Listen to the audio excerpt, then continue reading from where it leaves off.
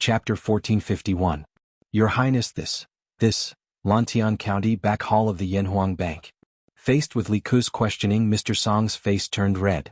He wanted to explain, but in the end he swallowed the words that were about to come out of his mouth.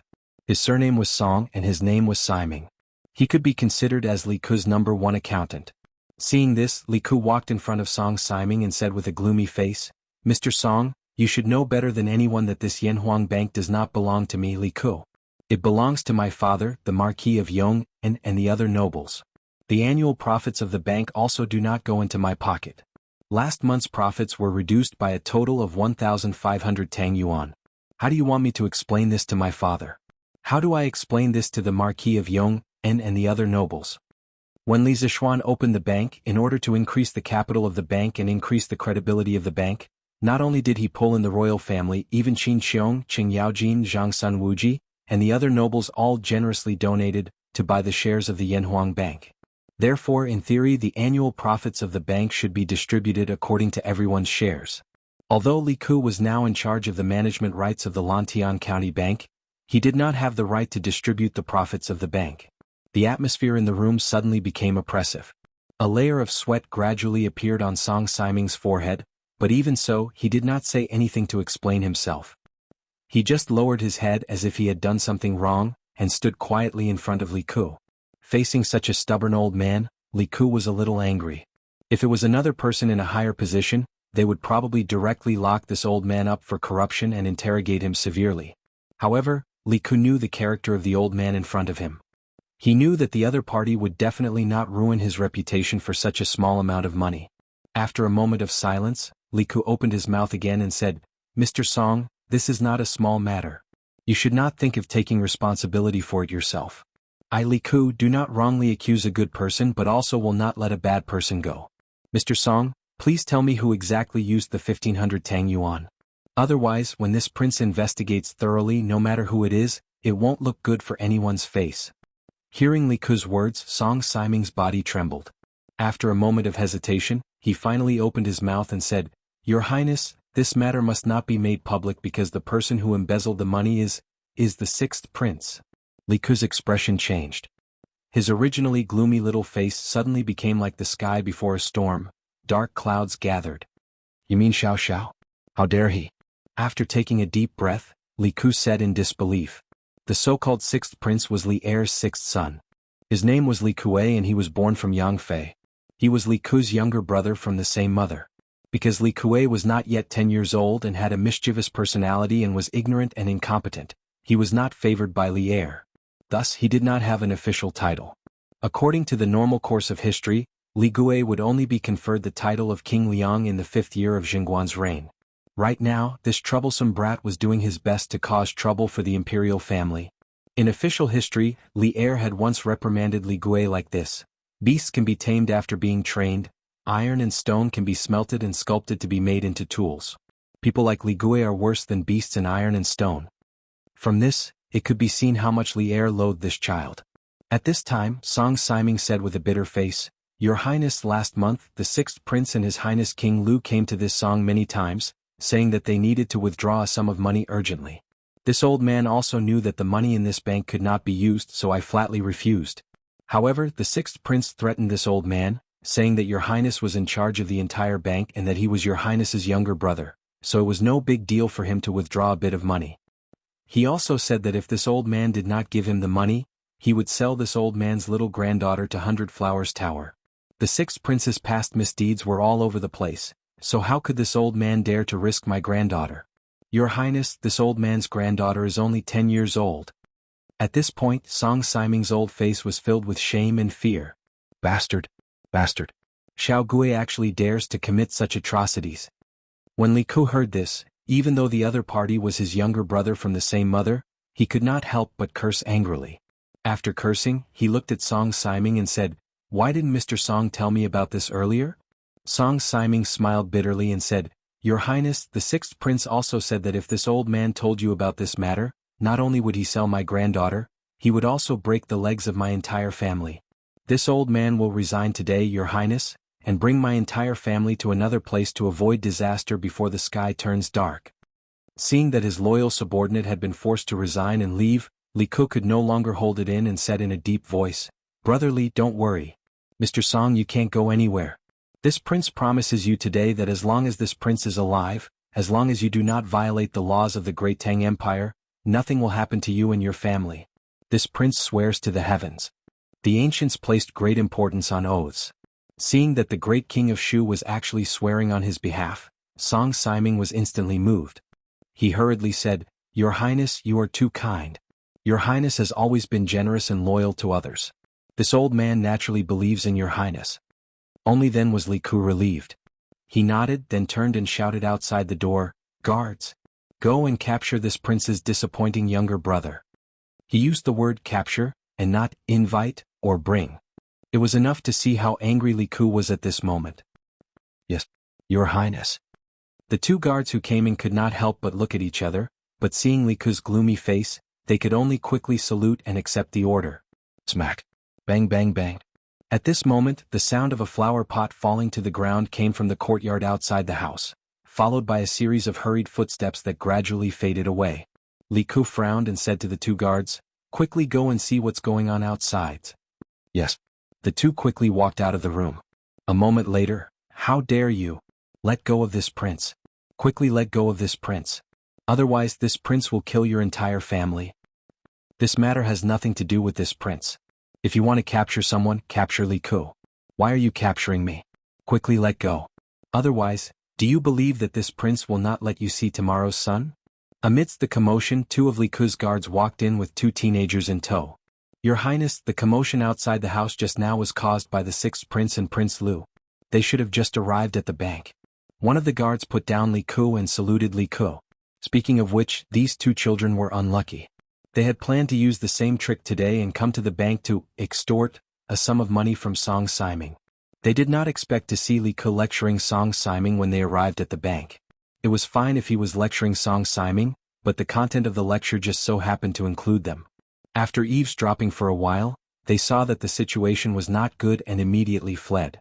However, when Li Yuanchang turned around, he accidentally knocked over a flower pot beside him, which alerted Li Ku inside the house. Li Ku's gaze was gloomy. He nodded at the two guards and said, "Both of you can leave first." "Yes, sir." The more one knew about the imperial family's matters, the faster one would die. The two guards had no intention of listening in at all. When they heard that, they hurriedly left as if they had been pardoned. Third brother. After the two guards left the room, Li Ku hesitated for a moment, raised his head, and looked at Li Ku fearfully as he spoke weakly. Although he was usually quite a scoundrel and often relied on his father as the emperor to cause trouble everywhere, he was not afraid of anything. However, as the saying goes, everything has its vanquisher.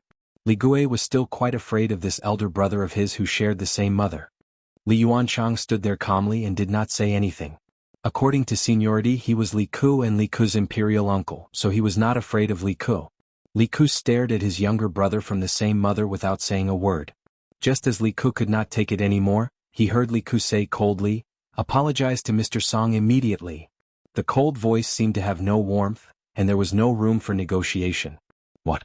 Third brother, you want me to apologize to this rotten old man? Impossible. I'm a prince. Who does he think he is?" Hearing this, Li Gue exclaimed in disbelief. Song Siming narrowed his eyes and pretended not to hear Li Ku's rude words. Bam. However, Li Ku could not pretend not to hear. He slammed the table angrily and stood up. "Bastard! Shut up. How did Imperial Father teach us? He taught us to be benevolent, humble, kind, and gentle. Look at you now, how are you any different from those hooligans on the streets? Hurry up and apologize to Mr. Song, or I will return to the palace today and report everything you did to Father.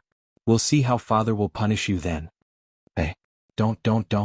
Third brother, please don't tell Father. Apologize, I will apologize to Mr. Song right now." When Li Gue heard this, he immediately panicked and said hurriedly. The person he feared the most in this world, other than Li Ku, was Li Er. Li Er was an emperor on horseback. He had been on the battlefield and killed people before. If Li Ku made a mistake, Li Er did not even need to lift a finger. He just needed to glare at him coldly and Li Ku would not be able to take it. Therefore, when he heard that Li Ku wanted to report the matter to Li Er, this little bastard immediately gave in. "Your Highness, I am just a commoner. How can I accept the sixth prince's apology? Please take back your order, Your Highness." Song Siming cupped his fists and said to Li Ku. Old man, at least you know what's good for you. Before Li Ku could say anything, Li Ku could not help but whisper. Although his voice was soft, Li Ku, who had sharp ears, heard it clearly. Li Ku said with a livid expression, Li Ku, Mr. Song is my right-hand man. If you dare to disrespect him again, don't blame me for not acknowledging you as my younger brother. These words were a little harsh. As a princess of the previous dynasty, Yang Fei's status in the palace was already awkward. Li Ku usually did whatever he wanted outside because he had a brother who was favored by Li Er. Third brother, please calm down. I know my mistake. Li Ku hurriedly begged for mercy. When he saw that Li Ku was unmoved, he quickly bowed to Song Siming and said, Mr. Song, I'm sorry. I have offended you in the past. Please forgive me, Mr. Song. Li Yuanchang, who was standing at the side, revealed a surprised expression when he saw Li Yu admit defeat. Song Siming only wanted his family to be safe. He did not have the guts to be angry with Li Ku. Before Li Ku could bow, he had already reached out to support Li Ku. Your Highness, please don't. Please don't. This old man can't bear it. I've already apologized and watched the show. Little Ku, your uncle still has some things to do in the palace. I'll take my leave first. Li Ku's problem was temporarily resolved. Li Yuanchang knew that Li Ku might turn to him next, so he hurriedly wanted to leave. Uncle, please wait. Li Ku hurriedly said. Although the young man in front of him was born in the same year as him, there was still seniority. No matter what, he had to call him uncle. This was not a rule that could be messed up in any dynasty. What? Little Ku, do you also want me to apologize to this old man? Li Yuanchang stopped and looked at Li Ku with a mischievous expression. This little rascal was basically the same kind of trash as Li Ku. From the words he said, it was obvious that he was worse than Li Ku. Li Ku shook his head and said, Uncle, you worry too much. Ku just wants to ask, where did you and Little Ku use the 1500 Tang Yuan that you and Little Ku transferred from the bank last month? Li Yuanchang and Li Ku looked at each other. Their expressions suddenly became a little unnatural. However, the unnatural expression on Li Yuanchang's face disappeared in an instant. He said as if nothing had happened, Hey. Little Ku, don't slander me and sully my innocence. What 1500 Tang Yuan? Why don't I know about it? This matter should be done by Little Ku. If you want to ask him. What does it have to do with me? Being heartlessly betrayed by his own teammate, Li Ku's face turned pale. He looked at Li Yuanchang's side profile and said in disbelief, Uncle, you what? What? Did I say something wrong? Didn't you go to the bank last month to withdraw money from Mr. Song? Li Yuanchang stared and said. After he said that, he turned his eyes and looked at Li Ku again saying, Little Ku. Maybe Little Ku is a little tight on money recently, so he wanted to borrow some money from Mr. Song. It's not like he won't return it. Why do you have to be so serious? Li Yuanchang's face was black for a while, then red for a while. Not only did he remove himself from the situation, he also secretly sold Li Ku to make the other party feel grateful to him. It had to be said that this move of his was really good. Sure enough, Li Ku's eyes, which were filled with resentment before, now had a faint trace of gratitude in them. He turned to Li Ku and said, Yes. Third brother, this money is only borrowed from Mr. Song. I will definitely return it in the future. Don't be so stubborn. Li Ku was unmoved. He said in a low voice, Little Ku, if you still treat me as a brother today, tell me honestly, what did you do with so much money? Hearing Li Ku's question, Li Ku's eyes suddenly dimmed. At this time, Li Yuanchang took the opportunity to say, Haha. Little Ku, if you two brothers have something to talk about, you can talk about it. Uncle, I really have something to do, so I'll take my leave first. After that, he lifted his feet and was about to leave. Unexpectedly at this time, a voice full of energy came from the door. If you two don't explain things clearly today, you can't go anywhere. Chapter 1452. Marquillon. Yanhuang Bank. Just as Li Yuanchang was about to take the opportunity to slip away, a cold voice sent him into the abyss. Just as the voice fell, Li Yuanchang saw a person who often gave him nightmares stride in. Who else could it be but Li Zixuan? Back then, Li Yuanchang ordered the evil servant to cause trouble at the foot of Yunshan. After being taught a lesson by Li Zixuan, he ran back to Li Yuan to complain. Li Yuan had a son late and was rather doting on Li Yuanchang, his youngest son. After hearing the news, he wanted to take revenge for his son. Who knew that after Li Zixuan saw Li Yuan, not only was he not scared to the point of kneeling and begging for mercy, He resolved the crisis with a few words and scared Li Yuanchang to the point of wetting his pants. Since then, Li Yuanchang realized that Li Yuan did not seem to dote on him as much. In the past he could easily get money and people from Li Yuan, but now it was very difficult to get them. This made Li Yuanchang very confused and fearful. Of course, towards the man who caused all this, Li Zishuan, Li Yuanchang's heart was filled with resentment and fear. After several months, seeing Li Zishuan again, the shadow of fear in Li Yuanchang's heart did not fade. Instead, it grew stronger to the point that he stuttered when speaking. Yamacho. Seeing Li Zishuan arrive, Li Ku hurriedly went forward to greet him and heaved a sigh of relief in his heart. Li Zishuan nodded, then looked at Li Yuanchang lightly and said, "Your Highness King Lu, it's really been a long time. I didn't expect that the great King Lu would be interested in a mere 1,500 strings of coins." After returning from Chang'an City, he passed by Yanhuang Bank in Lantian County. His heart moved and he wanted to come in and see how Li Ku was doing in the bank. Before he went to the Black Armored Army, he wanted to straighten out all the errands on him, such as the workshop in Yanhuang Bank. Once Li Zishuan went to the barracks, he would have less time to do these chores. That was why Li Zishuan had been busy running around for the past few days. However, he did not expect that there would be a case of someone embezzling public funds in Yanhuang Bank. Moreover, the person who embezzled public funds was that little bastard Li Yuanchang. Li Ku could handle Li Gu, but because of the difference in seniority he couldn't handle Li Zishuan. Therefore Li Zishuan stepped in. Yanhuang Bank was basically equivalent to a modern bank or even a central bank. It would never allow anyone to embezzle public funds. This was because not only would it be irresponsible to the shareholders of the bank, it would also be irresponsible to the people who deposited their money in the bank. Apart from that, it would also be a blow to Tang Yuan's credibility in the entire Tang dynasty. Li Zishuan would never allow such a thing to happen. What 1,500 strings of cash? Marquis Yong, and what are you saying? I don't understand. Li Yuanchang's face paled as he tried to defend himself.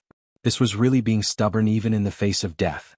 Li Zishuan's eyes narrowed as he said in a deep voice, "Your Highness King Lu, don't pretend to be confused. Today I will say these words. If you don't clearly explain the 1,500 strings of cash, no one can leave. When the time comes, I will find His Majesty or the retired emperor to judge. Or you can think about it. Will those nobles who invested in Yanhuang Bank let you off?" As he finished speaking, Li Zishuan's voice gradually turned cold. Li Yuanchang and Li Gu couldn't help but shiver.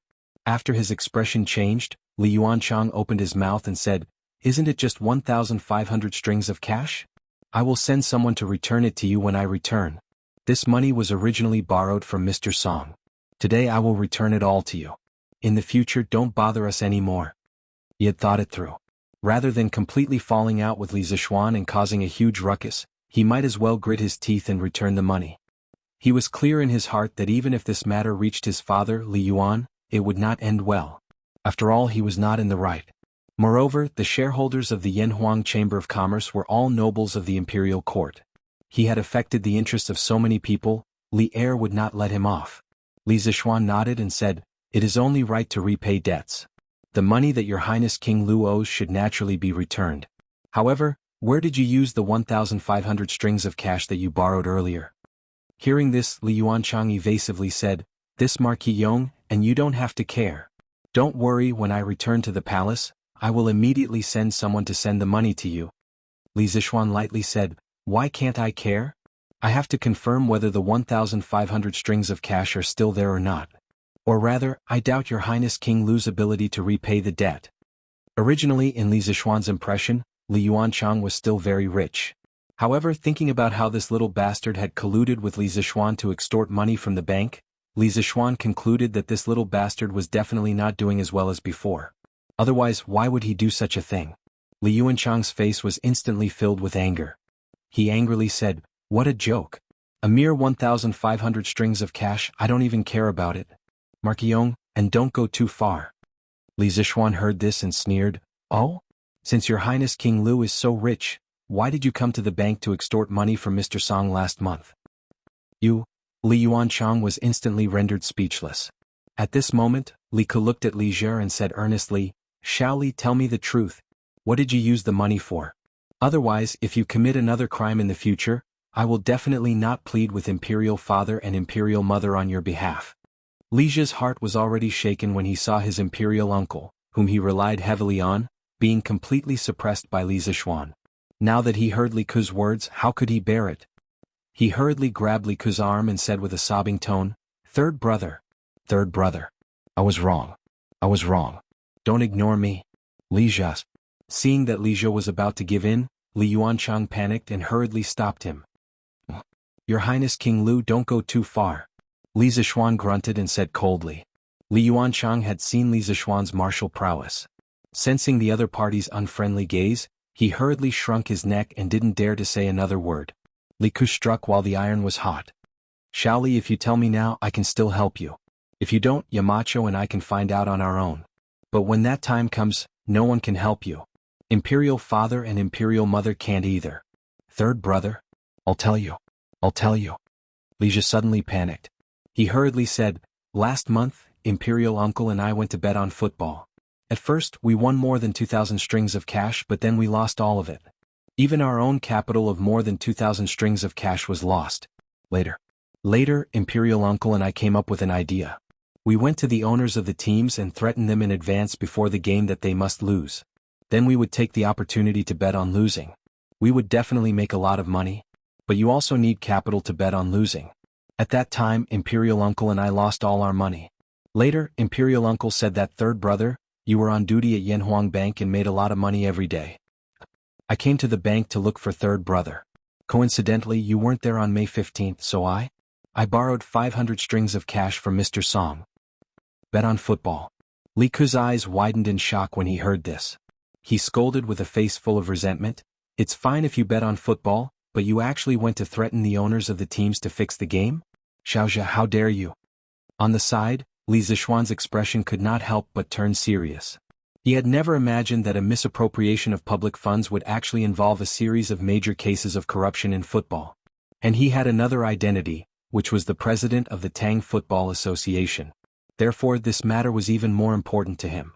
Li Yuanchang's face was now ashen.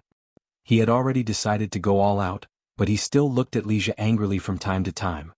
"Third brother, I didn't do it on purpose. I just wanted to earn some money so that Imperial concubine mother wouldn't treat me like a child anymore. I also wanted to buy a few new clothes and jewelry for Imperial concubine mother," Li Zhe said with a sobbing tone.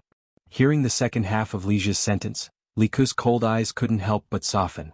He took a deep breath and said in a deep voice, "A gentleman loves money, but he gets it in the right way. If you use this method, no matter how much money you earn, Imperial mother and I will look down on you. Imperial mother won't want the clothes and jewelry you bought with your ill-gotten money. In the palace, danger is everywhere. Imperial mother is cautious every day, afraid of getting involved in trouble. But you, on the other hand, did such a thing outside to smear Imperial mother's reputation. Do you still have a heart of loyalty, filial piety, and benevolence? Third brother, I was wrong. I was wrong." Li Zhe was ashamed by Li Ke's words and could only admit his mistakes. Li Zixuan picked up the account book on the table next to him. With his mathematical attainments and mental calculation ability, he could easily find the problem in the account book. After a while, he looked at Li Zhe and asked, "Sixth Prince, you withdrew 500 and 300 Tang Yuan from the bank on the 15th and 20th of May. According to what you said just now, you should be able to make a lot of money by threatening the owners of the teams to fix the game. But why did you withdraw 700 Tang Yuan from the bank on the 28th of May? Were you still short of money at that time?" Li Zhe knew that Li Ke respected Li Zixuan very much, so he didn't dare to put on airs in front of Li Zixuan. Hearing this, he thought for a while and replied, "Of course it's very profitable to get people to fake matches, but the teams we found earlier weren't very strong. There weren't many people who thought that they would win, so the gambling house set very low odds for them to lose. All in all, Royal Uncle and I didn't make much money. At the end of the month, Imperial Uncle and I decided to do something big. We found the super strong team that was in the limelight this year, the Wind Thunder team. Their young master is called Zheng Qianjun. Imperial Uncle and I revealed our identities and threatened him to deliberately lose the game against the Fire Wolves team the next day. Although the Fire Wolves team is a First Division team, they are at the bottom of the First Division teams. They are no match for the Wind Thunder team. So there will be a lot of people who bet on the Wind Thunder team winning, and we bet on the Wind Thunder team losing so we can make a fortune in one fell swoop. Do you mean that Zheng Qianjun agreed to fix the game for you?" Li Zixuan's face darkened. He interrupted Li Ke and asked. Li Zixuan valued Zheng Qianjun. The Wind Thunder team's current achievements were not 80% due to Zheng Qianjun, but at least 60%. So Li Zixuan arranged for him to be the tactical coach of the national team. But if he really agreed to fix the game for Li Ku and Li Yuanchang, Li Zixuan had to do things according to the law, no matter how much he thought highly of Zheng Qianjun. Li Ku nodded and said, "At that time the young master of the Wind Thunder team did agree that we would deliberately lose to the Fire Wolves team. In order to win more money, Imperial Uncle and I went to the bank to ask Mr. Song for more money. Under the threat of Imperial Uncle and I, Mr. Song had no choice but to give us 700 strings of cash." Li Zixuan's heart suddenly sank. He said with an ugly face, "How much did you win in this game?" Li Ku said with a sad face, "We didn't win a single penny. We lost everything. That kid surnamed Zheng is not a good person. The day before he clearly promised us that he would deliberately lose the game. But on that day the players of the Wind and Thunder team did not show any modesty at all. They kicked the Fire Wolves team to 3-0. The more than 2,000 strings of money that we bet were all lost." Li Zixuan was stunned, but there was a glimmer of hope in his heart. He asked again, "You mean that Zheng Qianjun agreed to fix the game for you, but he didn't instruct the players to deliberately lose the game?" Li Ku said gloomily, "Yes." Seeing the boy's aggrieved face, Li Zixuan held back his laughter and said, "Then you didn't take revenge on him in private?" Li Ku said angrily, "Why didn't we take revenge? After the game, Uncle and I took a few guards to the Zheng family's house to find that bastard Zheng Qianjun. But the door of the Zheng family's house was closed. No one opened the door. The door of the Zheng family's house was so strong that it couldn't be opened even if we hit it with a piece of wood. In broad daylight we couldn't make a big deal out of it, so we could only send people to guard outside the Zheng family's house. But after so many days we didn't catch Zheng Qianjun." Li Zixuan nodded satisfactorily, and said, "Well, you should be glad that you didn't catch Zheng Qianjun. Otherwise if you caught him and tortured him, you and Prince Lu wouldn't be able to escape." Then he looked at Li Ku and said, "Little Ku, they not only misappropriated public funds, but also secretly bribed the team to fix the game. This seriously violates the Tang Empire's principle of fairness and justice. According to the rules they should be handed over to the Supreme Court. What do you think? Marquion, and you dare. My father won't forgive you." Hearing this, Li Yuanchang immediately panicked. Li Ku said with fear, Third brother, save me. I don't want to go to the Supreme Court. My father will kill me if he knows." Li Ku hesitated for a moment and looked at Li Zixuan and said, "Yamacho, Little Ku and Uncle are in the wrong. But if this matter is brought to the Supreme Court, my father, can you hand them over to me? I will report to my father and punish them by grounding them in the palace to reflect on themselves."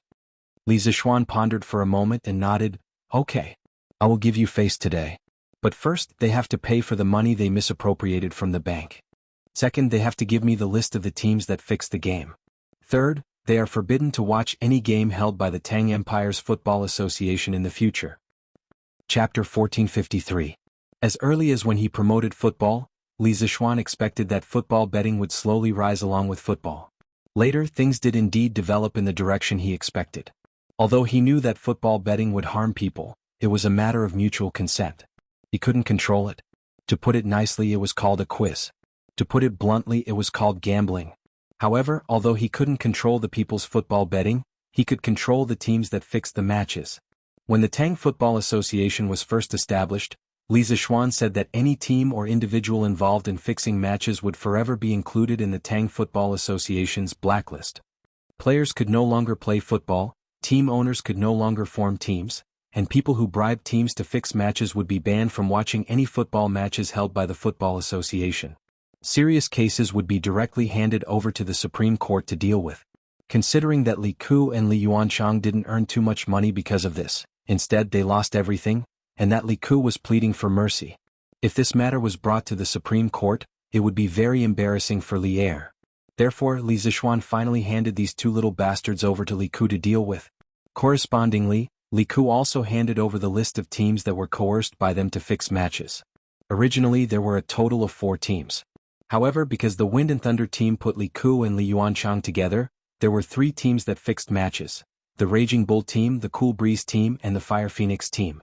Li Ku and Li Yuanchang were sent back to the palace. Now that things had developed to this point, it was impossible for Li Ku to help his brother hide it. Li Ku originally wanted to immediately enter the palace and report this matter to Li Zixuan, but Li Zixuan asked him to stay alone. Little Ku, you should have been in the bank for 3 months, right? How do you feel? Did you encounter any problems? Yanhuang Bank back hall. At this time only Li Zishuan and Li Ku were left. After the two of them sat down, Li Zishuan asked. Li Ku thought for a moment and replied, I have been here for exactly 3 months. In the beginning I was not familiar with many things in the bank. When I did things I always felt that there were a lot of restrictions. After a period of time I sorted out the affairs of the bank and did things much more smoothly. However, it's not that there are no problems. Tell me about it first, Li Zishuan said with a smile. Li Ku organized his words and opened his mouth. I feel that there are too few people in the bank who know about the new mathematics and Yamacho's new accounting system. This will greatly affect the efficiency of the bank, and it is easy to make mistakes in the accounts. Once there is a mistake in the accounts, the loss will often be very big, so what I have done the most in the past 3 months is to check the accounts, but this is not a long-term solution. When the scale of our bank is bigger in the future, I will not be able to do 2 things at once. Talent. In the end, the bank still lacked talents. Li Zishuan's new mathematics had only been introduced for less than a year. It was extremely difficult to find a group of bookkeepers who were proficient in the new mathematics and accounting system. This lack of talent situation might improve in a few years, but the bank could not wait. Li Zishuan frowned and thought for a moment, then said, Actually, it is not difficult to solve this problem. Little Ku, you can recruit a group of students from Yanhuang College who are proficient in the new mathematics and accounting system. Hire them to the bank and use their weekends to check the accounts for the bank. This way there are 2 benefits. First, it will allow the bank to operate efficiently and accurately. Second, these students will work part-time and part-time. They can use this to deepen their understanding of the knowledge that they usually learn from books, and they can also get in touch with the daily operations of the bank. When they graduate in the future, those students who are not interested in an official career can stay in the bank as bookkeepers. In terms of salary, they will definitely be able to ensure that their family will not have to worry about food and clothing. Yanhuang Bank's position in Tang Dynasty was equivalent to a modern-day bank or central bank. It was considered a large-scale state-owned enterprise. Li Zishuan felt that assigning his students to work in the bank would not be a disgrace to Yanhuang College's reputation. Yamacho, you intend to let the students of the college to work in the bank as bookkeepers? Li Ku's eyes widened in disbelief. In the minds of the ancient people, there was no such thing as a state-owned enterprise. In their eyes there was only the imperial court. Scholars studied and obtained scholarly honors in order to enter the imperial court and serve the country. They had never heard of anyone studying specifically to become bookkeepers. What? Little Ku, are you looking down on Yanhuang Bank? Do you feel that it is a waste of talent for the students of the college to stay here? Li Zishuan's sharp eyes seemed to be able to see through people's thoughts. He looked at Li Ku and said with a faint smile. No, Ku did not mean that. Li Ku hurriedly said. Li Zishuan shook his head and said with a smile, Little Ku, you have been in the bank for a long time. You should know what kind of place Yanhuang Bank is. Today I can tell you with absolute certainty that in less than 3 years, Yanhuang Bank will become an existence that controls the entire economy of Tang Dynasty. Its importance is definitely not inferior to any of the 6 ministries in the imperial court. As such, do you still feel that it is a waste of talent for the students of the college to stay here? Li Ku was a little shocked. However, after thinking about it carefully, Li Zishuan's words might not necessarily be true. He clasped his hands and said, Yamacho's words are also what Ku hopes for. No matter what others think, Ku will never feel that it is a waste of talent to stay in the bank. Li Zishuan smiled. After pausing for a moment he said, Yanhuang College teaches engineering.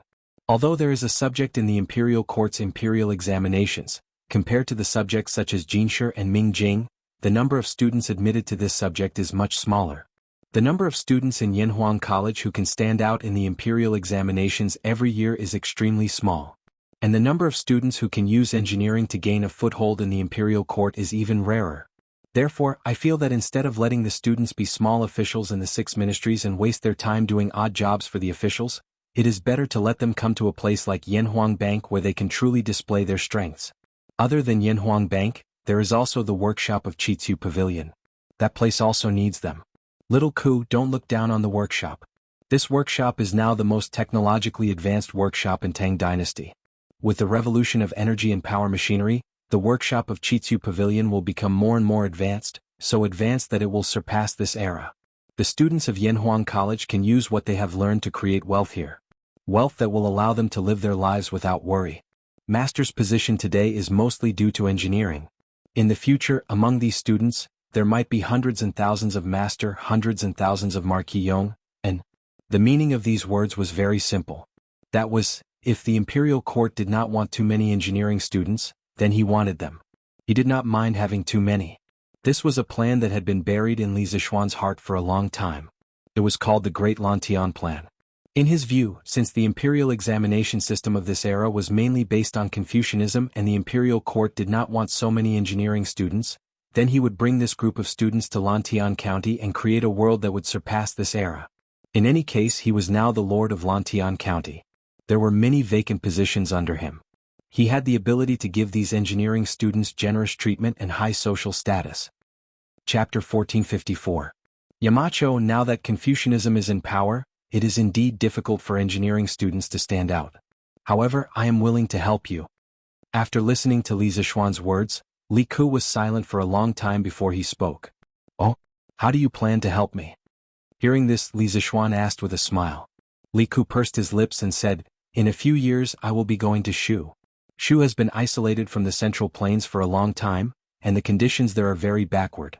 It is in need of large-scale construction to improve the living conditions of the people. At that time, if there are students from the college who are willing to go to Shu to be officials, I will gladly accept them. I believe that with the ability of our college students, it will not be a problem for them to benefit the people. Li Zishuan glanced at Li Ku and laughed. Ha! Little Ku, you have seen Ku Shirqing's good deeds in Shu, so you want to recruit more students from the college to help you manage your fief, right? Don't be fooled by Li Ku's dignified words, as if he was helping Li Zishuan share his burden. In fact, Li Ku's actions were snatching talent from Li Zishuan. However, even though Li Zishuan knew Li Ku's true intentions, he was not angry. This was because the students of the college were free to choose where to develop in the future. Li Zishuan could not control them at all.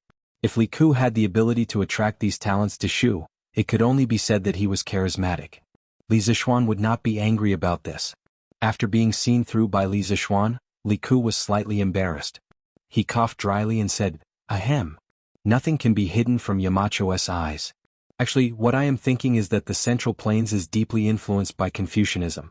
Even if the engineering students have made outstanding contributions, it will be difficult for them to compete with Confucianism that has been passed down for hundreds and thousands of years. But Sichuan is different. Since the Qin and Han dynasties, it has been isolated from the Central Plains and is less influenced by Confucianism. As long as Ku can lead the students of the academy and make Sichuan a prosperous place, engineering will be able to gain a foothold there.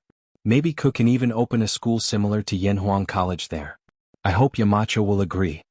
Li Zishuan couldn't help but laugh and said, Little Ku, you're helping me spread the seeds and leaves. What reason do I have to disagree? Pausing for a moment, he continued, just as you said, the study of engineering is indeed met with a lot of resistance in the current Great Tang, but I don't think this resistance is a problem. As more and more people realize that engineering can change the world, they will slowly accept it. Of course, if you want to develop engineering in Shu, it might not be a bad idea. This can also be considered as blossoming. Li Ku cupped his fists and said, What Mr. said makes sense.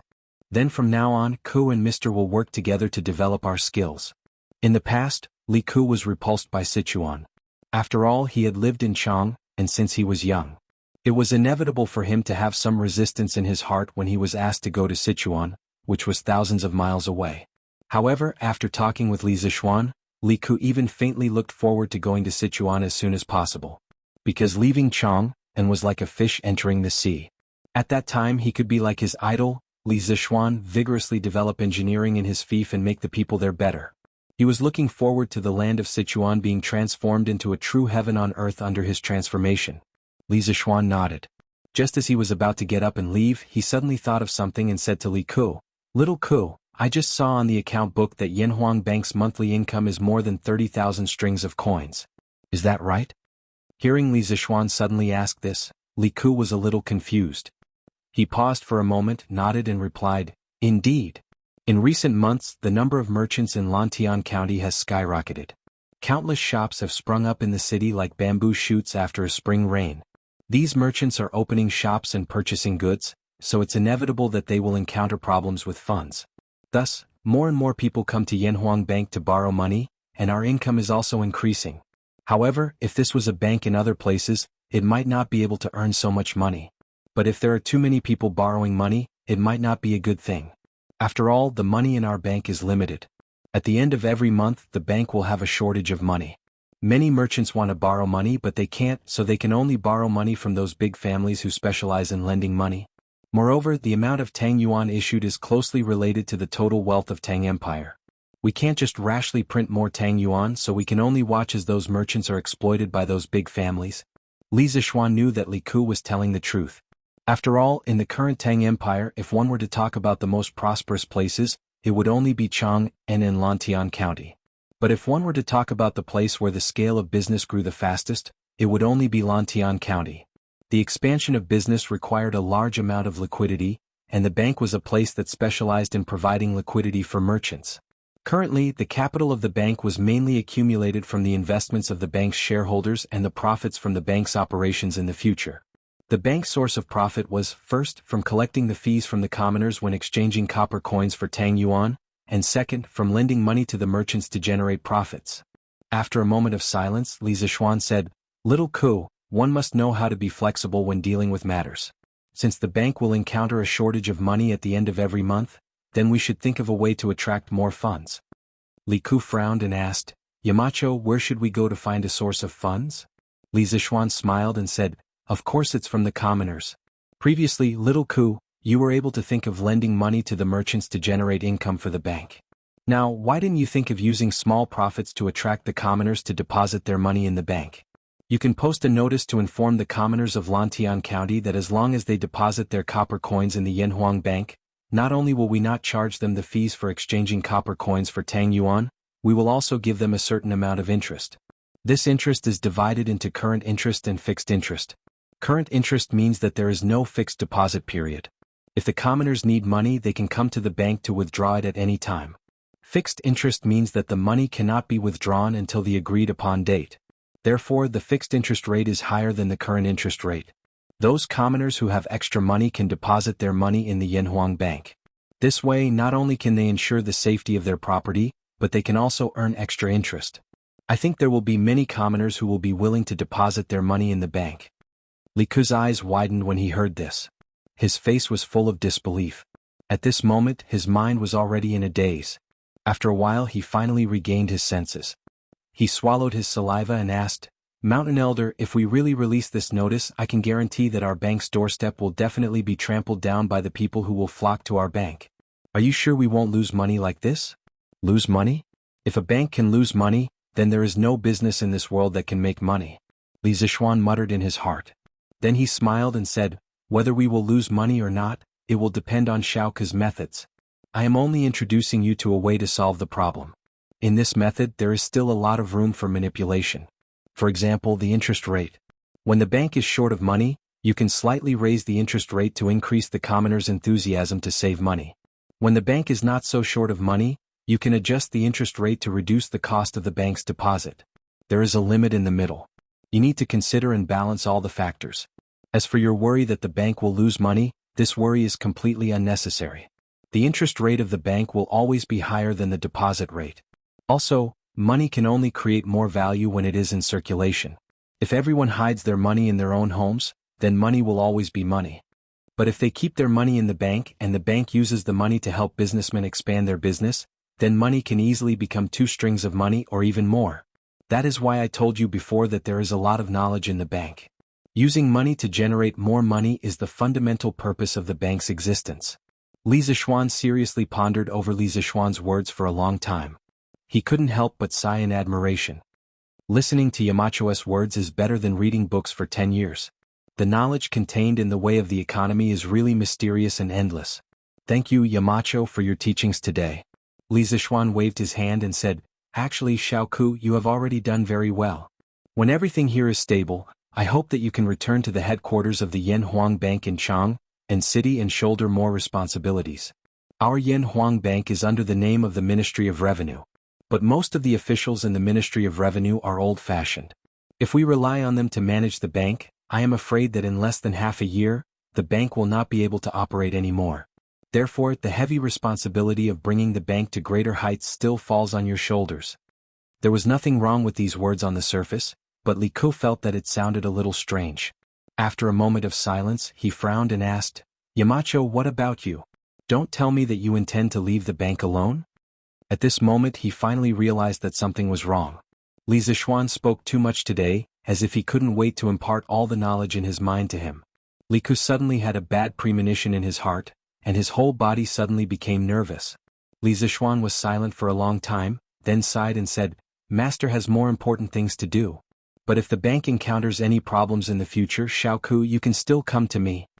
Li Ku didn't ask Li Zishuan what the more important things were, because he knew that if Li Zishuan wanted to talk about it, he would have told him directly. Since he didn't say anything, it meant that Li Zishuan didn't want to talk about it. Li Ku naturally wouldn't force him. Let's not talk about this anymore. Seeing that the atmosphere was a little stagnant, Li Zishuan laughed and broke the silence. The reform measures that I told you about earlier must be tested in Lantian County, because the demand for money here is large enough. In addition, not only can the bank lend money to merchants, but it can also lend money to the commoners. Now that the commoners in Lantian County are living well, some of the smarter commoners will want to make a living. The bank can lower the interest rate and lend them some money to create more wealth. Li Ku was puzzled. Merchants can use their shops as collateral to borrow money, but what can the commoners use as collateral to borrow money? Li Zishuan thought for a while and said, they can use land deeds. But when the amount borrowed is small, they don't have to use collateral. They are all from the same county, so even if they want to take the money and go far away, they can't go far. In ancient times, most of the commoners were more honest. Farmers were more conservative, and they didn't like to owe money to others. If they did, they would pay it back as soon as they had the money. If they delayed it for another day, they wouldn't be able to eat or sleep well. Therefore, Li Zishuan wasn't worried that the commoners would renege on their debts. Li Ku nodded and said, Yamacho's words make sense. In the future, if the commoners of Lantian County need anything, the bank will definitely lend them money. After leaving the bank, Li Zishuan went straight home. Firstly, it was getting late and it was time to go home for dinner. Secondly, he was going to the Black Armored Army's camp soon. Before he went, he had to spend some time with his family. He was comfortably going home to spend time with his family, but there were some people who weren't feeling well. One was Li Tai and the other was Ching Chumo. Around noon, Li Tai went to the workshop to look for Mo Lingwei to learn some technology. Mo Lingwei used the force-feeding method to teach Li Tai the principles of the workshop's newest products, such as DC motors, batteries and diodes. Li Tai was busy wandering around the workshop, trying to understand everything that Mo Lingwei explained to him. He worked all the way until night time. Poor Wei Wang, he had to work overtime in the workshop at night. If word got out, no one would believe it. Now he and Li Ku were brothers in the same boat. One was fighting in the bank and the other was researching new technology in the workshop. Although it was hard work, the two brothers were willing to endure it. This electric bike is so fun to ride. It's so much better than riding a horse. No. I can't return the bike to Shaoxian so soon. I have to ride it for 2 more days. In the evening, Cheng Chimo rode the electric bike that he borrowed from Li Zishuan. He was like a young man, attracting the attention of all the passers-by. He couldn't help but mutter to himself on the bike. *CK. So majestic. At this moment, Cheng Chimo saw a woman riding a bicycle towards him. Of course, that wasn't the main point. The main point was that the woman had a particularly spectacular body part. As the bicycle bumped along the road, Cheng Chimo's eyes widened. Bam. As the saying goes, extreme joy begets sorrow. All happiness is destined to have a price to pay. Cheng Chimo was so focused on looking at the beautiful woman that he forgot to look at the road. With a bang, he and his car crashed into a newly erected electric pole on the side of the road. Help. Soon, Cheng Chimo's painful howls came from under the electric pole. That sound was really miserable. Chapter 1455. Ouch. Softer. It hurts so much. Night fell, but in a ward of Lantian County's Tang Tang Joint Medical Center, there was a faint light. A woman with a good figure was applying medicine and bandaging a burly man. What was annoying was that the man was still crying and howling from time to time. Those who didn't know the situation would think that they were doing something in the room. Serves you right. Who asked you to ride without looking at the road and like to look around? The woman with a good figure could not help but snort angrily. Looking at her face carefully, who else could it be but Guqinyue? And the man half leaning on the couch was Cheng Chumo. It turned out that the woman Cheng Chumo saw on the road today was Guqinyue, who had just finished work and was about to go home. However, this fellow was so fascinated by the scenery that he did not even know that he had crashed into a telephone pole. Hearing Gu Qingyue's scolding, Cheng Chumo was not ashamed. Instead, he smiled proudly and said, Gu. Dr. Gu, you can't blame me for this. You said that a piece of iron was sucked away by a magnet. Can you blame the iron? If you want to blame someone, you can only blame the magnet for being too attractive. Summer was really a good season. Cheng Chumo, whose hormones were exuberant, seemed to be enlightened at this moment. His speech was obviously much better than before. How could Gu Qingyue not understand the meaning of Cheng Chumo's words? But it was precisely because she understood that she felt both angry and a different kind of emotion in her heart. Ouch. Ouch, ouch, ouch. Dr. Gu, can you be gentler? Cheng Chumo, who had just said something, suddenly felt a strong force coming from his knee, followed by a sharp pain. It was so painful that he almost cried. Who told you to talk nonsense? Gu Qingyue's eyes were filled with anger as she glared fiercely at Cheng Chumo. Obviously, she had deliberately taught Cheng Chumo a lesson just now. Cheng Chumo finally understood. Not only did the girl in front of him have a hot figure, but her temper was also quite fiery. He couldn't afford to offend them. Cheng Chumo decided to restrain his wretched and dissolute nature a little, so as to avoid further physical pain later. If Dr. Gu thinks that I'm talking nonsense, then I'm talking nonsense. Today I really have to thank Dr. Gu. Otherwise, where would I find a clinic at this time? But it would be better if you were a little gentler. Cheng Chumo scratched his head and decided that a wise man knew better than to fight when the odds were against him. Gu Qingyue snorted and rolled her eyes at a certain someone. She said, back then Guangong didn't even make a sound when he scraped his bones to treat his wounds. But you, on the other hand, are in so much pain from a small fall that you want to die? Are you still a man? *CK. He could tolerate other things, but Cheng Chumo could not tolerate it when it concerned his gender. Dr. Go, what you said is wrong. Lord Guan was a peerless hero. Wasn't it natural for him to not be afraid of pain? It can't be that anyone who can't compare to Lord Guan isn't a man, right? Then you really won't be able to get married in the future. What he said sounded like it was true, but as he spoke, this idiot couldn't help but drive. Not only did he drive, but others also had evidence of him driving. Although Gu Qingyue's personality was stronger than the average woman, she was still an unmarried girl. How could she tolerate others saying that she couldn't get married? You're the one who can't get married. Your whole family can't get married. You're really an ingrate. I shouldn't have saved you today. Gu Qingyue put her hands on her hips and scolded Cheng Chumo fiercely. Cheng Chumo shrunk his neck. Obviously, he didn't expect Gu Qingyue to have such a big reaction. He hurriedly said, Dr. Gu, calm down, calm down. I didn't say that you can't get married. I'm only saying that according to your standards, there aren't many men in this world, so you can't get married. But obviously, there can't be only a few men in this world, so it's impossible that you can't get married, right? Hearing Cheng Chumo say, you can't get married, Gu Qingyue was about to explode. When Cheng Chumo finished speaking, she couldn't help but roar, you lecher, shut up. Get out. Get out now. Tang Alliance Medical Center doesn't welcome you. Don't. I'm an injured person and you're a doctor. Aren't doctors supposed to save the dying and heal the injured?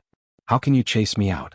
Cheng Chumo also realized that there was something wrong with what he said just now, and hurriedly tried to salvage the situation. Gu Qingyue just said it out of anger. She didn't really want to chase Cheng Chumo out. After all, Cheng Chumo was still injured. However, Cheng Chumo's words just now were really too hateful. It was impossible for her to admit defeat now. Fine. You won't leave. I'll leave. Anyway, you've already applied medicine on your leg. You can rest here for a night and you can walk tomorrow. After a moment of silence, Gu Qingyue said coldly. Cheng Chumo was stunned. He thought to himself, didn't I say too much even if you can't get married? It was just a joke. Why do you have to overreact? He didn't know that his unintentional words had hit Gu Qingyue's soft spot, so Gu Qingyue had such a big reaction. Dr. Gu, wait. Seeing that Gu Qingyue was really going out, Cheng Chumo hurriedly said, it's dark now. Lantian County and Chang and City are all under curfew. Where can you go? Besides, you're a girl.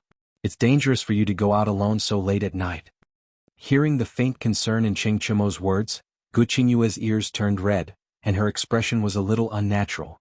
After a moment, she snorted, no matter how dangerous it is outside, it's still safer than here. Even a fool would be able to understand the deeper meaning of this sentence. After saying that, she walked directly out of the door. Cheng Chumo was stunned and hurriedly said, Hey, Dr. Gu, wait. You stay, I'll go out. But at this time, Gu Qingyue had already left without looking back. How could he still see her? Ching Chumo was anxious. How could he bear to let a girl wander the streets in the middle of the night? So at this time he didn't care about the injury on his knee. He directly jumped off the bed and limped out, shouting, "Dr. Gu, wait. You stay in the room, I'll sleep in the hall of the medical hall." Ouch. Cheng Chumo ran too fast and sprained his knee under the strenuous exercise, adding to his injury. His right knee instantly lost feeling and he fell forward to the ground. Gu Qingyue, who was walking in front, heard the movement behind her and immediately stopped. She turned around and a trace of panic flashed in her eyes. Then she hurriedly walked over to Cheng Chumo. "Why do you have no sense of seriousness? You're clearly injured but you still want to get off the bed and run out. Great, your injury that could have been healed in 1 or 2 days will now need at least 7 or 8 days to recover." After helping Cheng Chumo into the room and checking his injury, Gu Qingyue couldn't help but reprimand him. As a doctor, the most annoying thing was when the patient was disobedient and caused the patient's condition to worsen. Gu Qingyue was no exception. Cheng Chumo grinned and said, "I'm worried that a girl like you will encounter bad people if you sleep on the streets at night. Let's say first you'll stay here in a while, I'll go downstairs to sleep in the hall. It's hot now, so you don't have to worry that I'll catch a cold at night." "Who cares if you catch a cold at night?" Gu Qingyue rolled her eyes and grumbled in her heart, but she said, "Who told you that I'm going to sleep on the streets? Behind this joint medical center is the temporary residence of the doctors. I have to go back and rest, so I'll leave this place for you to stage." After saying that, Gu Qingyue waved her hand and left very suavely, leaving behind a stunned Cheng Chumo. *CK? There's a place for the doctors to stay in this joint medical center of Tang? Why haven't I heard of it? After sighing, Cheng Chumo silently glanced at his sprained right leg and couldn't help but curl his lips. He probably felt that it wasn't worth it for this brother leg.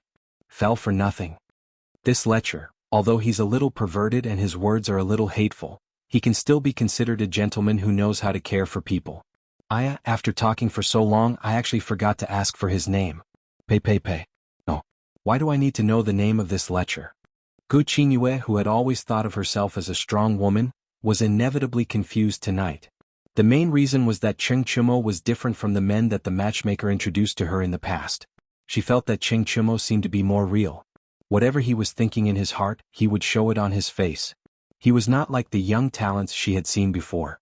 On the surface they were all cultured and elegant, but behind their backs they were all dirty and filthy. Although this little girl's temper is a little fiery and impatient, she's quite good at taking care of people, and she's also very good looking. On the other side, Cheng Chumo touched the bandage on his knee and whispered with a smile on his face. Previously, when he borrowed the car from Li Zixuan, he had repeatedly assured that there wouldn't be any accidents. He didn't expect that in less than a day he and the car would crash into an electric pole. Although the culprit was Gu Qingyue's beauty, it was still a collision. He just didn't expect Gu Qingyue to be a doctor, and a doctor of the Joint Medical Center of Tang at that. This was really a bit too much of a coincidence. "AI? Get up quickly. It's time to change your medicine." Early in the morning, the sky was just beginning to brighten. Cheng Chumo was still chatting with Zhou Gong in his dreams when he heard a woman's voice in his ear. Moreover, the voice was a little loud and it was difficult for him to not wake up even if he wanted to. "Miss Gu, Dr. Gu, how did you come in?" Cheng Chumo rubbed his sleepy eyes and said in surprise. "Your door wasn't locked. How do you think I came in?" Gu Qingyue rolled her eyes and said in a bad mood, "Oh, I don't think I closed the door last night." Cheng Chumo scratched his head and thought for a while before saying, "His knee was injured last night. After Gu Qingyue left, he didn't have the strength to get out of bed and close the door, so he fell asleep directly on the bed. Sit tight. I'll help you change your medicine.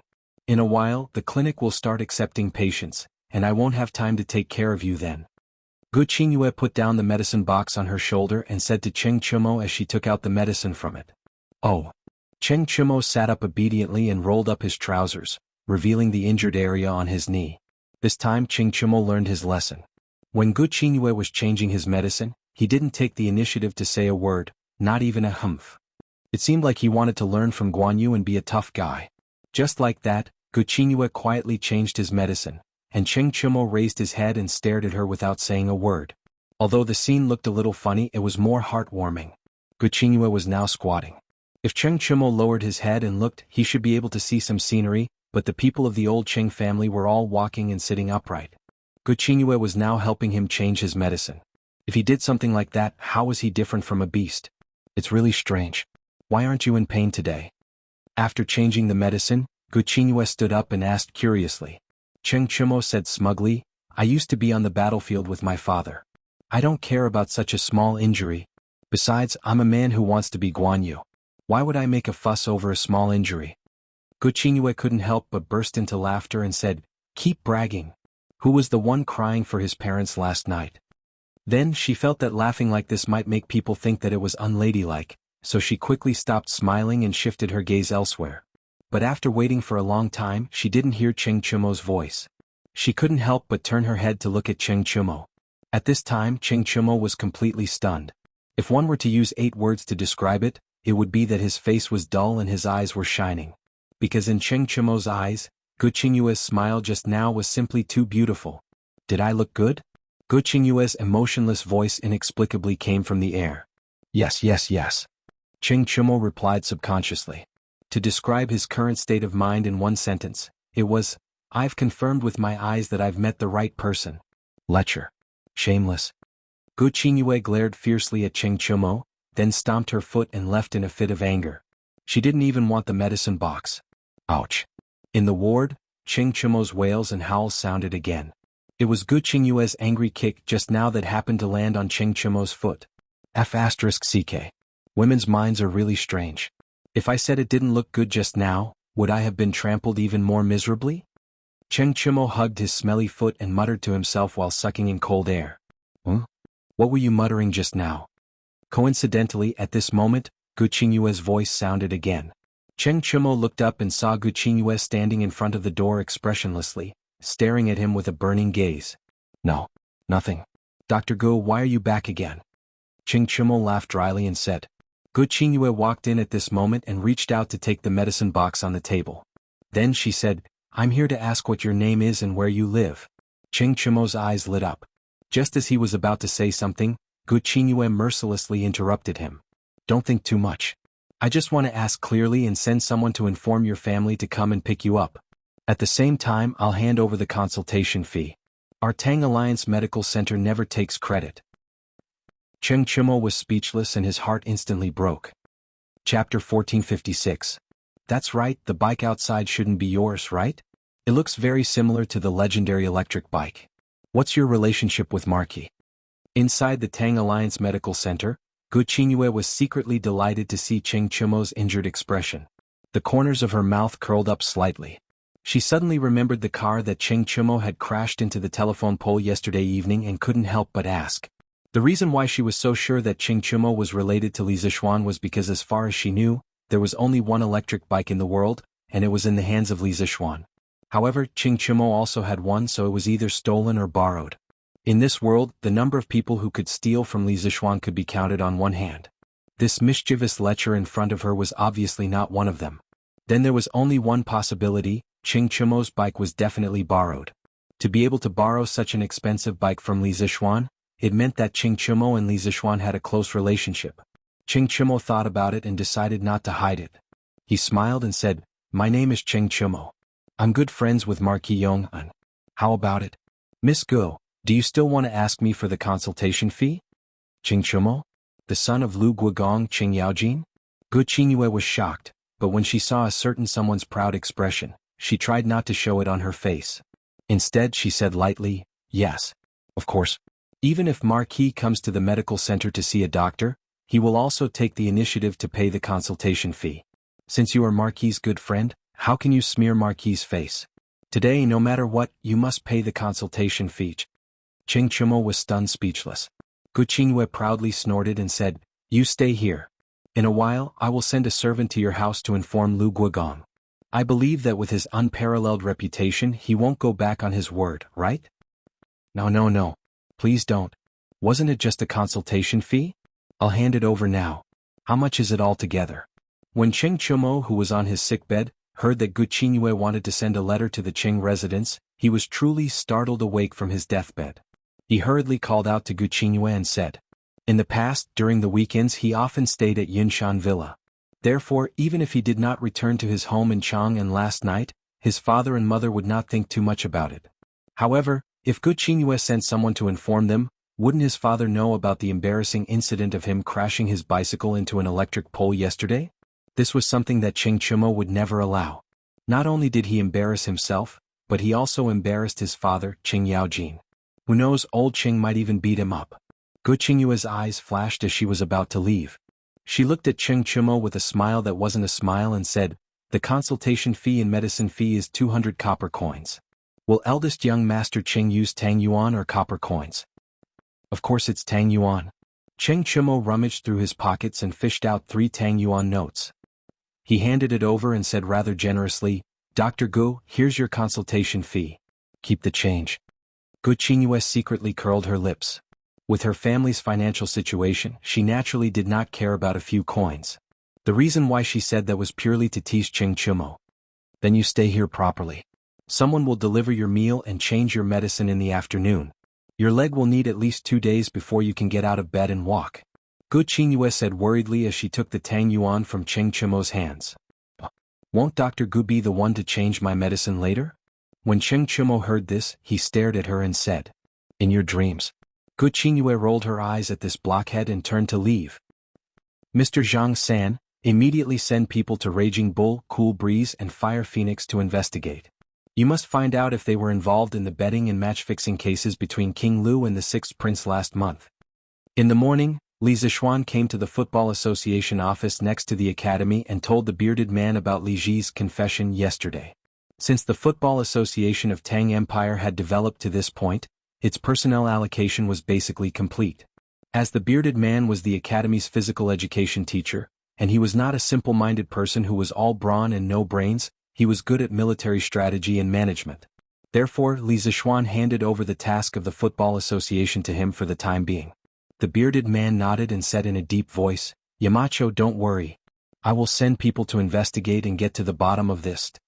Li Zishuan said in a deep voice, "Of course I'm not worried about Mr. Zhang San. Once this matter is confirmed, it will not be tolerated. Moreover, it will be announced to all the teams so that the rest can take note of it." The bearded man responded and paused. He wanted to say something but in the end he did not say anything. Seeing that the bearded man wanted to say something but stopped, Li Zishuan said, "If Mr. Zhang San has anything to say, please say it directly. Between you and me, what scruples do we have?" The bearded man hesitated for a moment and said, "Yamacho, it's June now. Although I've been living a carefree life in the academy for almost a year, this season is suitable for me to go out to sea.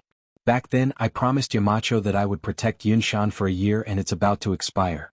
Yamacho, what do you think?" After saying that, the bearded man's face looked a little unnatural. In his opinion, the academy had provided him with good food and drinks for so long, but he was going to say goodbye now. It felt a little unkind. Li Zishuan was stunned. Only then did he realize that the bearded man had actually stayed in the academy for almost a year. Time really flew. The scene of the bearded man being beaten into a pig's head when he went up to Yunshan to ask for the sea map was still vivid in his mind. But now he was going to say goodbye and leave. After lamenting in his heart for a while, Li Zishuan cupped his hands and said, "I was negligent and actually forgot about this matter. For almost a year, I thank Mr. Zhang San for protecting the academy and Yunshan. Since the agreed time is up and Mr. Zhang San wants to go out to sea, I naturally have no reason to stop you. However, I would like to ask Mr. Zhang San to stay for a few more days. At that time, I will hand over the sea map and compass and personally send Mr. Zhang San off." Hearing Li Zishuan mention the sea map and compass, the bearded man's face revealed a hint of excitement. He cupped his hands and said, "Thank you, Yamacho." Li Zishuan nodded and left. The bearded man looked at Li Zishuan's back and couldn't help but recall everything that had happened to him in Yunshan for the past year. At that moment, his steel-like heart couldn't help but have a trace of reluctance. Yunshan was infinitely good. The mountains were good and the people were even better. Unfortunately, the sea was the place that he, the bearded man, yearned for. Perhaps in the future, when he was old and couldn't run anymore, he could retire at Yunshan. The bearded man thought in his heart. "Marquis, there's news from the medical hall. They say that the eldest son of the Cheng family got into an accident while riding his bicycle yesterday and was admitted to the medical hall." After exiting the academy, Pang Feiji walked over and whispered in Li Zishuan's ear. "Cheng Chumo got into an accident?" Li Zishuan heard and couldn't help but frown slightly. "This guy. I shouldn't have lent the car to him. How is he now? Are his injuries serious?" Pang Feiji replied, his injuries aren't serious. When Mr. Qing got into an accident yesterday, Dr. Gu from the medical hall was at the scene. His injuries were treated by Dr. Gu. Qinghua? That's good. This idiot is really lucky. Li Zixuan couldn't help but laugh. Gu Qinghua's medical skills were considered the best in the entire Tang Alliance medical hall. With her treating Qing Chimo's injuries, Li Zixuan would be more or less relieved. Let's go to the medical hall to see him. After a pause, Li Zixuan said again. He wasn't feeling sorry for the electric bicycle. He just thought that the speed of an electric bicycle was definitely faster than a bicycle. Qing Chimo's injuries were probably not light. Imperial Palace West Court, Concubine Yang's palace. Li Qing was kneeling on the ground with snot and tears on his face. He looked as miserable as he could possibly be. Sob sob. Mother, I know I was wrong. Li Qing looked at Concubine Yang, who was so angry that her face turned green and quickly cried. Qing, I already knew that you were daring, but I didn't expect you to be so daring. As a descendant of the emperor, you actually threatened a civilian team to play a match. You've completely disgraced the imperial family. From now on, I don't have a son like you. Go to your father to receive your punishment. Concubine Yang looked at her son kneeling on the ground and said bitterly. Although she said it casually, only she knew how painful it was to say the words, I don't have a son like you. Mother. No. Qing will always be your son. This time Qing knows he was wrong. Mother, please give Qing a chance to change. Li Qing quickly cried. Li Ku, who was standing at the side, couldn't help but plead, Mother, please forgive Qing this time on the basis that he knows he was wrong. This time he was also bewitched by Imperial Uncle, so he was momentarily blinded and made a big mistake. Shut up. Concubine Yang quickly interrupted. Qing, no matter how wrong King Lu is, he's still your elder. You must not talk about him behind his back. Li Ku's eyes narrowed and he cupped his hands and said, Yes, Mother. I know I was wrong. Concubine Yang couldn't help but sigh and said, Sigh. If Qing is half as sensible as you, I can be at ease. Now, we can only wait for your father to finish the morning court and see how he will deal with Qing. What are you talking about? Just as Concubine Yang finished speaking, Li Er's voice came from outside the hall. Concubine Yang and Li Ku quickly went up and bowed. Greetings to your majesty, father. Qing is also here? Li Er nodded. After seeing Li Ku, he couldn't help but be surprised. Replying to father, I returned to the palace last night. At that time it was already late. I was worried that I would disturb father's rest, so I didn't pay my respects to father. I hope father can forgive me. Li Ku bowed and said. It's fine. Li Er laughed and waved his hand. Qing, you can be considered to be busy with work in the Yanhuang Bank. Furthermore, I heard that the bank in Lantian County is lending more and more money. Just the monthly interest alone is more than 10,000 strings of coins. It's comparable to a superior county's annual tax. Today you can tell father about the bank's current situation. Li Er admired Li Ku very much. Not only was he skilled in both the pen and the sword, he was also very smart and knew his limits. He wouldn't fight for things that he shouldn't. Furthermore, Li Ku was able to obtain Li Zixuan's recognition and learn a set of economic skills from Li Zixuan. This made Li Er very happy. Although he trusted Li Zixuan, the economic lifeline of Tang dynasty was still more appropriate in the hands of the royal family. This wasn't only for himself, but also for Li Zixuan's good. Greetings to father. Li Ku, who was kneeling on the ground, turned around and bowed to Li Er with a guilty conscience. Li Ku, you're here too? What are you doing? Seeing Li Ku on the ground, Li Er couldn't help but be startled. His face couldn't help but darken. The dragon had 9 sons and each of them was different. Li Ku was obviously one of the least likable of Li Er's sons. Li Er, who was still smiling when facing Li Ku, instantly pulled a long face when he saw Li Ku. Seeing old Li's long face, Li Ku felt even more terrified. He stuttered, Father, Your Majesty, Xiao Ku forced the team to play a fake match outside the palace and used it to profit. Your Majesty, please punish me severely. Yang Fei, who was at the side, saw Li Ku stuttering and couldn't help but speak up. She knew that Li Er disliked cowardly people who dared to do things but didn't dare to admit it. The more Li Ku stuttered, the more Li Er would hate him. Rather than that, it would be better for her to clarify the matter quickly. There's such a thing? Li Er's gaze darkened. He looked at Li Ku, who was on the ground with resentment, and said angrily, Bastard! A dignified prince actually dares to threaten the people and do such dirty things. Our reputation is great. How did we give birth to such a disappointing thing like you? Father, please calm down. I know my mistake. I won't dare to do it again. Seeing Li Er angry, Li Ku trembled in fear and hurriedly begged for mercy. In the future? There's a future? From today onwards until the day you set up a government office, you can only stay in the palace. You can't go anywhere. When you have 30% of your third brother's ability, we will let you out of the palace. Li Er said angrily. Confinement? This was considered a long-term confinement. It would be at least a few years. After saying that, he looked at Li Ku and said, We'll leave this stinking brat to you. We don't expect him to be as proficient in both the pen and the sword like you. As long as he doesn't do things that disgrace the royal family's reputation, we will be satisfied. Li Ku breathed a sigh of relief. To Li Ku, this was already a pretty good result. Thus, he hurriedly cupped his hands and said, Yes, Father. Li Er flicked his sleeves and left without even sitting down. It was obvious that Li Ku had angered him to no end. When it was close to noon, an imperial edict was sent out to the palace where Li Yuan lived.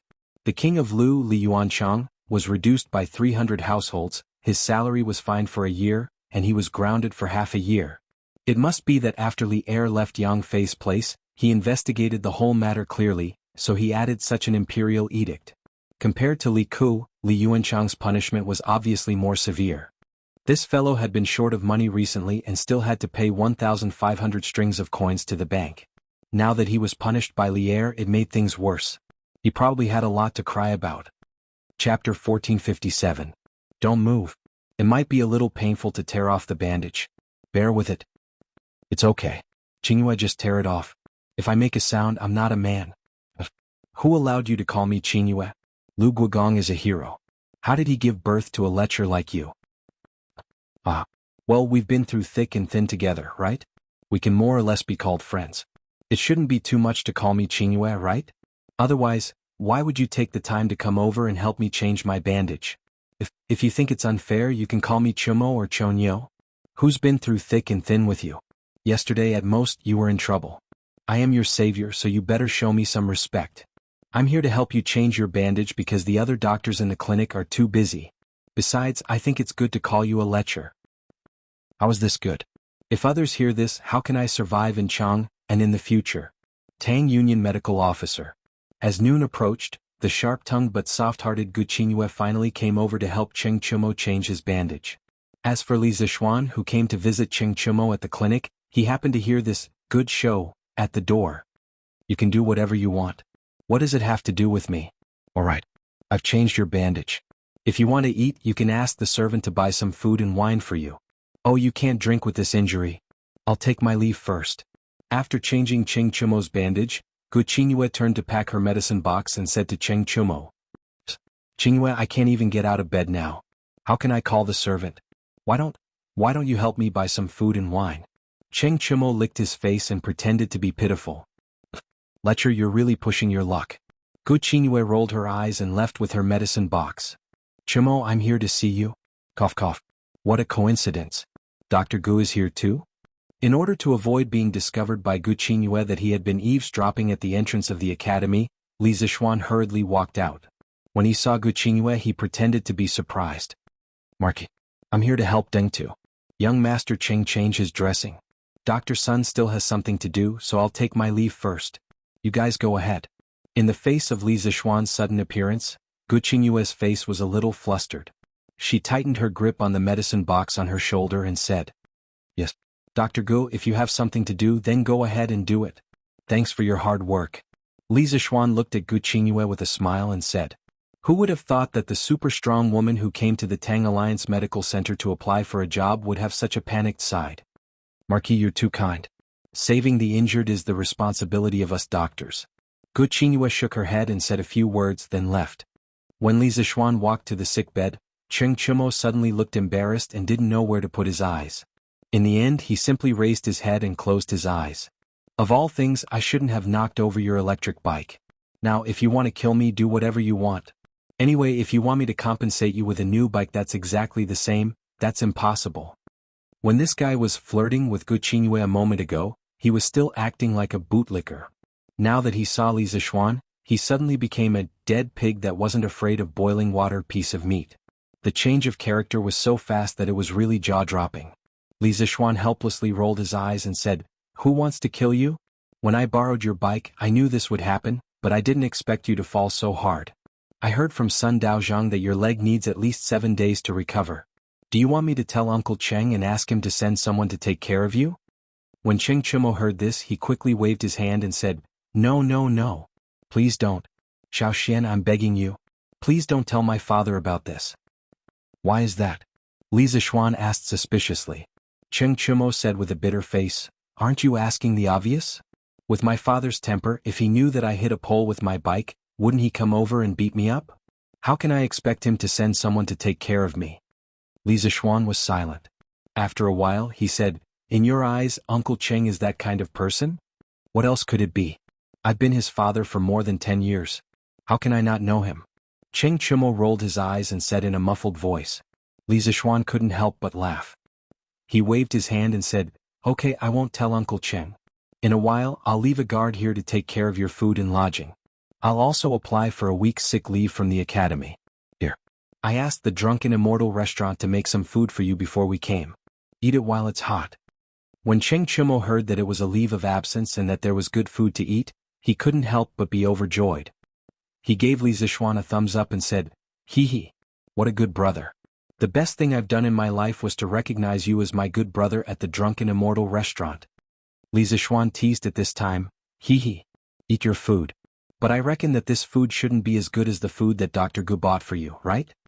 Even though Cheng Chimo had always been shameless, he couldn't help but feel a little embarrassed at this moment. Moreover, his love for Gu Qingyue was only one-sided. He didn't intend to announce his love for Gu Qingyue to the public. When Li Zixuan said this, he felt as if his old face was burning. "So, Xiaoxian, what nonsense are you talking about? I'm going to eat. If you have something to do, quickly go do it." Cheng Chimo quickly took the food box that Li Zixuan handed over with both hands and ordered him to leave. When Li Zixuan saw this, his heart was suddenly shocked. Because from Cheng Chimo's expression, it was obvious that he really liked Gu Qingyue. Was this still the rash Cheng Chimo of the past? He even learned how to pick up girls? "You're really ungrateful. As your brother, I've worked so hard for you for so long. You're not even saying thank you and you're directly chasing me away?" Li Zixuan couldn't help but ridicule. "We're brothers, why are we still so polite? Don't you think so, Xiaoxian?" Cheng Chimo said in a muffled voice as he ate the food in his bowl. Li Zixuan couldn't be bothered with this idiot. He waved his hand and said, all right. Then you eat slowly. If there's anything, just get someone to inform me directly." The next day, Datong Daily published 2 major news, which shocked millions of people in and around Chang'an City. The first was an announcement issued by the Tang Football Federation. Tang Football Federation Emergency Announcement.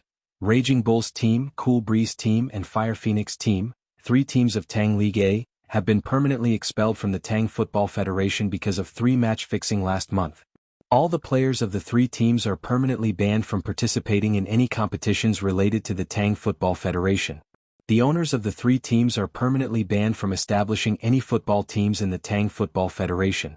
We hope that all the teams in the Tang Football Federation will take this as a warning to cherish the hard-won opportunity to participate in competitions in their own honor, and stay away from betting and match fixing. If any players know that their team is about to play match fixing, please take the initiative to report it to the Tang Football Federation. For all the reporters, the Tang Football Federation will not punish them, but will instead reward them. From now on, the Tang Football Federation will increase its monitoring efforts. Teams that play match fixing and go against the spirit of competition will not be tolerated. All the people of the Tang Football Federation will also supervise this. Issued by the Tang Football Federation President, Li Zixuan. The second news was an announcement published by Yanhuang Bank. Yanhuang Bank announcement. From today onwards, Lantian County's Yanhuang Bank will introduce the following preferential policies to encourage the people to deposit money in the bank. First, all the people who deposit money in Lantian County's Yanhuang Bank, no matter how much money they deposit or how long they deposit it for, can enjoy the free exchange of Tang Yuan service. Money can be exchanged for 1 Tang Yuan fair and square. Second, all the people who deposit money in Lantian County's Yanhuang Bank will receive different amounts of interest depending on the type of deposit, the amount of deposit, and the time of deposit. As for the details, the types of deposit can be divided into fixed deposit and current deposit. Fixed deposit means that the money can only be withdrawn at a fixed time. Current deposit means that the money can be withdrawn from the bank at any time. The annual interest rate for fixed deposit is 1.75%, which means that a fixed deposit for a year can earn 6 when in interest. 10 strings of money is 60 when, and 100 strings of money is 600 when in interest. The interest rate for current deposit is lower at 0.3%. A fixed deposit for a year can earn 2.4 when in interest. Yanhuang Bank will spare no effort to protect the vital interests of every depositor. The money deposited by the depositor will be recorded. The bank and the depositor will each have a passbook that is difficult to counterfeit. The depositor will withdraw money from the passbook. If the depositor loses any money deposited in the bank, Yanhuang Bank will unconditionally compensate the depositor in full. The new regulations will be implemented in Lantian County's Yanhuang Bank as of today. All the people of Lantian County can enjoy the preferential deposit policy. Please pass this message to each other and not miss this good opportunity. In addition, the new deposit policy of Yanhuang Bank in other states and counties will be implemented gradually. Please be patient. Issued by Li Zishuan, Yanhuang Bank's head steward. After seeing these two pieces of news on the front page of Datang Daily, the people were all stunned. These two announcements were issued by Li Zishuan, but they represented two different circles. One was the football circle, and the other was the financial circle. But no matter which circle, these two pieces of news could be said to be super heavy news that could shake the earth and mountains. Countless people were discussing it. What? Team Raging Bull, Team Cool Breeze, and Team Fire Phoenix played fake matches? They are Tangjia League teams. How could they play fake matches? Sigh. If you ask me, they are really stupid. It was not easy for them to become a Tangjia League team. Just relying on the financial support from the businessmen every year is enough for their team to squander for a year. They just had to think about playing fake matches. Now, from the team owners to the players, they can forget about participating in the competitions organized by the Football Association for the rest of their lives. Who said it wasn't? But this is also good. Let's see if any other team dares to play fake matches in the future. Yes. The determination of the Tang Dynasty Football Association to investigate fake matches is unquestionable. Let's see if any other team dares to play fake matches. After a team owner saw this news, he hurriedly shouted, "Quick! Inform all the players to gather in the front yard immediately. I have something to say." Immediately after, when the people saw the second piece of news, they immediately went crazy. What? Not only do you not need to pay a commission to exchange Tang Yuan at the bank, but you can also get interest? Is there such a good thing in this world? When the Tang Yuan was first introduced, there was a free exchange business for the Tang Yuan for a period of time.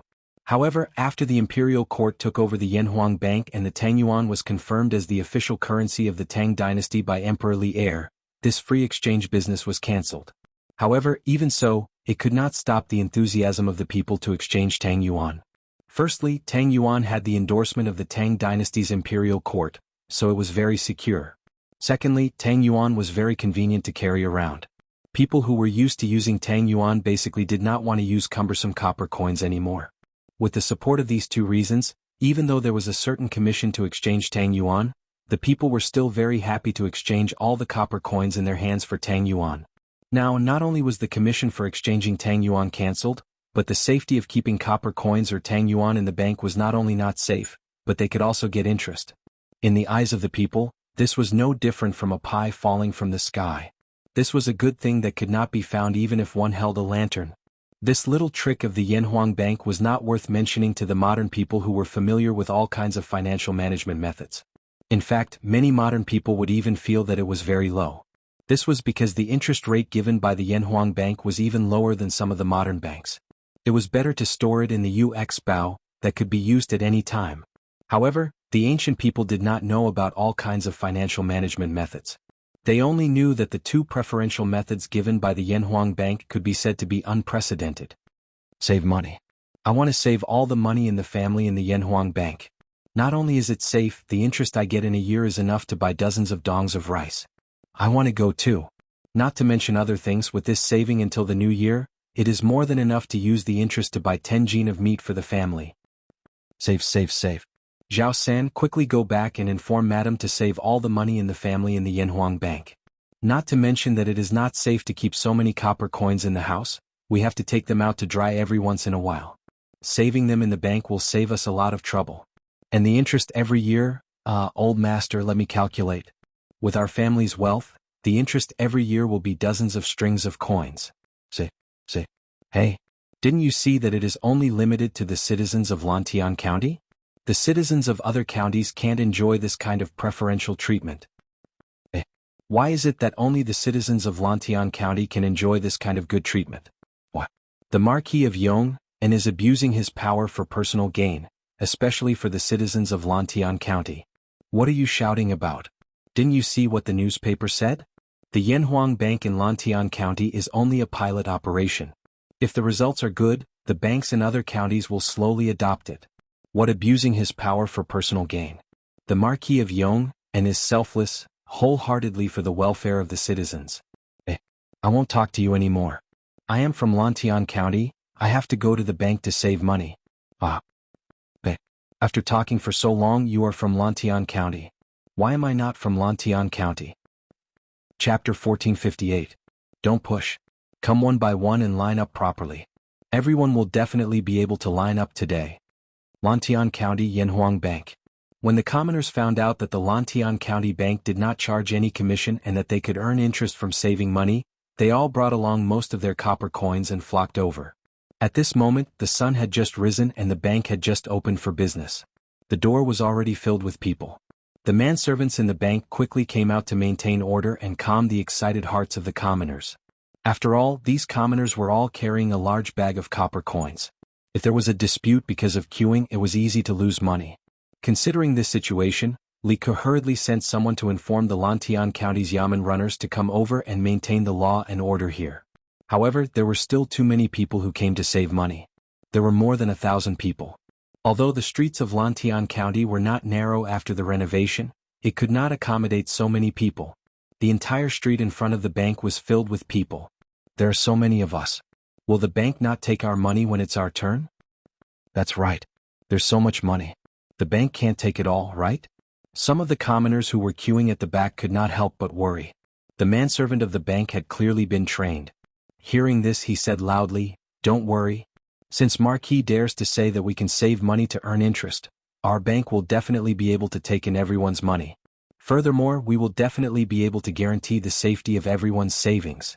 If you have something to do today and cannot wait, go ahead and do it first. Wait until there are fewer people behind you to save money. Our bank will take it all. This I guarantee you." The manservant's words made the commoners feel more at ease. Those who were queuing at the back were prepared to carry their bags of copper coins home. After all, the commoners had a lot of farm work to do during this season. However, there were still some rich people in the queue who were not at ease. They questioned, "You guarantee? You're just a manservant. What guarantee do you have? If everyone listens to you and goes back now, what if the bank doesn't take the money when they come back tomorrow? What will you use to compensate us for our losses?" The moment he said that, there were sparse voices of agreement from the crowd. "That's right. You're just a manservant. What guarantee do you have? When the time comes, who will compensate us for our losses?" "That's right. We can't go back. Today, I must deposit all my copper coins in the Yanhuang Bank." Right. I'm not leaving." After such a commotion, the people who were preparing to go home immediately stopped in their tracks. The manservant who shouted earlier couldn't help but blush when he saw this scene. However, no matter how much he said, it was useless because he was only a manservant of the bank. If his promise is useless, then what about mine? At this moment, a young man walked out of the bank's hall and said expressionlessly. Although his voice wasn't loud, it was loud enough to be heard clearly by everyone. "Who is this young man?" "Shut up. That's His Highness King of Shu." "What? It's His Highness the King of Shu?" Soon someone recognized Li Ke. The chaotic scene instantly calmed down. Since everyone recognizes this prince, then this prince will make some things clear in front of all of you today. Li Ke looked at the crowd and said in a clear voice, "Waiving commission and saving money to earn interest is a preferential policy that the Yanhuang Bank of Lantian County has introduced to all the people in our county. This policy is long-term and will definitely not be gone tomorrow. I, in the name of the King of Shu, promise all of you." "Your Highness is wise. Your Highness is mighty." After hearing Li Ke's solemn promise, the people immediately burst into cheers. After a while, the cheers gradually died down. Li Ke continued, "Also, there is something that this prince needs to tell all of you in advance. That is, the deposit interest rate of the Yanhuang Bank is not fixed forever. This month it is 1.75%.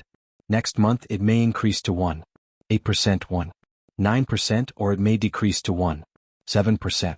It may increase and it may decrease. However, this prince can promise all of you that even if the deposit interest rate decreases, it will not be lower than 1.5%. Therefore, there is no need for everyone to rush to the bank to deposit money today. It will be the same when you have time to deposit money. Moreover, the interest rate might be higher by then. What? The deposit interest rate can still increase? Good. Can any of you calculate for me? If the interest rate increases to 1.9%, how much interest would 100 strings of cash earn in a year? Old master, 100 strings of cash earn 15-20 copper coins in a year. That's close to 2 strings of cash. Ah, good. Then 500 strings of cash will be 10 strings of cash. Let's go. There are so many people today. Let's not fight with everyone to save money. That's right. There's no rush to save money. I still have to go up the mountain to water the white stack today. Yes. I'll save money when I have time. Hearing Li Ke's words, those at the back of the line, whether they were rich or ordinary people, all turned and left. Those at the front of the line did not leave. Although the deposit interest rate could increase in the future, it could also decrease at the same time. They might as well save their money in the bank today and be at ease. Seeing that most of the people had left, Li Ke could not help but heave a sigh of relief. This could not be blamed on the small scale of the Yanhuang Bank. It was just that the flow of people just now was too huge and too scary. Even if the bank scale was 10 times bigger, it would not be able to handle it. This was just like a modern bank. If a bank received thousands of depositors at the same time, it would not be able to handle it. Moreover, this sudden surge of customers was not a healthy and long-term way for the bank to operate. What the bank needed was a stable and long-term source of customers. The rest of the people line up and go in one by one. Pass the copper coins to the servant who is counting the money. Also, tell him whether you want to deposit it for a current or fixed period. Remember to take your passbook and put your fingerprint on it. Li Ke looked at the remaining commoners and ordered loudly. Yamacho, you're here. I have something to ask you. In the afternoon, Li Zishuan had just arrived at the workshop. Not long after, Li Tai came to Li Zishuan with a messy stack of blueprints. Qingke, you didn't sleep last night? Li Zishuan was stunned. This was because Li Tai's hair was messy and there were dark circles under his eyes. This did not match the little fatty's usual clean image. It was obvious that he did not sleep last night or did not sleep well. Li Tai scratched his head, causing his already messy hair to look even more like a chicken's nest. Yamacho, there were some things that I couldn't figure out last night, so I read a little more. However, I still slept for a few hours. Yamacho, quickly help me solve a few problems. Otherwise, I won't be able to sleep well tonight. It's over. Looking at the little fatty's appearance, it was obvious that he was possessed. Just like Wang Ji back then. What problems? Tell me. In order to let the little fatty have a good night's sleep, Li Zishuan brought Li Tai to a meeting room and said. Li Tai put down the blueprints in his hand and looked at Li Zishuan. Yamacho, I've already figured out the working principle and manufacturing process of the DC motor, battery, and diode. However, I heard from Professor Mo yesterday that you mentioned to her that there's an electronic device that can amplify current. I think it's called a transistor. It's based on the principle of the diode. Can you tell me more about it? Li Zishuan was slightly surprised. Qingke, why do you suddenly want to hear this? Li Tai replied, Yamacho, I think that with the transistor's ability to amplify current, we can do a lot of things. For example, we can use it to increase the transmission power of the telegraph. Other than that, I believe that it can be used in many other places. It's very important, so we should build it as soon as possible. Hearing this, Li Zishuan's eyes flashed with surprise. He tapped the table lightly with his finger. After a moment of silence, he spoke with a serious expression. Qingke, you're right. The transistor is indeed very important. It seems that the Academy's second killer project is about to start. The second killer project. Li Tai exclaimed in surprise. Suddenly, he said excitedly, Yamacho, does the second killer project have something to do with the telegraph? Li Zishuan nodded. That's right. But before we talk about it, I have to confirm if you're willing to participate in the Academy's second killer project. Li Tai didn't even think before replying, I'm willing. Yes, of course I'm willing. Li Zishuan was gratified. That's good. Today I'll briefly explain the second killer project to you. The main purpose of this project is to improve the existing telegraph so that it can achieve ultra-long distance wireless communication. This ultra-long distance should be at least 1,000 miles. 1,000 miles? Li Tai opened his mouth in shock. Then wouldn't it be able to cover the entire Tang Empire? Li Zishuan nodded. That's right.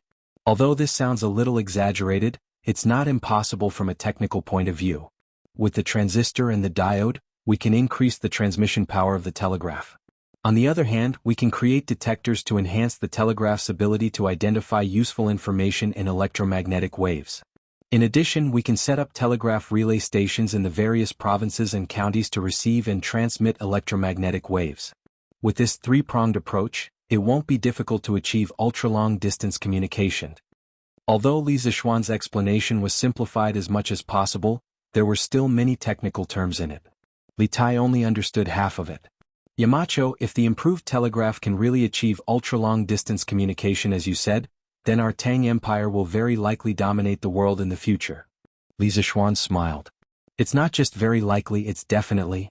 Tang Empire will definitely become stronger and stronger, and become invincible in the world. In fact, the second trump card project has another purpose, and that is to use the improved telegraph to lay a certain foundation for Tang Empire's electronic industry in the future. For example, the electronic diode, the transistor, the resistor, the capacitor, the inductor, and so on. We have to find a way to produce some basic electronic components. Only then will we be able to produce more advanced and convenient communication tools than the telegraph. Li Tai listened attentively. Hearing this, he couldn't help but excitedly clasp his hands and say, Student Li Tai is willing to help Yamacho. Although he had given up on fighting for the throne, he was still a Tang Empire citizen. He hoped that Tang Empire could become stronger, especially after he learned geography at the academy. After he understood how big the aristocratic families were and how many countries there were, his desire to make Tang Empire invincible in the world became even stronger. The pride and national honor of the Tang Empire was incomprehensible to others. Li Zishuan smiled and said, You are talented and smart and you like to study. Of course, this second trump card project can't be done without you. I just hope that you won't complain about being tired when the time comes. Li Tai shook his head and said, Yamacho, don't worry. I've survived the military training. There's no obstacle in this world that I, Li Tai, can't overcome. Quickly teach me how to make the transistor. That was why it was said that military training was the best way to train people. After going through the military training, the little fatty was filled with the courage to overcome all difficulties, because he already felt that there was nothing more difficult than military training in this world. Li Zishuan nodded. He picked up the blueprint in Li Tai's hand and began to write and draw. It's not wrong to say that the transistor is based on the diode because compared to the diode, the transistor only has an additional grid.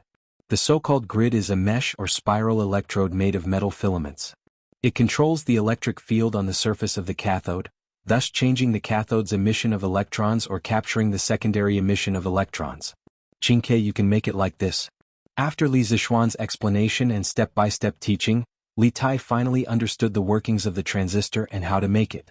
After digesting it for a while, the little fatty frowned and said, Yamacho, after the transistor is made, how can I be sure that it can really amplify the current? Do I have to connect an electric lamp at the back and judge the strength of the current based on the brightness of the lamp? This question stumped Li Zishuan. After a long silence, just as Li Tai was about to lose his patience, Li Zishuan finally spoke. He looked at Li Tai with some sympathy and said, Of course we can't use this method. Firstly, it's not accurate, and secondly, it's too troublesome. Therefore, I think it's time to start Yanhuang College's third trump card project. Hearing this, Li Tai almost fell off his chair. After calming down, he said with some surprise, The third trump card project? Yamacho, isn't this a bit too fast? The second project hasn't even started, and you're already starting the third. Li Zishuan shook his head and said, It's a bit too fast, but we have no choice. The Academy's technology is developing too fast, and many of the basic facilities can't keep up. We can only carry out the trump card projects together. Li Tai thought for a while and felt that Li Zishuan's words made sense. He sighed helplessly and said, Yamacho, what's the third trump card project? Li Zishuan said slowly, The ammeter, the voltmeter, and some other basic instruments. The Academy wants to take this opportunity to set up its own standards committee. Chapter 1459. Li Zishuan had always wanted to set up units and standards for new physical quantities. In addition to these, Li Zixuan also planned to let Yanhuang College set the standards for new technologies in the future. In Li Zixuan's previous life, a certain superpower had launched a trade war using technology as the vanguard in order to curb the rise of China. Some international organizations and technical standards committees had wanted to kick out China's outstanding companies in an attempt to cause China's high-tech industry to collapse. At that time, although Li Zixuan was angry, his words carried little weight and his ability was limited.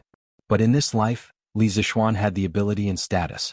He had to push China's technological development and let China's technological strength stand at the top of the world. Maybe his generation couldn't do it, but he could lay a solid foundation for future generations. This was why Li Zixuan was so busy and tired when he could just eat and wait to die for the rest of his life. Not only did he want to build a military power, but he also wanted to build a technological power. Yamacho, are these ammeters and voltmeters specifically used to measure current and voltage? Li Tai asked in surprise after hearing about Li Zixuan's third trump card project. Li Zixuan nodded and said, "That's right. Any physical quantity must have a measurement scale and a quantitative measurement tool.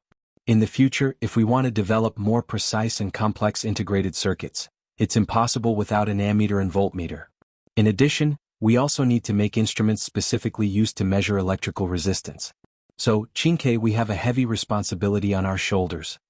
Li Tai nodded in agreement, then he frowned and said, "But Yamacho, how am I going to make an ammeter and voltmeter?"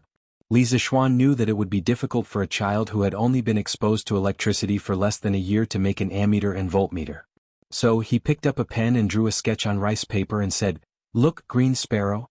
We can use the principle of electromagnetic induction to make an ammeter. When an electric current passes through, the electric current passes through the magnetic field along the spring and the rotating shaft. The electric current cuts the magnetic induction wire, so under the effect of the magnetic field the coil is deflected, driving the rotating shaft and the pointer to deflect. Since the magnitude of the magnetic field force increased with the increase of the current, the magnitude of the current could be observed through the degree of deflection of the pointer. As for the voltmeter, we can use the above principle to get the current, then connect a resistor with a known resistance, and multiply the current by the resistor to get the voltage scale. The ammeter that Li Zixuan was talking about was called a magnetoelectric ammeter. It was the kind that was often used in modern school laboratories. Li Tai nodded his head as he listened. After a short pause, the little fatty asked, "Mountain Leader, where do we get this resistor with a known resistance value?" Li Zixuan was stumped by this question. If they were in modern times, wouldn't it be a piece of cake for him to make a resistor with a known value? He could get as many as he wanted, but this was ancient times. Most people in this era didn't even know what a resistor was. Where would he get a resistor with a known value? After pondering for a long time, Li Zixuan finally said, "Since we don't have a resistor with a known value, let's set our own standard. Let the workshop forge a steel block that is 1 inch in length, width, and height, and use it as a standard resistor of 1 ohm to make a voltmeter. With a voltmeter and an ammeter we can measure the resistance of all devices." In the end, it was still a matter of standards. There were many standards in this era that didn't exist, so he could only create standards. Otherwise, there would be a lot of follow-up work that couldn't be done. Li Tai heard this and said with deep admiration, "Yamacho is wise." Li Zixuan smiled and said, "Qingke, you will probably encounter many similar problems in the future. You must diverge your thinking, have the courage to think and have the courage to do. Otherwise, you will never be able to surpass me in the future, because you learned all your knowledge from me. Only by having the courage to forge ahead will you be able to surpass me." This guy was painting a pie in the sky for Li Tai again. To be honest, even if Li Tai was a celestial being, even if Li Tai worked hard, he would still never be able to surpass Li Zixuan in engineering. Even if there was a chance, the probability was only 0.001%. After all, this guy's brain contained hundreds of years of engineering knowledge, the crystallization of more than 10 generations of knowledge. How could Li Tai surpass him? However, Li Tai definitely didn't know this. This poor kid was nodding energetically and said, "Tai will remember Yamacho's teachings." Li Zixuan nodded with a gratified expression and said, "Go." Li Tai stood up and saluted Li Zixuan, then turned around and left in high spirits. TSK. No wonder the teachers in my previous life liked to give their students chicken soup for the soul, because it really works. Li Zixuan sighed softly as he watched Li Tai leave with his head held high. If Li Tai heard this, he would definitely vomit blood. "Faubert, I'll have to trouble you to arrange for someone to make something for meat." After helping Li Tai, Li Zixuan came to Faubert's office and said, "Young master, what do you want to make?" Faubert stood up and asked with a smile. Li Zixuan took out a stack of blueprints and said embarrassedly, "Faubert, the thing I want to make this time is more complicated. Take a look at it first. If there's anything you don't understand, I'll explain it to you later." Faubert nodded and then immersed himself in the blueprints. After a while, the surprise on Faubert's face became more and more obvious. After looking at the last blueprint, Faubert couldn't help but ask, "Young master, you want to make a car?" Li Zixuan nodded and praised, "Faubert has good eyesight."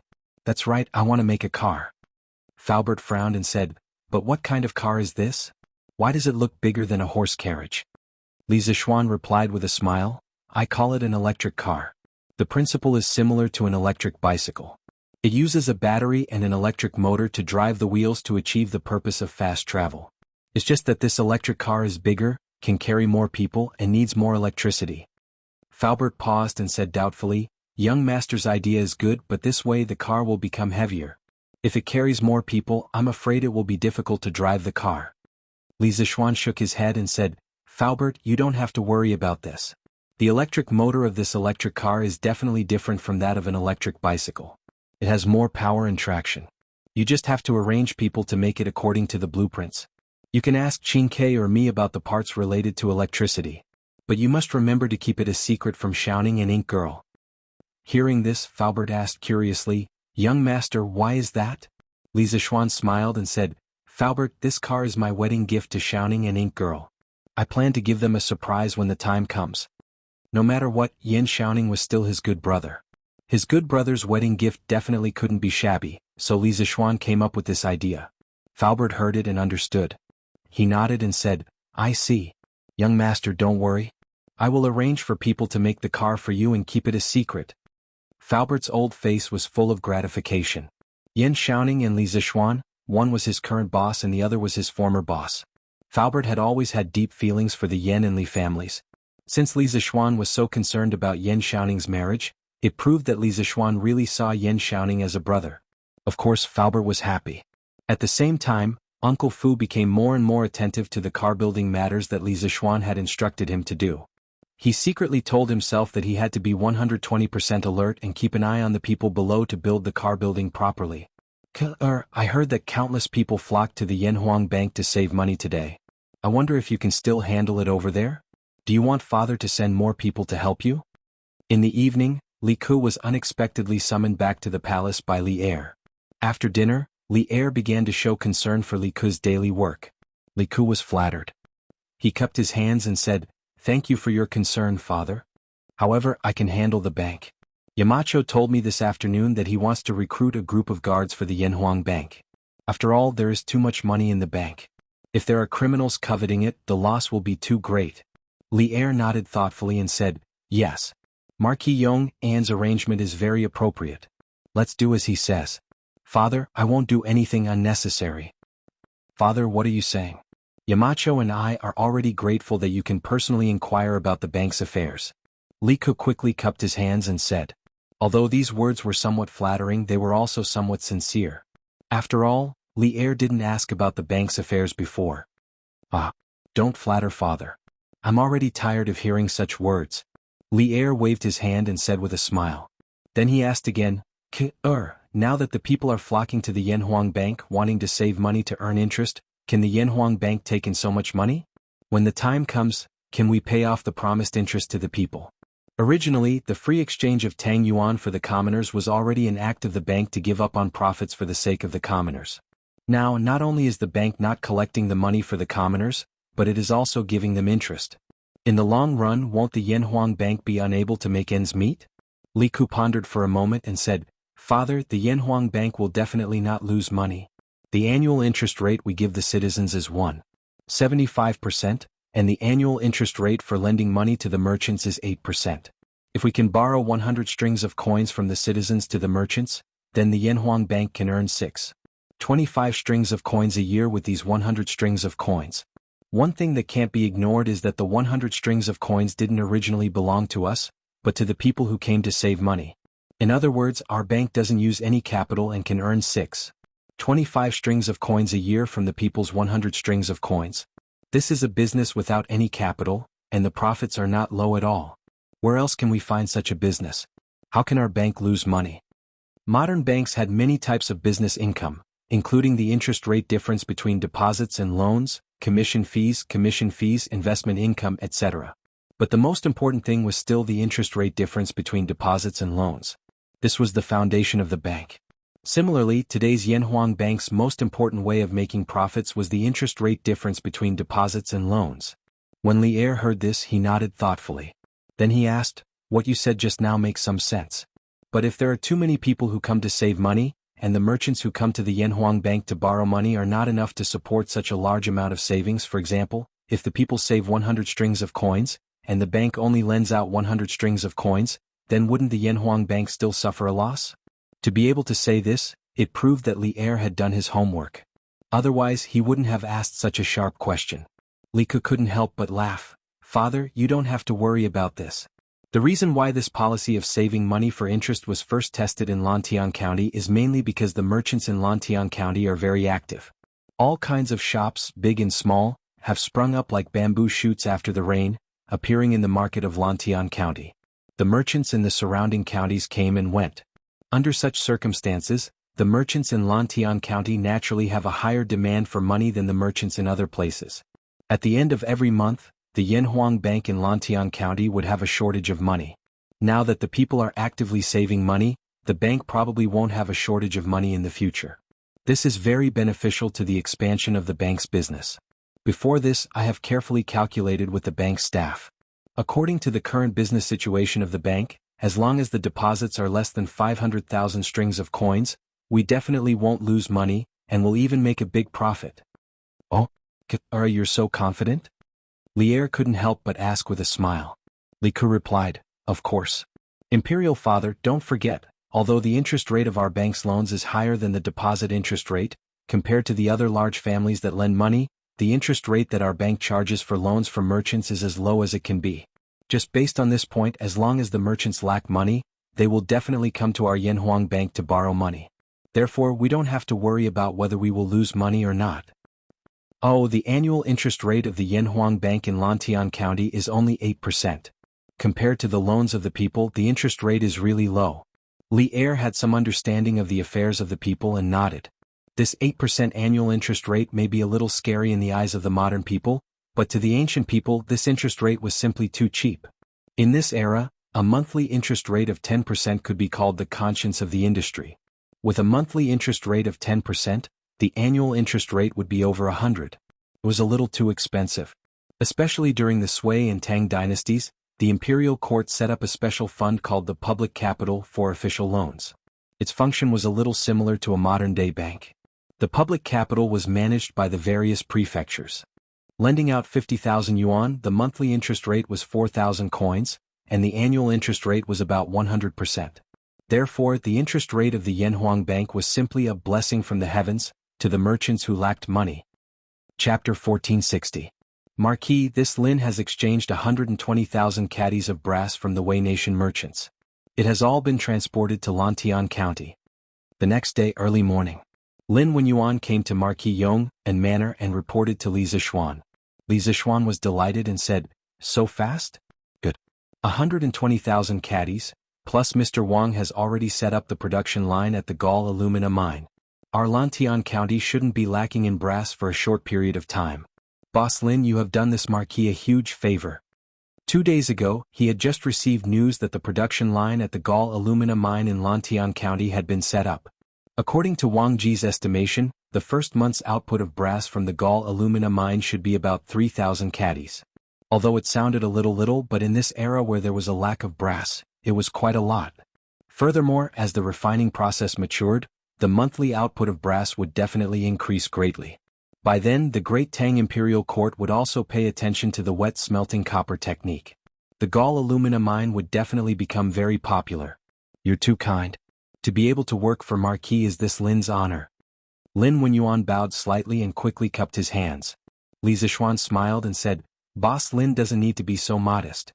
Now that we have such a huge amount of brass, this Marquis can arrange for people to set up electric wires in Lantian County.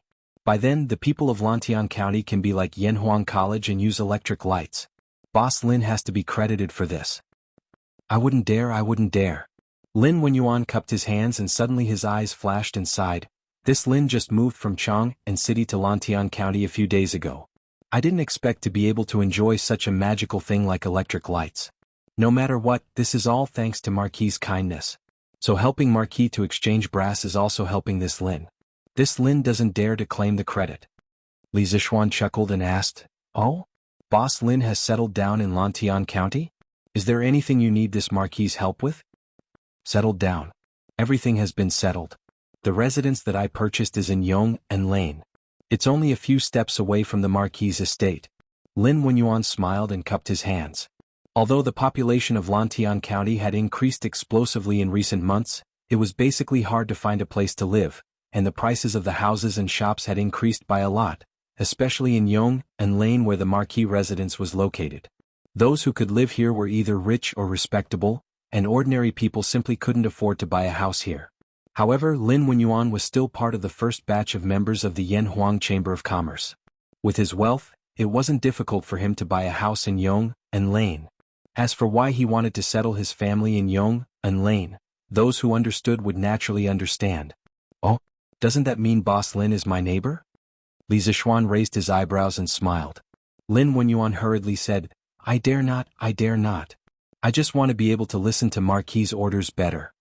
Li Zishuan didn't comment on this but smiled and asked, "Boss Lin, if you have any difficulties in doing business in Lantian County in the future, you can come and find this Marquis. This Marquis may be able to help you with some matters within the law."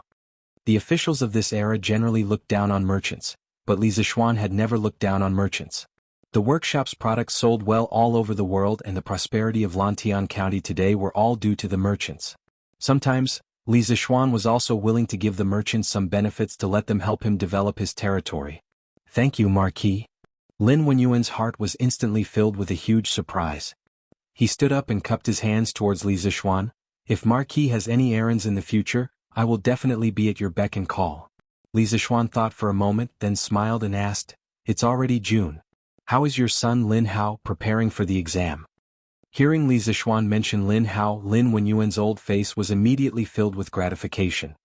He cupped his hands and smiled, "Thank you, Marquis, for your concern. My son has been diligently preparing for the exam under Han Zhao's guidance for more than half a year. He hasn't slacked off at all. This old man has watched this child grow up, but I have never seen him put so much effort into anything. From this, it can be seen that he really wants to get into a sacred place like Yanhuang College." Li Zishuan smiled and said, "You reap what you sow. With your son working so hard, he will definitely reap some rewards." Immediately he felt that it was a bit inappropriate to say that. It was as if he was hinting that Lin Wenyuan would secretly recommend his son to get into Yanhuang College, so he quickly added, "However, even if your son is careless and fails in the exam, it doesn't matter. Now that the Lin family is considered to be part of Lantian County, Lin Hao can directly study in the county school. There are many teachers in the county school who have taught in Yanhuang College. After studying there for a year and a half, and then getting into Yanhuang College, the success rate will greatly increase." Under normal circumstances, Li Zishuan would not open the back door in the matter of college enrollment. In the past, royal children like Li Ku and Li Tai relied on their own abilities to get into Yanhuang College. Even if Lin Wenyuan helped Li Zishuan do more things, Li Zishuan would not open the back door for his son, Lin Hao, in the matter of college enrollment. Hearing this, Lin Wenyuan's eyes flashed with a trace of imperceptible disappointment. It was mainly because Li Zishuan's first half of the sentence gave him hope. Otherwise, he would not have felt slightly disappointed. Marquis is right. When I decided to move my family to Lantian County, I also had this layer of consideration. After all, in other provinces and counties, it is basically impossible for a merchant's son to get into a local government school. Lin Wenyuan cupped his hands and smiled. At this moment he had already thought it through in his heart. This was because compared to other merchants, he was undoubtedly much more fortunate. The prosperity of Lantian County today relies on the prosperity and vigorous development of commerce. Behind this, it cannot be separated from the efforts of merchants. This Marquis will not be like other officials in other provinces and counties, ostracizing merchants and their sons. Li Zishuan said with a solemn face. Marquis is righteous. Lin Wenyuan cupped his hands. Then, as if he suddenly thought of something, he said somewhat embarrassedly, "Speaking of commerce in Lantian County, this Lin is planning to build an inn recently to provide a place for merchants to rest. However, in the construction of this inn, there are many problems. I wonder if Marquis can help? Build an inn? What kind of inn does Boss Lin plan to build? According to what Lin Wenyuan said, this inn was definitely not an ordinary inn. Otherwise he would not have come to ask for help. Li Zishuan could not help but ask curiously. Lin Wenyuan cupped his hands and replied, Marquis, this Lin plans to imitate the style of the Cloud Mountain Villa.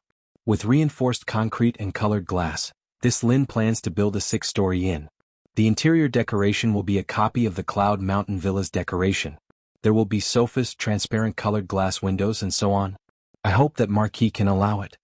If it was someone in a higher position, they would definitely not agree.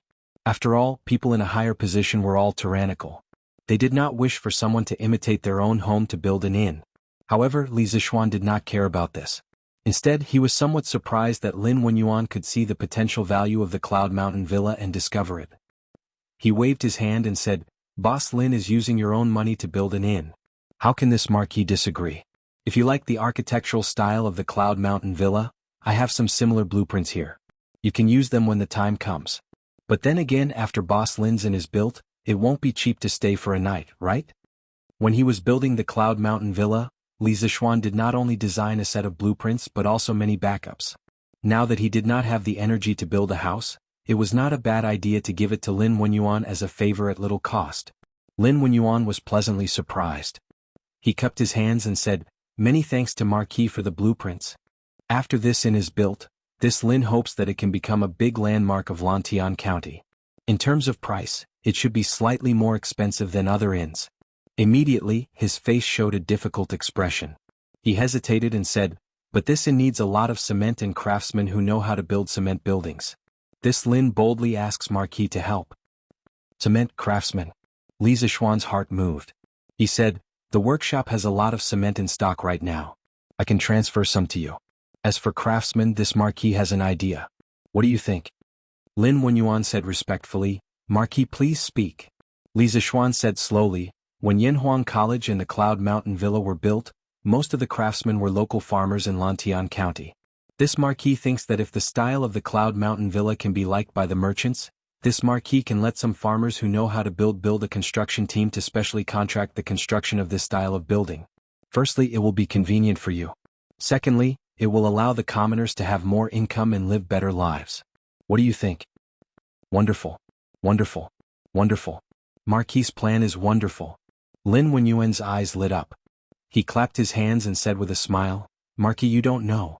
There are definitely a lot of merchants in Lantian County who have the same idea. They also want to build a clean and beautiful, tall and sturdy house like the Cloud Mountain Villa. However, they don't have cement or skilled craftsmen. If Marquis really wants to let the commoners form a construction team, there will definitely be a lot of merchants who will hire them. When Li Zishuan heard this, he immediately said, That's good. This Marquis will first let the Han Family Village and Plum Village set up a construction team.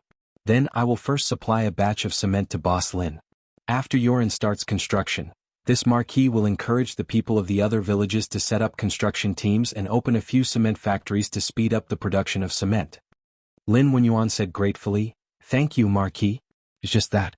If this Lin is so bold, I would like to ask Marquis to help this Lin give this Lin's inn a name. Li Zishuan said with a strange expression, You want me to give your inn a name? Are you sure? Lin Wenyuan had a bad premonition in his heart. However, since he had already said it, there was no reason to take it back. Therefore, he braced himself and said, Please give me a name, Marquis. Li Zishuan was helpless. He pretended to think for a while and then said with some mischievous interest, Then let's call it Dragon Gate Inn. Dragon Gate Inn? When Lin Wenyuan heard this, he was immediately suspicious. He thought to himself, Why did Marquis want to name it Dragon Gate Inn? I heard that there's a Longmen County in Hedong Province's Jianghu. Could it be that Marquis has some connection with that place? I have to find time to take a look. Li Zishuan didn't know that his little mischievous interest had implicated a big matter. Now that the brass was in place and the dozens of bicycles given to Lin Wenyuan had all been replaced, Li Zishuan immediately ordered to start setting up electric wires for Lantian County. At the workshop, the second generation of bicycles had also entered the stage of mass production. As for the electric bicycles, Li Zishuan planned to postpone it for a while. After all, it would take some time to set up electric wires and connect electricity to every household in the county. There was no point in selling electric bicycles before that. In addition, that afternoon, Li Zixuan found old Hu Lu Qingfeng and Lu Wanshan and told them about the joint construction team in Plum Village and the Han family village. Young master, it's not a problem for us to set up a construction team to help others build houses like Yinshan Villa. However, the wheat in the fields is about to be harvested. During the busy farming season, no one in the village would be willing to work in the city. Old Hu scratched his head and said. Second Master Lu also nodded and said, Xiaohu is right. We farmers naturally have to prioritize our crops. We can't let our crops rot in the fields just to earn money in the city. It wasn't Hu Hanyun and Second Master Lu's fault for not giving Li Zixuan any face. It was just that farmers had always valued their crops more than anything else. This concept was already deeply ingrained in them and no one could change it. Li Zixuan smiled and said, Uncle Hu, Second Master Lu, there is no conflict between harvesting crops and working in the city. I didn't say that everyone in the village should join the construction team. That's not realistic. We only need a small number of young people who know how to build to join the construction team. The rest can still harvest crops in the village. Even if we don't have enough manpower, we can just pay outside the village to hire people to help harvest crops.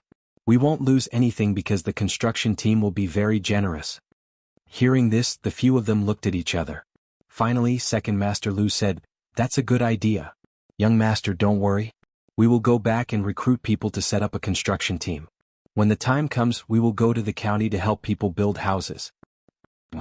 Li Zixuan nodded. Lu Qingfeng then asked hesitantly, Young master, where should we buy the cement needed by the construction team? Li Zixuan smiled and said, Lu Lijing, you don't have to worry about this.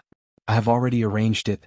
Also, I plan to choose a few suitable locations and open a few cement workshops. When the time comes, we won't be short of cement.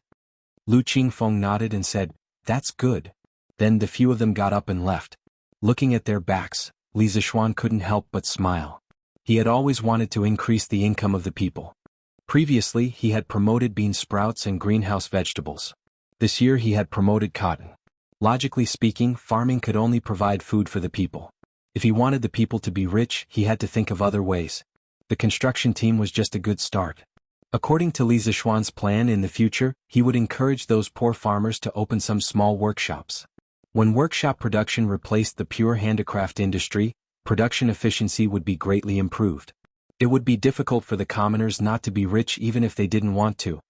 Chapter 1461. The next day, a piece of good news came from the workshop. The transistor was completed, and Li Tai used a very crude ammeter to verify that it could indeed amplify the current. Li Zixuan heard the news and immediately rushed to the workshop. Yamacho, it's done. It's really done. According to my preliminary measurements, after the current passes through the transistor's grid, it's amplified by about 5 times.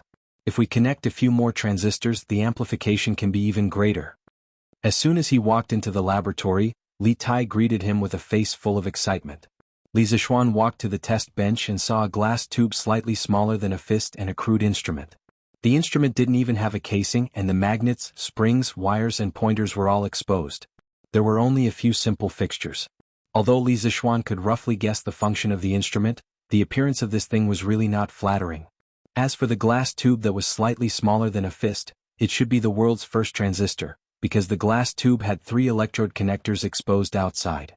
However, this transistor was too big. The transistors that Li Zixuan used in his previous life were all semiconductor, crystal, transistors which were only the size of a fingernail. With the development of microelectronics, some crystal transistors could even be smaller than 10 nanometers in size. In comparison, the electronic transistor in front of him could be called a giant. Qingke, connect it to the electricity for me to see. Li Zixuan knew that now was not the time to be picky. After all, under the current conditions, Li Tai was already not easy to make a transistor. It would be a bit difficult to ask for more, so he pointed to the transistor on the table and said to Li Tai, Okay. Yamacho, wait a moment. Li Tai nodded in response and quickly started to connect the wires. After a while, he turned on the power switch and pointed to the ammeter. Yamacho, look, the current at the cathode end is 0. 7. Now I connect the ammeter to the anode end. Look, the current is 3. 8, which is about 5 times amplification. This proves that the weak signal change on the grid can modulate the current from the cathode to the anode. Therefore, we can get the same current change as the input signal, but the intensity is greatly increased. Li Zishuan saw this series of operations and couldn't help but clap his hands and sigh. Good, good, good. Qingke, I didn't expect you to be able to make a transistor so quickly. It's not easy. Now that we have a transistor, and a resistor with a stable resistance value, the Academy can start the work of modifying the telegraph. Li Tai thought for a while and asked, Mountain Leader, the factory has already made the resistor that you mentioned before. However, I feel that its volume is too big. If we need a bigger resistor in the future, its volume will be even bigger. If it is used in the circuit, it will seriously affect the volume of the entire product. Is there any material that can replace steel as a resistor? Previously, in order to make it easier for Li Tai to make the voltmeter, Li Zishuan proposed to make a standard resistor with a length, width, and height of 1 inch of steel. However, although the conductivity of steel was not as good as copper, it was still good. The resistance of a piece of iron wire was very small, so it was not suitable to use it as a resistor. Modern resistors were mostly made of nickel-chromium alloy, while SMD resistors were made of metal powder and glass uranium powder mixed together and printed on a substrate by screen printing. With the current technology, it would be difficult to make these two resistors. After thinking for a long time, Li Zishuan said, yes. Of course there are materials that can replace steel. Qingke, you can mix carbon black, resin, and clay according to a certain ratio, press the mixture, and then heat treat it to make a resistor rod. The resistors made of this material are thinner than chopsticks, only about 1/4 of an inch long, but the range of resistance value can be very wide. It can completely meet the needs of any situation. The resistor he was talking about was called a carbon resistor in modern times, and its resistance value was represented by a color ring. Its material was cheap, its cost was low, and its resistance value was wide, but its performance was poor, so it was rarely used. In the market, it was replaced by more stable metal film resistors and SMD resistors. But for the current Tang Empire, it was already quite amazing to have carbon resistors. Carbon black, resin, and clay? Yamacho, can the resistors made of these materials be used? Li Tai was stunned.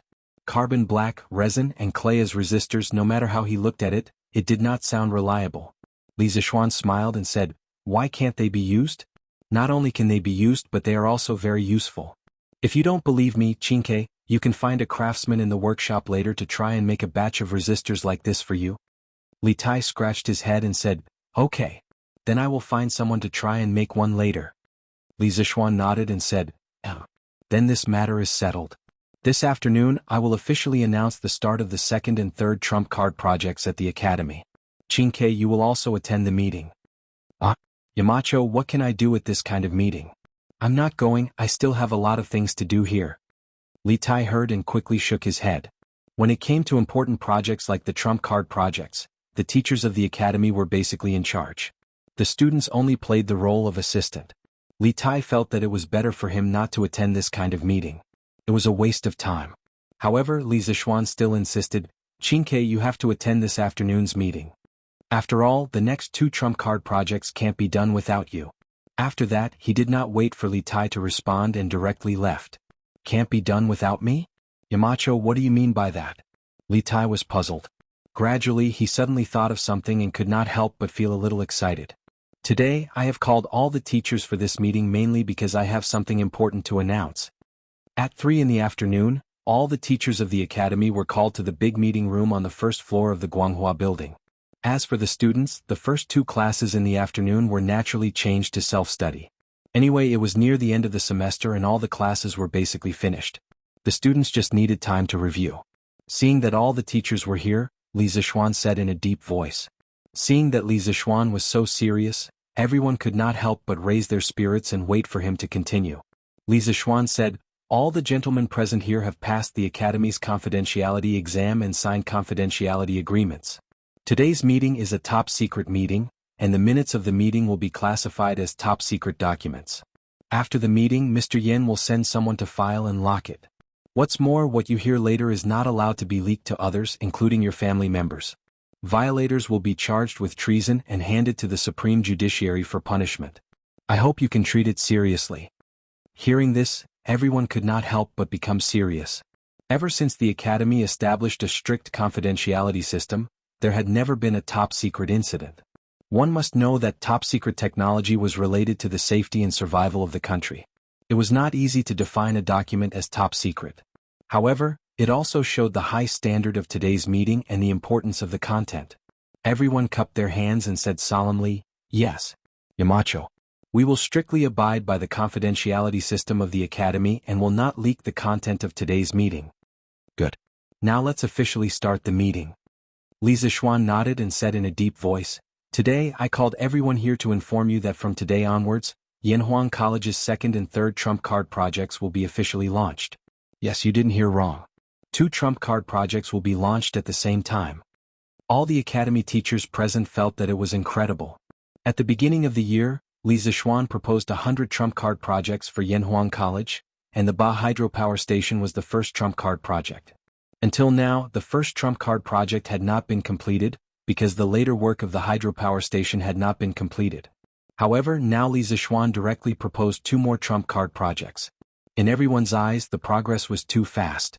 Moreover, at the beginning of the meeting, Li Zishuan defined these 2 trump card projects as top-secret projects.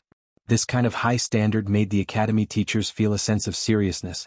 "Yamacho, what are the contents of the second and third trump card projects? Will it be too much pressure to launch them at the same time?" Mo Huai couldn't help but ask. Everyone else also looked at Li Zishuan.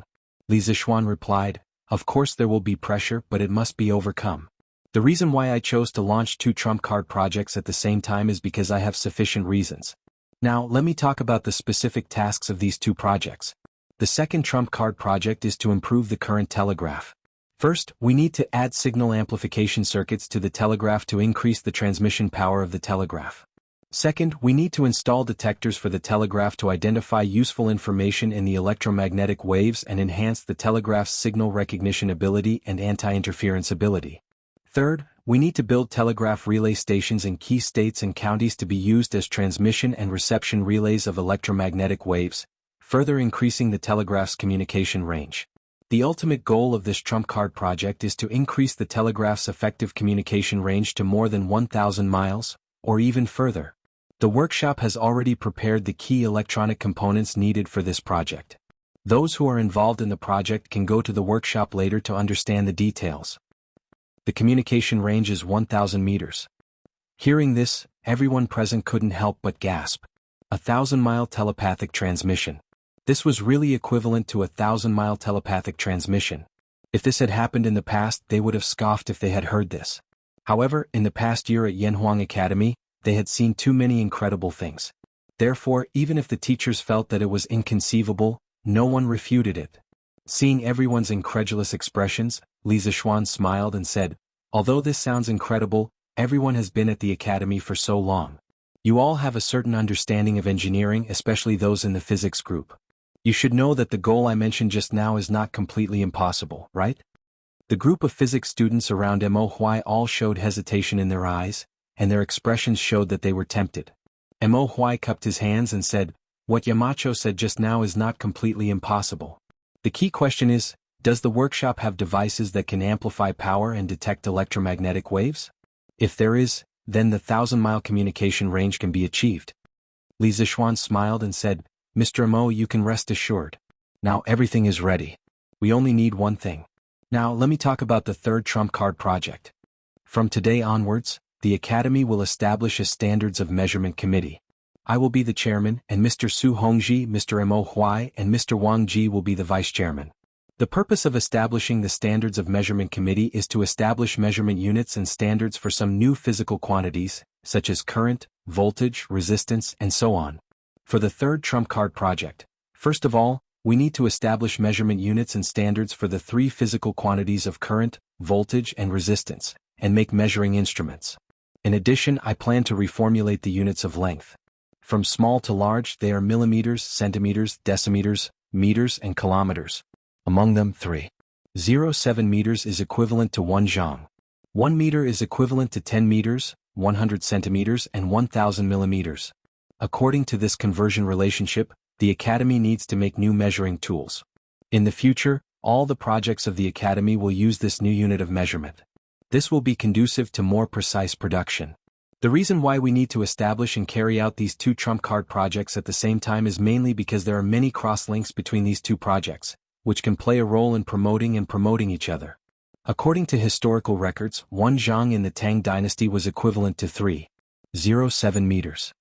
As soon as he finished speaking, there was a faint buzz of discussion in the conference room. Li Zishuan wanted to establish units and standards for the new physical quantities, but he also wanted to change the unit of length that had been deeply ingrained in everyone's minds. This was a bit difficult to adapt to. However, Li Zishuan's reason was too strong because the new unit was indeed more precise than the previous inch, foot, and zhang. It was also more conducive to precision processing and precision production. I know that you may not be able to accept the new unit of measurement for a while, but when you participate in the precision manufacturing project in the future, you will know the benefits of this new unit of measurement. Seeing the difficult expressions on everyone's faces, Li Zishuan smiled and comforted them. Then he said in a deep voice, "Next, I will announce the personnel appointments for these two trump card projects. I will appoint Mr. Mo Huai as the chief designer of these two trump card projects, and Li Tai, Mo Chue, and Su Hongji as the deputy chief designers.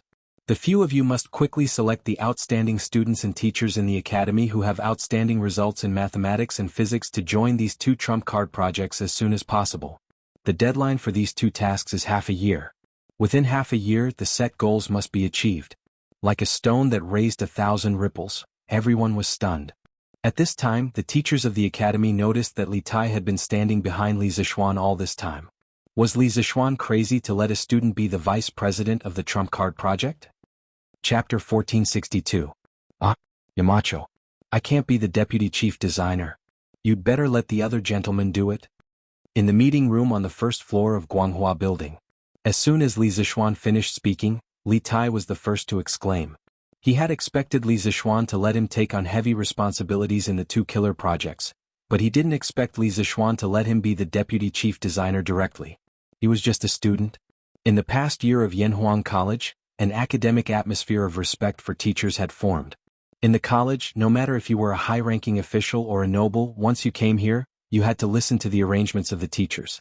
Therefore, when Li Tai heard that he was going to be the deputy chief designer and lead a group of teachers in the college to work on the projects, the little fatty was immediately flattered.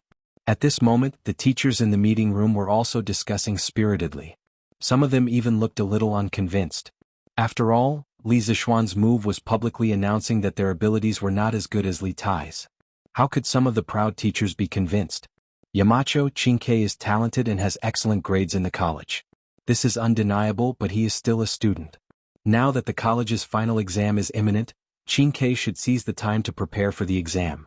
If he is appointed as the deputy chief designer, I'm afraid it will affect his studies. Yamacho, please reconsider. Sure enough, as soon as Li Tai finished speaking, one of the teachers in the college stood up and saluted Li Zishuan. The person who spoke was Mo Chue. As the next powerful successor of the Mo family, Mo Chue's personal ability was naturally impeccable. Otherwise, he wouldn't be one of the deputy chief designers of the second and third killer projects. However, Mo Chue also had his own pride. Now that Li Zishuan asked Li Tai to be on equal footing with him and to be the deputy chief designer together, Mo Chue felt a little uncomfortable in his heart. However, Mo Chue was not the kind of person with low EQ. He didn't directly express his displeasure in his heart, but used a slightly better excuse. Yes, Yamacho. Qingke is still a student after all. She should prioritize her studies. That's right. As a student, Qingke can participate in the trump card project, but if he takes the position of deputy chief designer, it will definitely delay his studies. As soon as Mo Chue's voice fell, there was a sound of agreement in the conference room. Li Zishuan frowned and said in a deep voice, "Studies? Exam? Do the students of Yanhuang College study hard every day just for exams? Do you remember what I said on the first day of Yanhuang College last year? The most important thing for students of Yanhuang College is to apply what they have learned. I compiled engineering textbooks and imparted engineering knowledge to them, not for them to deal with midterm or final exams. I need them to use this knowledge to create value for the academy and the Tang Empire." In Yanhuang College, Meng Wenhao and Han Li made outstanding contributions in quelling the rebellion in Guan City. Later, Ke Shiqing led the people of Shu County to build roads and mines, and became rich through hard work. They are the pride of our academy. Even if their work affects their studies, they are still the role models of all the students of our academy. In my opinion, as long as Qingke can help us complete these two trump card projects, even if he doesn't participate in this semester's final exam, I will still give him an excellent grade in all subjects, because the value he creates is far greater than the final exam. You may not know this, but Cyan Sparrow has already produced the key components needed for these two trump card projects. Therefore, I believe that he is absolutely capable of carrying out these two trump card projects. In addition, I will emphasize again today that there will never be a ranking in Yanhuang College based on qualifications. The capable will go up and the mediocre will go down. Regardless of age or qualifications, this has always been my principle of employing people. In the future, please don't use this secular principle in the Academy's scientific research projects. Yanhuang College had developed rapidly, but in the process of development, some problems were inevitably exposed, such as the ranking of qualifications.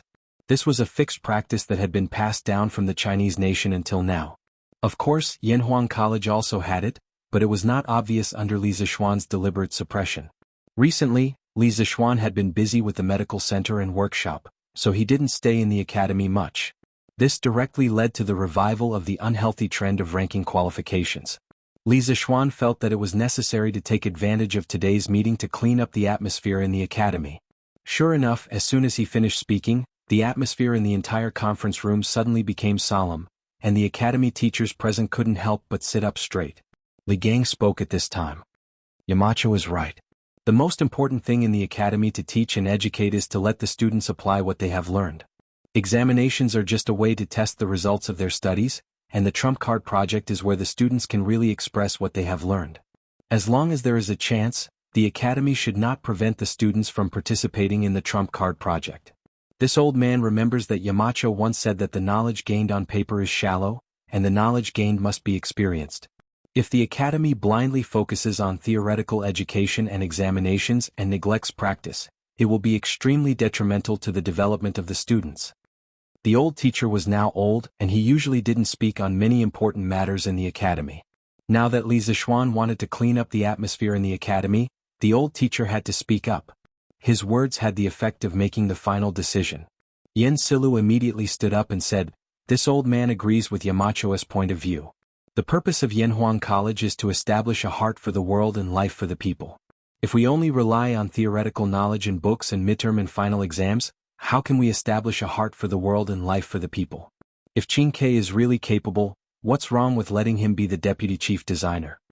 When the three big shots of the academy agreed on a matter together, it was basically the decision for this matter. Mo Huai spoke up, "This old man agrees with Yamacho's suggestion." Su Hongji cupped his hands and said, "This old man also agrees." Ma Zhou nodded and said, "This old man agrees." Wang Ji said, "This old man also agrees." Seeing this, the rest of the academy teachers cupped their hands and said, "We all agree with Yamacho's suggestion." Li Zixuan nodded and said in a deep voice, "That's good." Since everyone agreed, then this matter was settled.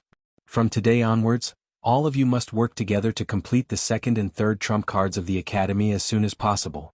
For this, spare no effort in manpower, material and financial resources. This is not only for the glory of the academy, but also for the Tang Empire to become invincible in the world as soon as possible. Yes, Yamacho. Everyone cupped their hands and agreed. Meeting adjourned. Li Zixuan immediately announced the end of the meeting and walked out of the conference room first. Li Tai hurriedly followed. The two walked out of Guanghua building. In the corridor on the first floor, Li Tai hurriedly called out to Li Zixuan, "Yamacho, please wait." Li Zixuan immediately stopped and turned around. He looked at Li Tai with a playful smile on his face and said, "What's wrong? Qin Ke? Could it be that you still don't dare to accept this task?" Li Tai's expression froze and he said helplessly, "Yamacho, it's not that I don't dare, it's that I can't. Although the academy doesn't care about seniority, Tai has to respect the teachers. Yamacho asked me to be the deputy chief designer of the second and third trump cards projects. If there's any work in the future, how can Qin Ke dare to instruct the teachers of the academy?" Li Zixuan shook his head and said, "Qin Ke, true respect is in the heart, not in the mouth.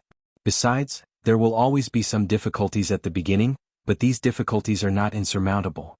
You need to find a way yourself. Today I'll only tell you one thing. Xiao Ku is now able to take charge of the Yanhuang Bank. After the final exam of Yanhuang College is over, he will recruit some students who are proficient in mathematics and let them help him manage the Yanhuang Bank by working and learning. When Li Ku was first sent to the Yanhuang Bank by me, wasn't he like you now? He had no experience and no connections, but he was able to achieve such results in the Yanhuang Bank. Qin Ke, are you inferior to him?" Provocation. But even if Li Tai knew that this was provocation, he had to accept it. Because from the moment he was born, Li Tai believed that he would not lose to anyone, especially his own brother. Even if he had given up on fighting for the position of crown prince, he was not willing to fall behind others in terms of personal results. Good. Yamacho, I accept this task. Tai promises you today that I will complete the second and third trump cards projects of Yanhuang College within half a year.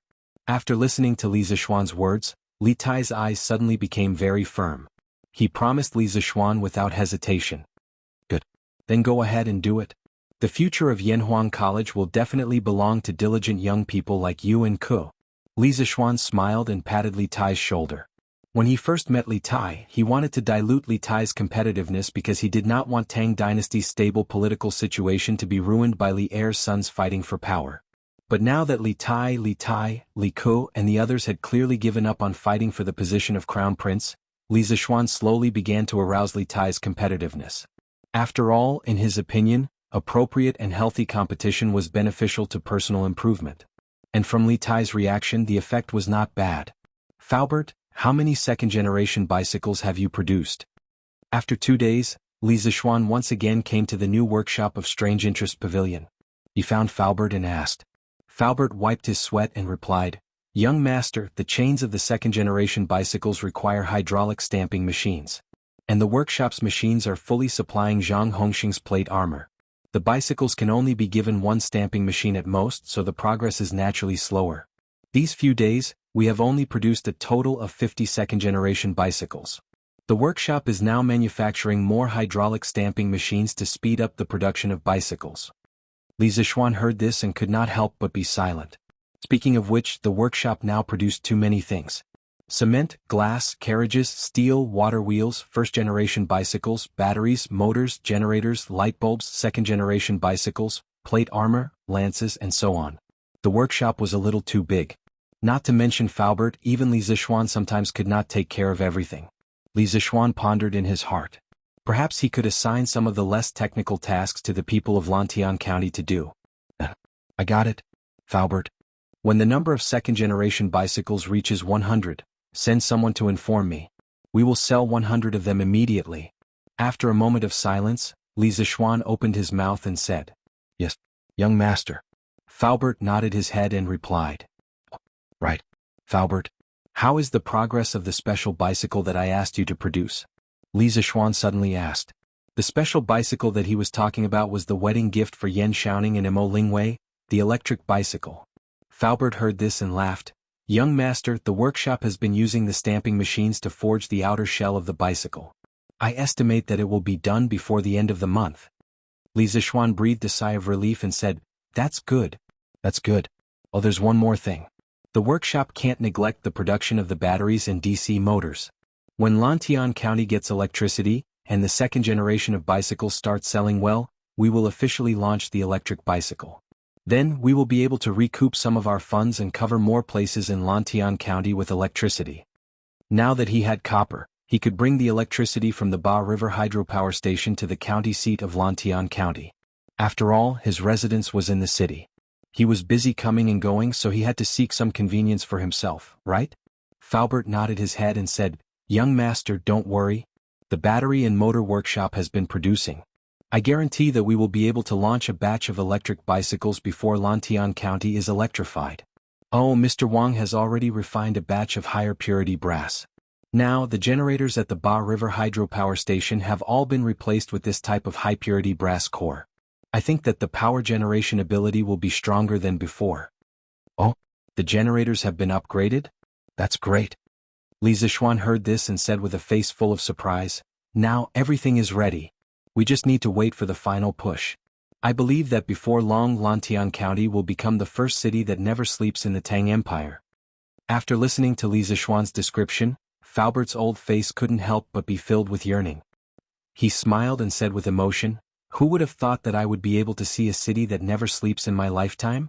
Following you, young master, I can see all kinds of miracles. Li Zishuan couldn't help but smile and said, Faubert, since you want to see it, then keep looking.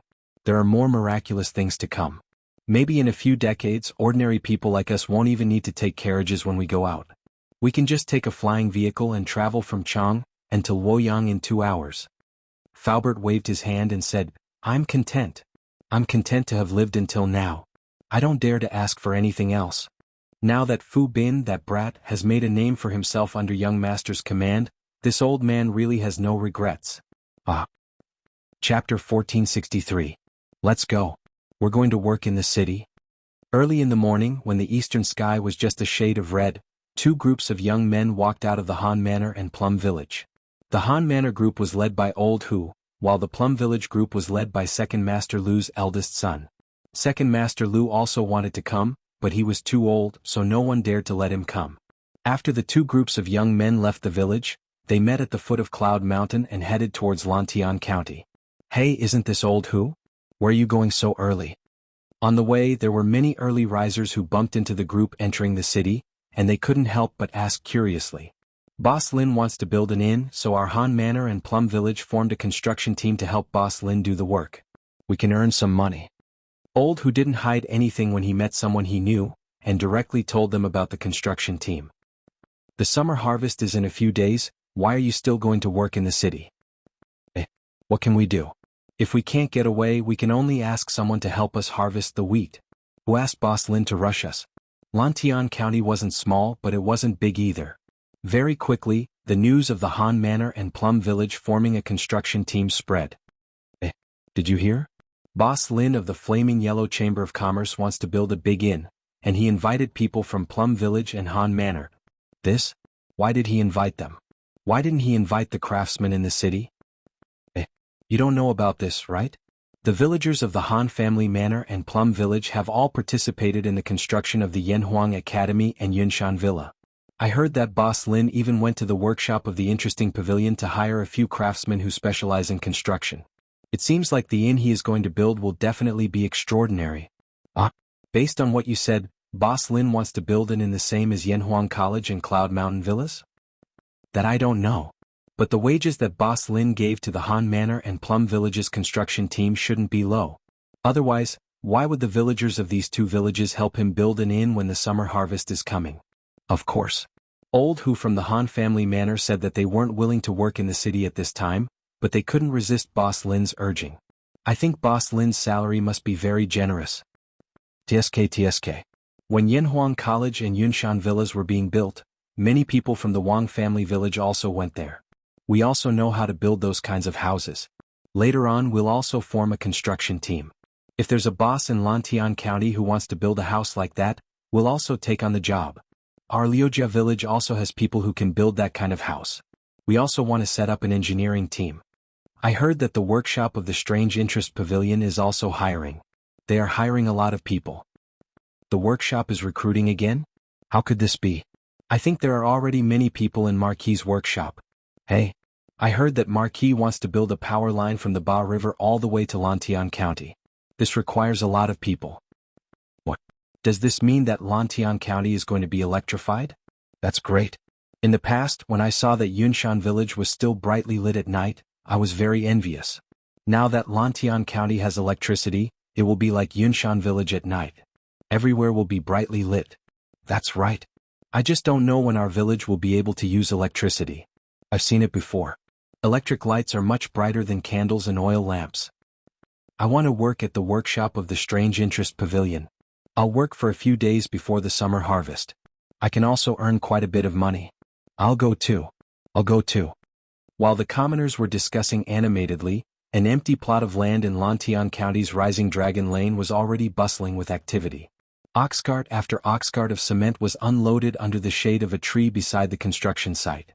The construction team and commoners were digging the foundation, mixing cement with cement and sawing wood. It was very lively. Old master, we've invested so much money to build an inn. When will we be able to recoup our capital?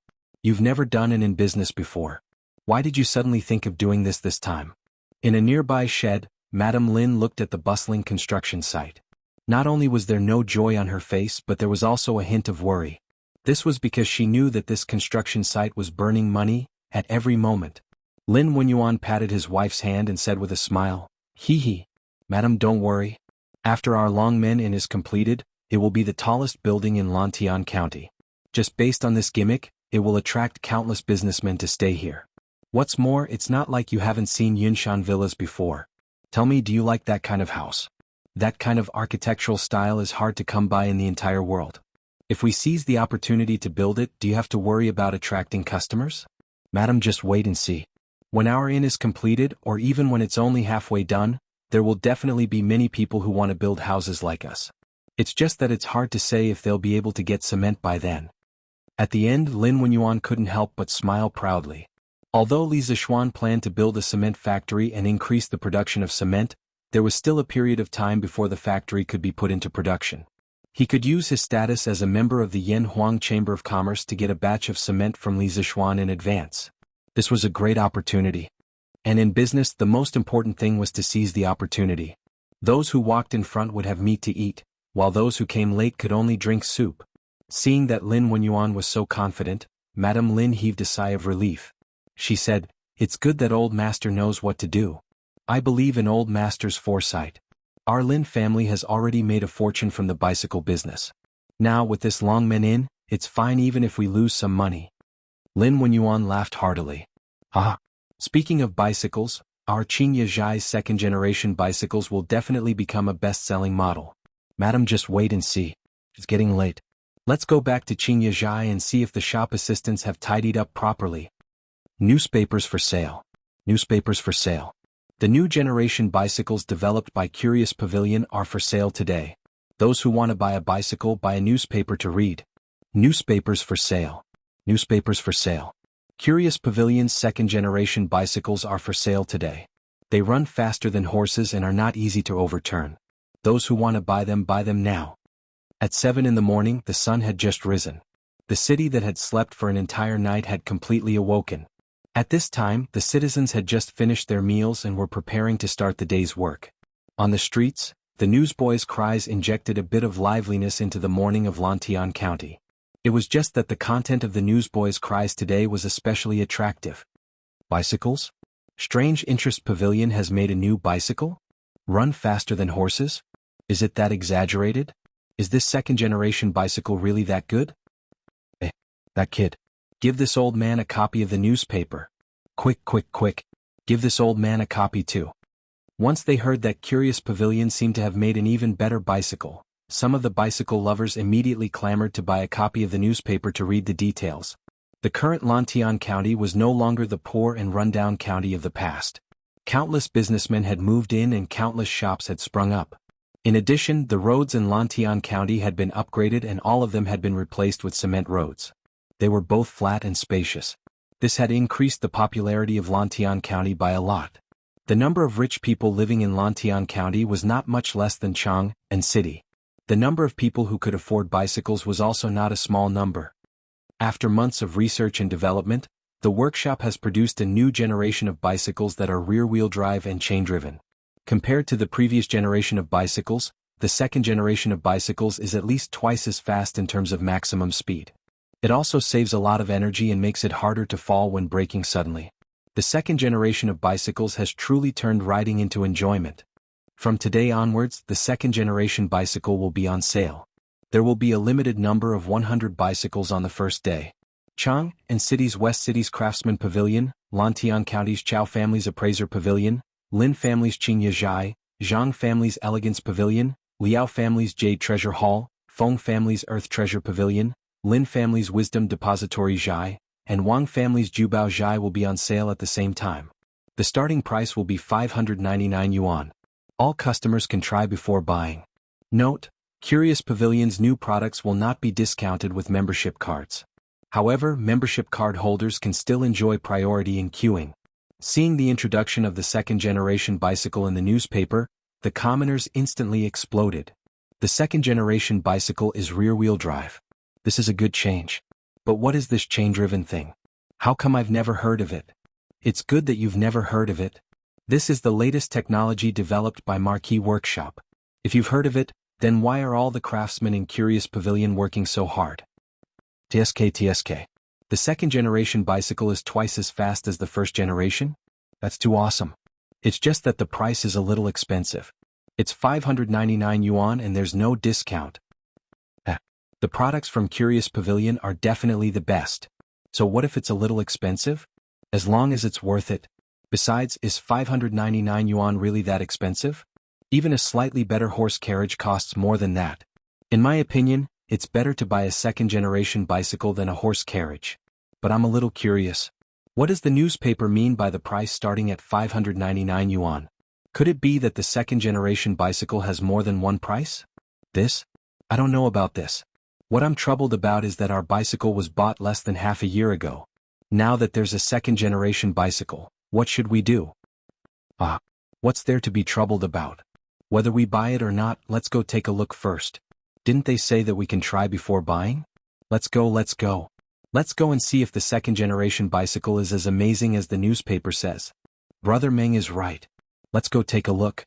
This place is closest to the Lin family's Qingyezhai. Let's go there and take a look. Alright. It's all thanks to Boss Lin's Qingyezhai in Lantian County. Otherwise we'd have to go all the way to Chang'an City.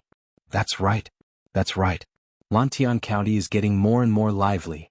Didn't the Chao family's appraisal pavilion move here too? What was worth mentioning was that under Chao Wendong's lead, the few major members of the Yanhuang Chamber of Commerce had all moved their shops and businesses to Lantian County. For example, the Lin family's Qingyezhai, the Zhang family's Elegant House, the Liao family's Jade Treasure Hall, and the Feng family's Kuanbao Pavilion all had branches in Lantian County now. What's more, people like Chao Wendong and Lin Wenyuan had directly treated their shops in Lantian County as their main stores, and their shops in Chang'an City had become branches.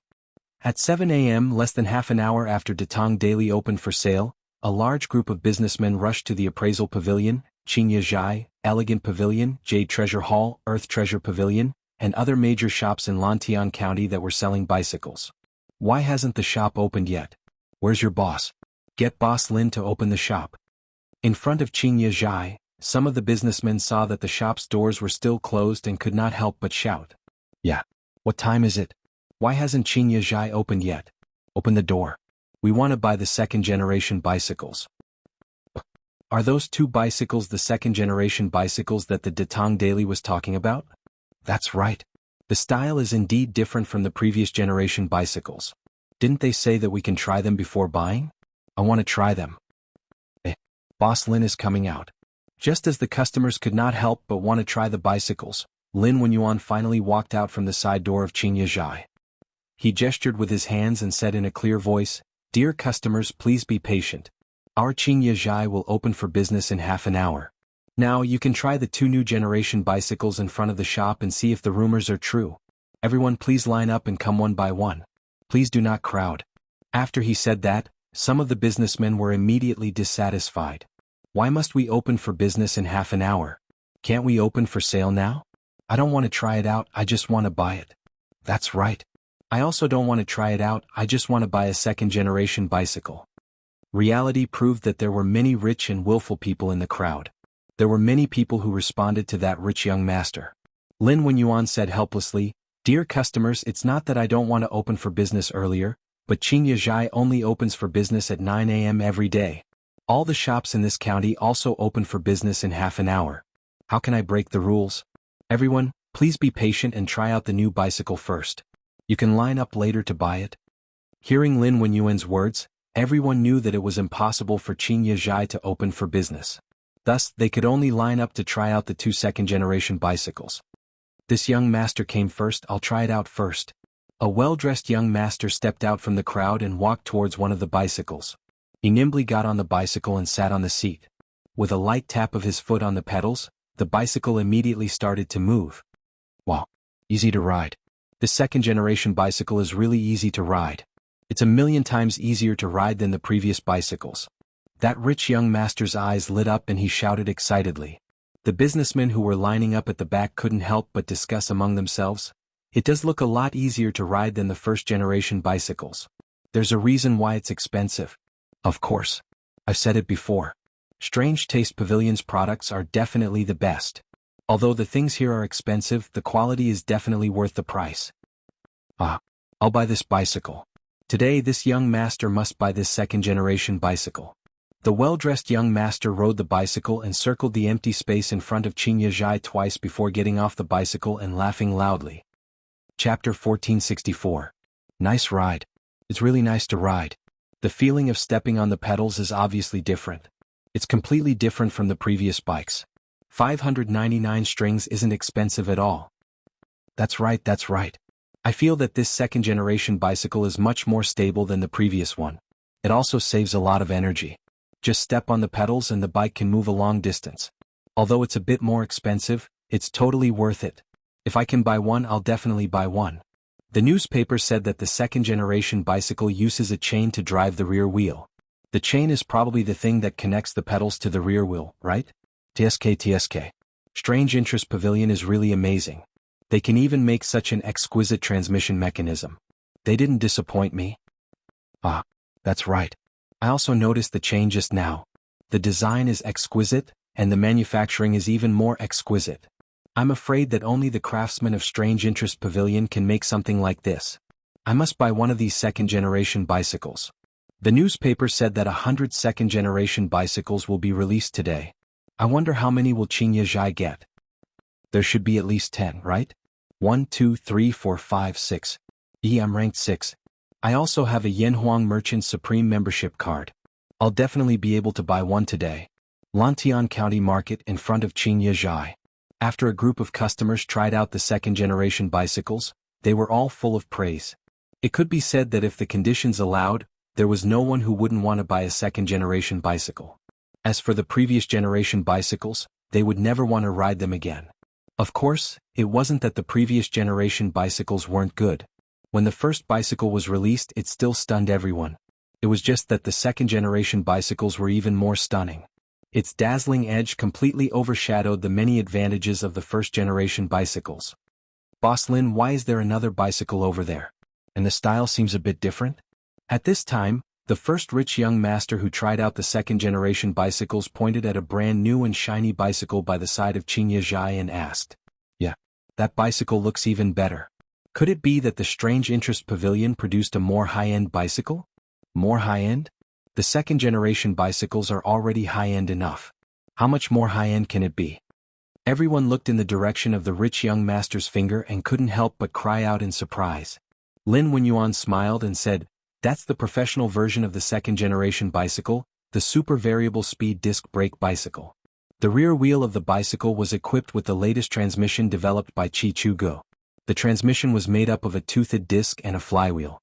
The flywheel had 8 gears of different sizes, while the toothed disc had 3 gears of different sizes. Therefore, the bicycle could change between 24 different speeds. Not only was it fast, but it also saved a lot of energy. This kind of bicycle is extremely troublesome to manufacture. In the first batch of bicycles that Strange Interest Pavilion made, there were only 3 of them. Our elegant pavilion was lucky enough to get one. Due to the high cost of building a variable speed bicycle, we are temporarily unable to provide a test ride service. Please forgive us. Furthermore, this speed-changing bicycle has already been pre-ordered by someone, so today, only the ordinary second-generation bicycle is available for sale. Needless to say, this marketing strategy must have come from Li Zixuan. Since he had transmigrated from the modern world, he had also started to play with the concept of normal and high-end versions in Tang Dynasty. This bicycle can even change speed? It was too magical. It was too magical. When everyone heard this, their eyes couldn't help but brighten. The rich young master rubbed his palms together and looked at Lin Wenyuan, saying, "Boss Lin, a straightforward person doesn't resort to insinuations. Just tell us how much this variable speed bicycle costs. I am willing to raise the price by 500 strings of string of coins. I hope Boss Lin will be willing to part with it." Lin Wenyuan frowned. When he first saw the rich young master, he felt that he looked familiar. Now that he heard the rich young master introduce himself, he finally remembered who he was. He quickly cupped his hands and said, "So it's second young master Chai. Sorry for the disrespect." Who else could this well-dressed young man be other than Chai Lingwu? He had been living in Lantian County recently to watch football matches. His father, Chai Xiao, had just returned from a victorious battle in Shuofeng last month and received a lot of rewards. The Chai family was in the prime of their lives. As Princess Ping Yang's favorite son, how could Chai Lingwu lack money? Of course he had to buy the best car. Only then would he be able to show off in front of his bunch of friends, right? Boss Lin, cut the crap. How much is this speed-changing bicycle? Are you selling it today or not? Hurry up and give me a definite answer. Chai Lingwu said impatiently. Lin Wenyuan was helpless. He cupped his hands and said, "Second young master, the speed-changing bicycle workshop set the price at 1,199 strings of coins. However, this bicycle has already been reserved. I hope second young master can understand. If it really doesn't work, I will personally deliver the bicycle to Duke Qiao's residence when the next batch arrives. What do you think? 1,199 strings of coins? This speed-changing bicycle is actually 600 strings of coins more expensive than an ordinary second-generation bicycle?" After Lin Wenyuan said that, the customers in line couldn't help but exclaim in surprise. Chai Lingwu snorted and said unhappily, "How about it? I will give you face on account of your relationship with the Marquis of Yong'an. I will give you 1,700 strings of coins. You will immediately sell this speed-changing bicycle to me. Otherwise, The hidden threat was self-evident. Lin Wenyuan was suddenly put in a difficult position. Uncle Lin, since second young master Chai wants it, you can sell this speed-changing bicycle to him. We are open for business. How can we not make money when there is money to be made?" At this moment, a young man's laughter came from the crowd. The onlookers followed the sound and saw an elegant young man in a white unlined shirt and holding a folding fan walk over. "This is the young master of Misty Rain Villa. Why is he here?" Misty Rain Villa is still in charge of the Immortal Tea Garden. Old Master Zhang's business is getting bigger and bigger.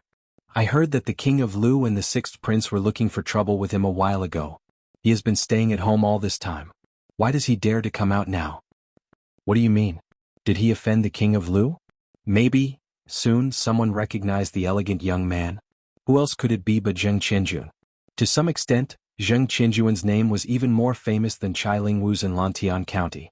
That was because he was the boss of Team Tempest, and Team Tempest was currently the hot favorite to win the League One championship. I was wondering who it was. So it is the young master of Team Tempest. Team Tempest is not bad. I like the style of play of those players. If you can win the League One championship this time, I will support Team Tempest in the future. Apparently Chai Lingwu also knew Zheng Qianjun. He lifted his chin and said with a fake smile. Zheng Qianjun smiled and cupped his hands. "Thank you for your kindness, second young master Chai. I heard that Uncle Lin had been allocated a speed-changing bicycle, so I decided to reserve it. I didn't expect second young master Chai to be a car lover. Today I will transfer this speed-changing bicycle to second young master Chai. I hope we can be friends." Chai Lingwu glanced at Zheng Qianjun and said with contempt, "I bought this bicycle with money. Why should I owe you a favor? Besides, it is not that easy to be friends with me. Boss Lin, what do you say now? Since Zheng Qianjun is willing to give up this bicycle, are you going to sell it to me or not?" After that he turned his eyes to Lin Wenyuan. Lin Wenyuan was a little hesitant, but when he saw Zheng Qianjun nodding at him secretly, he could only cup his hands and say, "Since nephew Zheng is willing to give up this bicycle and second young master Chai is the first, I will sell this speed-changing bicycle to second young master Chai."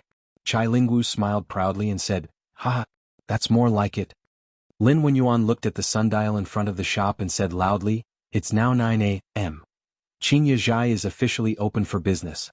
This time, nephew Zheng gave the Misty Rain Mountain Villa spot to me, so this time, Qingye Zhai will be given a total of 15 ordinary second-generation bicycles and one speed-changing version of the car. Everyone please line up. Don't be discouraged if you can't get it. Strange House Workshop is speeding up production, and the next batch of second-generation bicycles will be on sale soon." Back then, Zheng Yinhong had used the shares of the Celestial Tea Garden to exchange for shares of the Yanhuang Chamber of Commerce, and became a member of the Yanhuang Chamber of Commerce in one fell swoop. This time, when the second-generation bicycles were released, the Zheng family also received some of them. However, the Zheng family did not have a shop in Chang, and so Zheng Qianjun transferred the 5 bicycles that the Zheng family received to Lin Wenyuan. Of course, in exchange for Lin Wenyuan's speed-changing bicycle, Zheng Qianjun reserved it. But who would have thought that Chai Lingwu would come out of nowhere and snatch Zheng Qianjun's spot? 15 bicycles? Then I won't be able to get it? Hey, 15 bicycles. This is beyond my expectations. I'll definitely be able to get it. I've made a fortune this time. After Lin Wenyuan finished speaking, there were howls and cheers from the crowd. But he had no choice. 15 bicycles was the most he could get. Chai Lingwu was quite generous at this time. He asked the servant to leave behind 1,700 Tang Yuan, and then rode away on the speed-changing bicycle, leaving behind only a gust of wind and the view of his back to the customers. This speed-changing bicycle is so easy to ride. Chai Lingwu's excited shout came from not too far away. Nephew Zheng, this is my fault. I should have hidden the speed-changing bicycle in advance. Otherwise, it would not have been snatched by the second son of the Chai family. Qingye restaurant's main door was wide open, and the customers were lining up in an orderly manner to buy the bicycles. At this time, Lin Wenyuan came out and apologized to Zheng Qianjun. Zheng Qianjun waved his hand and smiled. It's okay, Uncle Lin. It's the same to buy the bicycles when the next batch comes. Anyway, we are all members of the Chamber of Commerce. It's more convenient than other people buying bicycles. The second son of the Chai family is not easy to deal with. We don't have to annoy him because of a bicycle. Lin Wenyuan quickly said, Nephew Zheng, you are a righteous person. Brother Yin Hong has a successor for having a son like you. Don't worry, nephew. As long as the Qingye restaurant can get the speed-changing bicycles in the next batch, I will save one for you no matter what. Zheng Qianjun smiled casually. Then I'll thank Uncle Lin in advance for your kind intentions. It's getting late. I have to pay a visit to Marquis. No matter what, I have to thank Marquis in person for this incident. Lin Wenyuan knew that Zheng Qianjun was talking about the incident where Li Yuanchang and Li Shi tried to force the Fenglei team to play the match but failed. He nodded understandingly and said, Nephew, go ahead. However, I suggest that you seek help from Marquis in advance if you encounter similar incidents in the future. Marquis is a benevolent person. He will definitely uphold justice for us. Zheng Qianjuan's eyes lit up.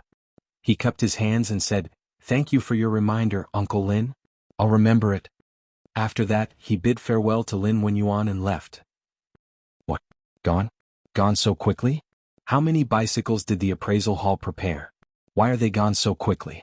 In Chang'an City, in the appraisal pavilion, a group of customers gathered in front of the door and shouted, Dear customers, we got a total of 15 bicycles this time. However, most of them are sold in Lantian County. There are only 5 in Chang'an City, so please come back a few days later. The servant in the appraisal pavilion bowed and smiled apologetically. What? Chang'an City only got 5? Is this how the appraisal pavilion does things? Is Chang'an City or Lantian County bigger? Besides, is your boss Chow from Chang'an City or Lantian County? How can you betray us like this? A hot-tempered customer immediately roared. Dear customer, I'm very sorry. My master used to be from Chang'an City. He moved to Lantian County last month and is now a Lantian County resident. The servant replied with an and said embarrassedly. The crowd instantly fell silent. Or rather, the atmosphere was extremely awkward. A similar situation happened in Chang'an City's Qingyezhai. In the past, the citizens of Chang'an City thought that they could enjoy the best products before foreigners because they were in the capital. However, this privilege gradually disappeared as Lantian County increased the status of merchants and gradually expanded the scale of business. Now, the citizens of the capital realized that their lives were not as good as the citizens of Lantian County. The supply of the new second-generation bicycles from Strange Taste Pavilion was actually more in Lantian County than in Chang'an City. Indeed, the river flows east for 30 years and 30 years west for 30 years. Every dog has its day. What? Little Shin's workshop came up with a new type of bicycle? It's easier to ride, more energy efficient and faster? Then why are you still standing there? Why don't you get someone to buy one for me? Do you think it's easy for me to go to court every morning? Qing Manor. Qing Yaojin had just finished his morning court session and was riding his bicycle back when he heard his second son, Qing Chuliang, talking about the news that had spread throughout Chang'an City. He immediately slapped Qing Chuliang on the back of his head and roared at him. Qing Chuliang felt wronged. He rubbed the back of his head and said in a wrong tone, Dad.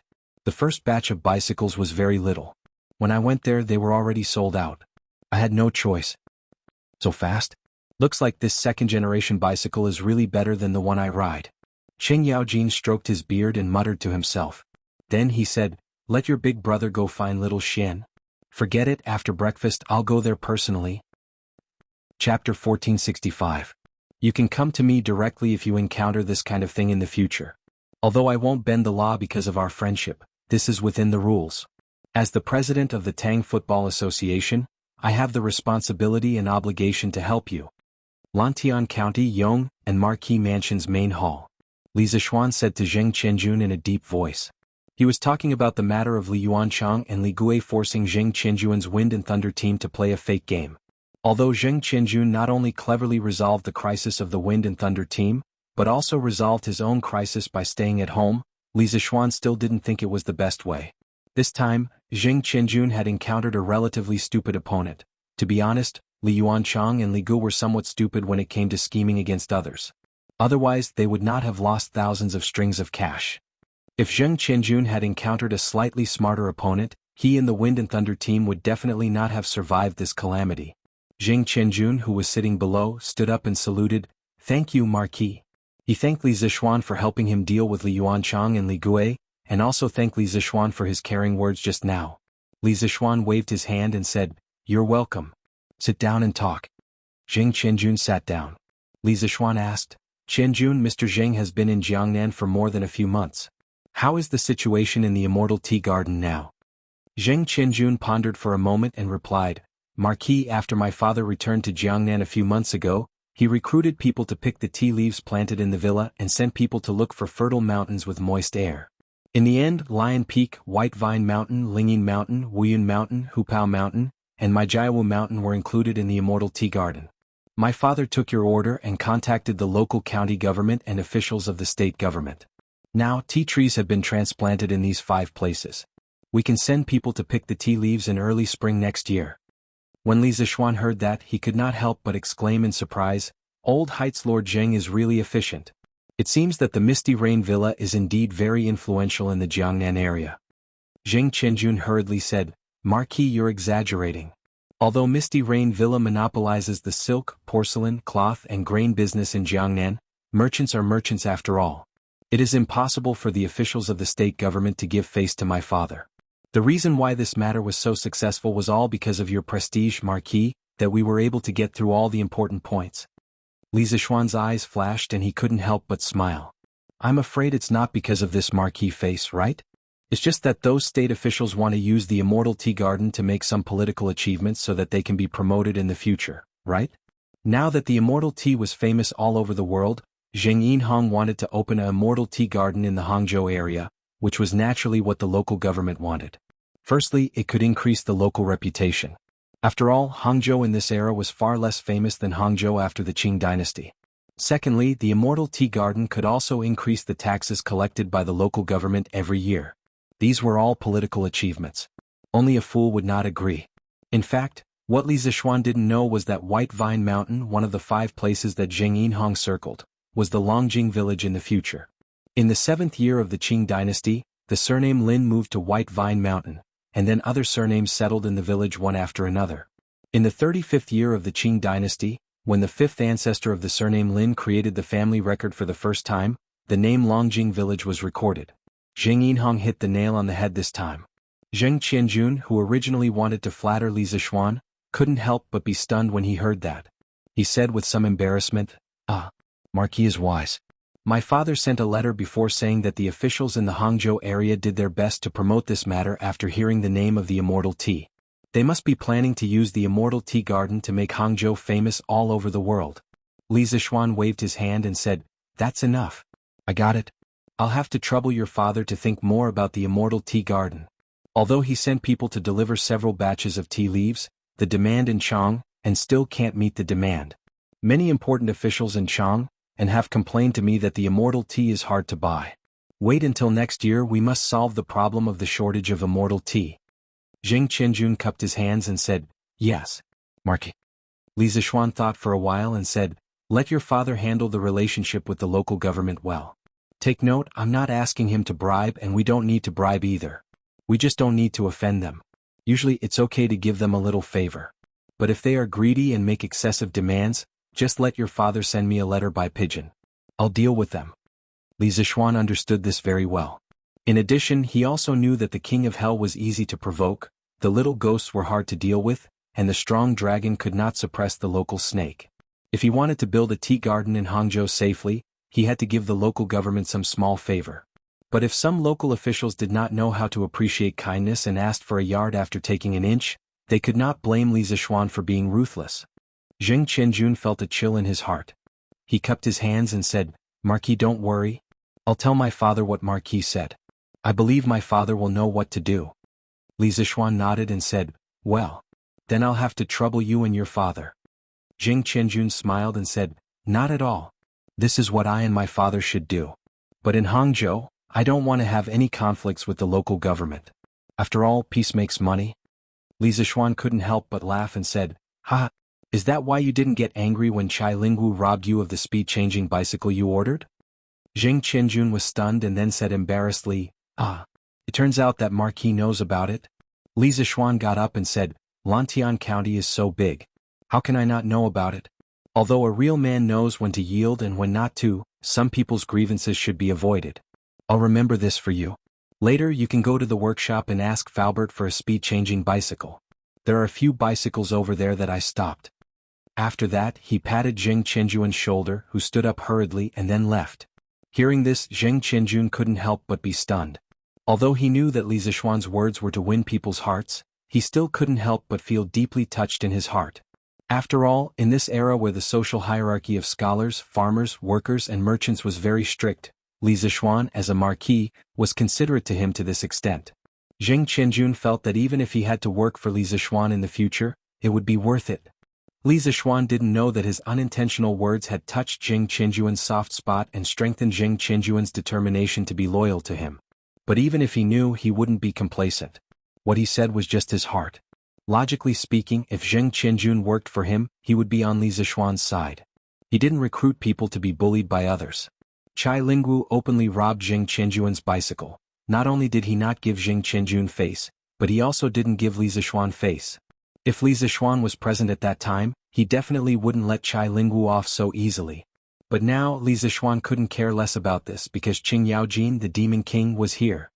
"Ah, little Xian. Where are you going?" Li Zixuan left the Marquis mansion and wanted to go to the workshop. Just as he walked out of Lantian County's city gate, he saw Qing Yaojin riding a bicycle towards him. Old Qing rode the bicycle with one hand and waved at Li Zixuan with the other, then laughed loudly. Li Zixuan was stunned. To be honest, this was the first time he saw Qing Yaojin riding a bicycle.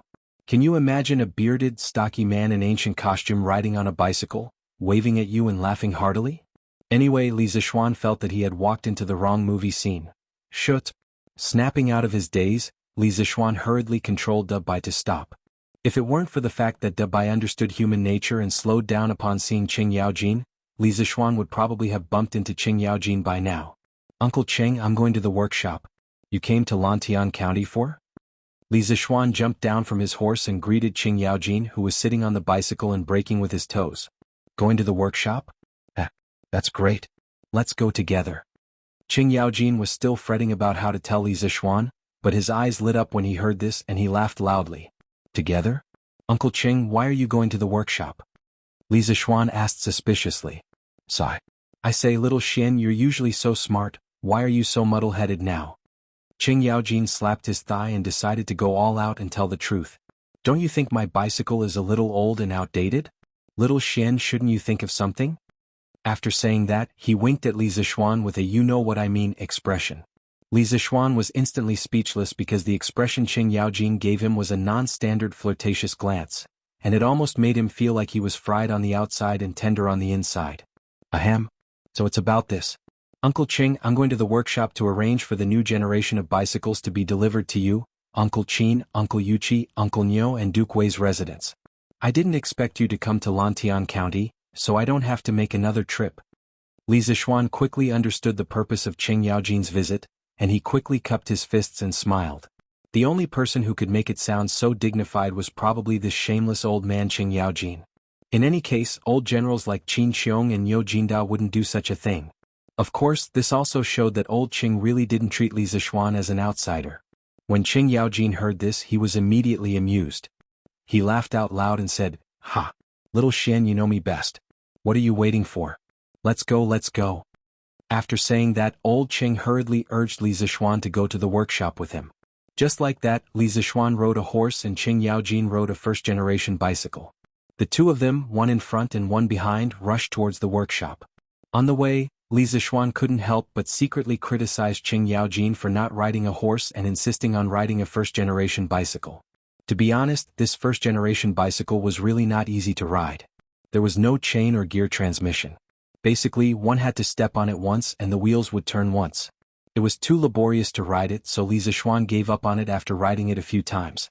However, he didn't expect Qing Yaojin to insist on riding it. Perhaps old Qing was trying to be fashionable. Lantian County wasn't far from the workshop. It was only about 4 or 5 miles away. The two of them soon arrived at the workshop. Xiaoxi, where are the bicycles that I asked Faubert to keep? Hurry up and push one out. As soon as they entered the workshop, Song Xiaoxi came up to them. However, before he could say anything, Li Zixuan ordered. Young master, those bicycles are in the warehouse on the west side. I'll go get one now. Song Xiaoxi responded and quickly turned around to get the bicycle.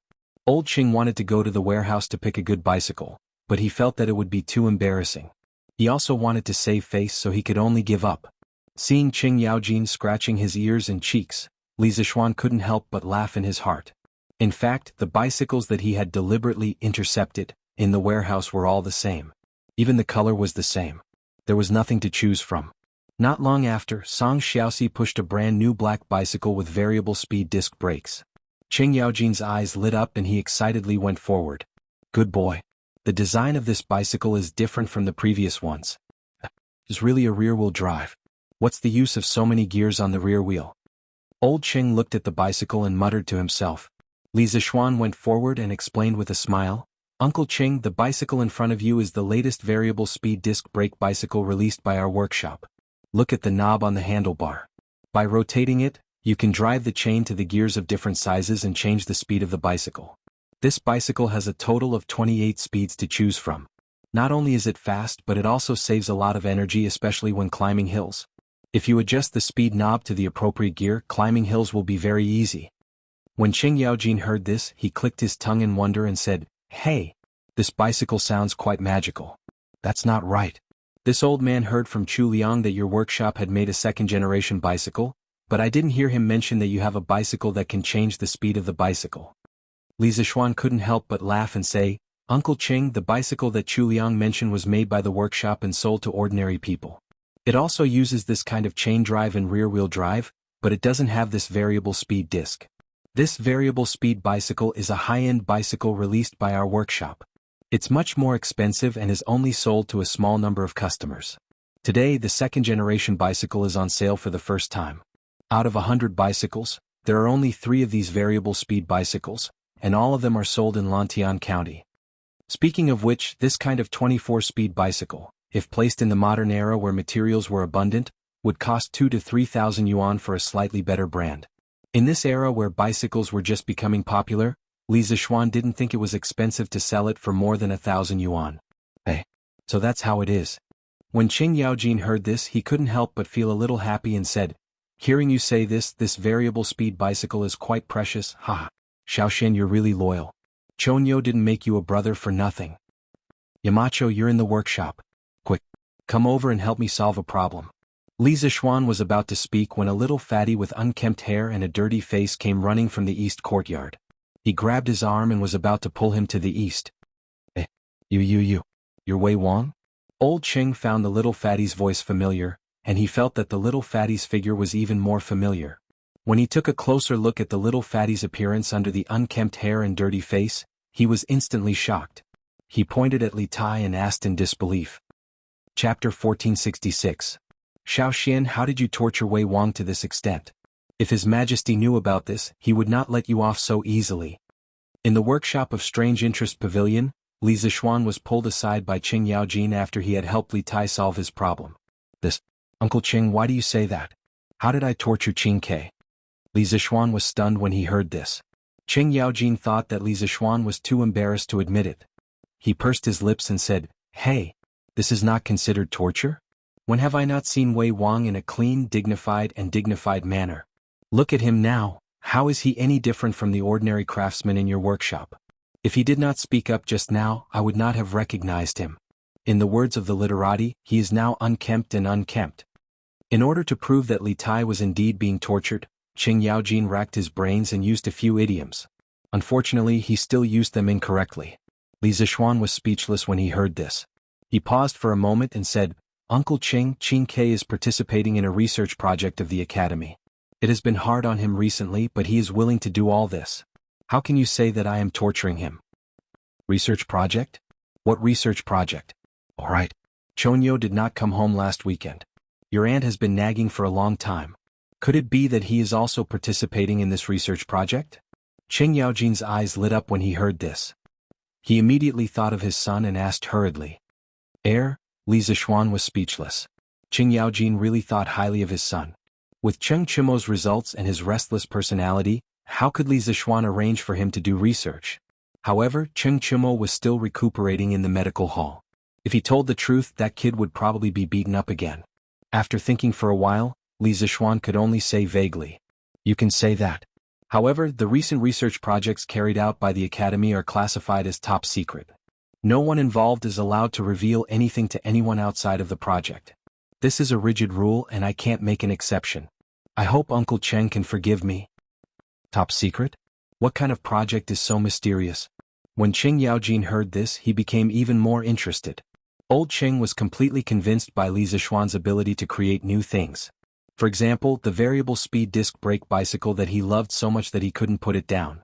Therefore, a project that could make Li Zixuan take it so seriously must be a good project. So he asked somewhat unwillingly, "Little Xian, can't you tell this old man a little? Your Uncle Qing isn't an outsider, so he won't tell anyone. Besides, you're the Yamacho of Yanhuang College. Aren't you the one who sets the rules? Why are you so serious?" Li Zixuan said helplessly, "Uncle Qing, it's precisely because I'm the Yamacho of Yanhuang College that I have to set an example. If I don't follow the rules, how can I expect the others in the academy to follow the rules? Therefore, I really can't tell you about this matter. Don't worry, this research project is definitely beneficial to the Tang Empire." "No? Isn't that equivalent to not saying anything?" Old Qing muttered, but he also knew that it was impossible to get the truth out of Li Zixuan, so he didn't continue to ask. Seeing the brand new bicycle in his hand, Old Cheng's spirits rose again. He laughed and said, "Ha! Then little Xian, you go ahead. This old man will go back to Chang, and first. I don't want that old bicycle anymore. This one is enough." It turned out that Old Cheng was a person who liked the new and hated the old.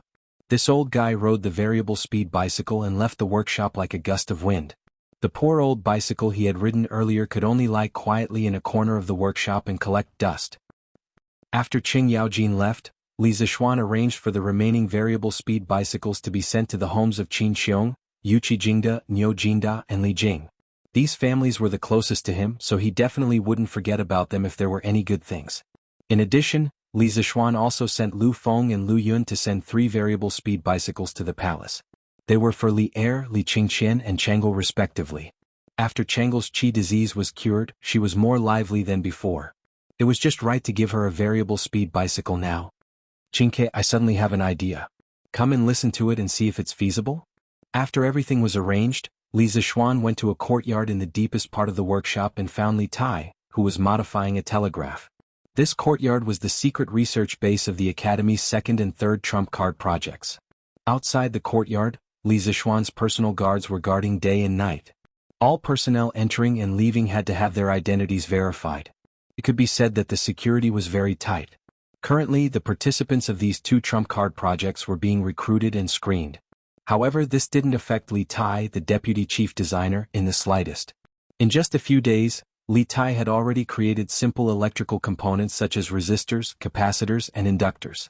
In addition to the electronic diodes and triodes that the workshop had previously created, it could be said that the foundation of Tang's electronic industry was gradually taking shape. "Yamacho, please speak." Li Tai, who was busy, immediately put down his work and looked up at Li Zixuan. After hanging out with Li Zixuan for so long, Li Tai knew that Li Zixuan's every idea could change this era. He didn't dare to underestimate him.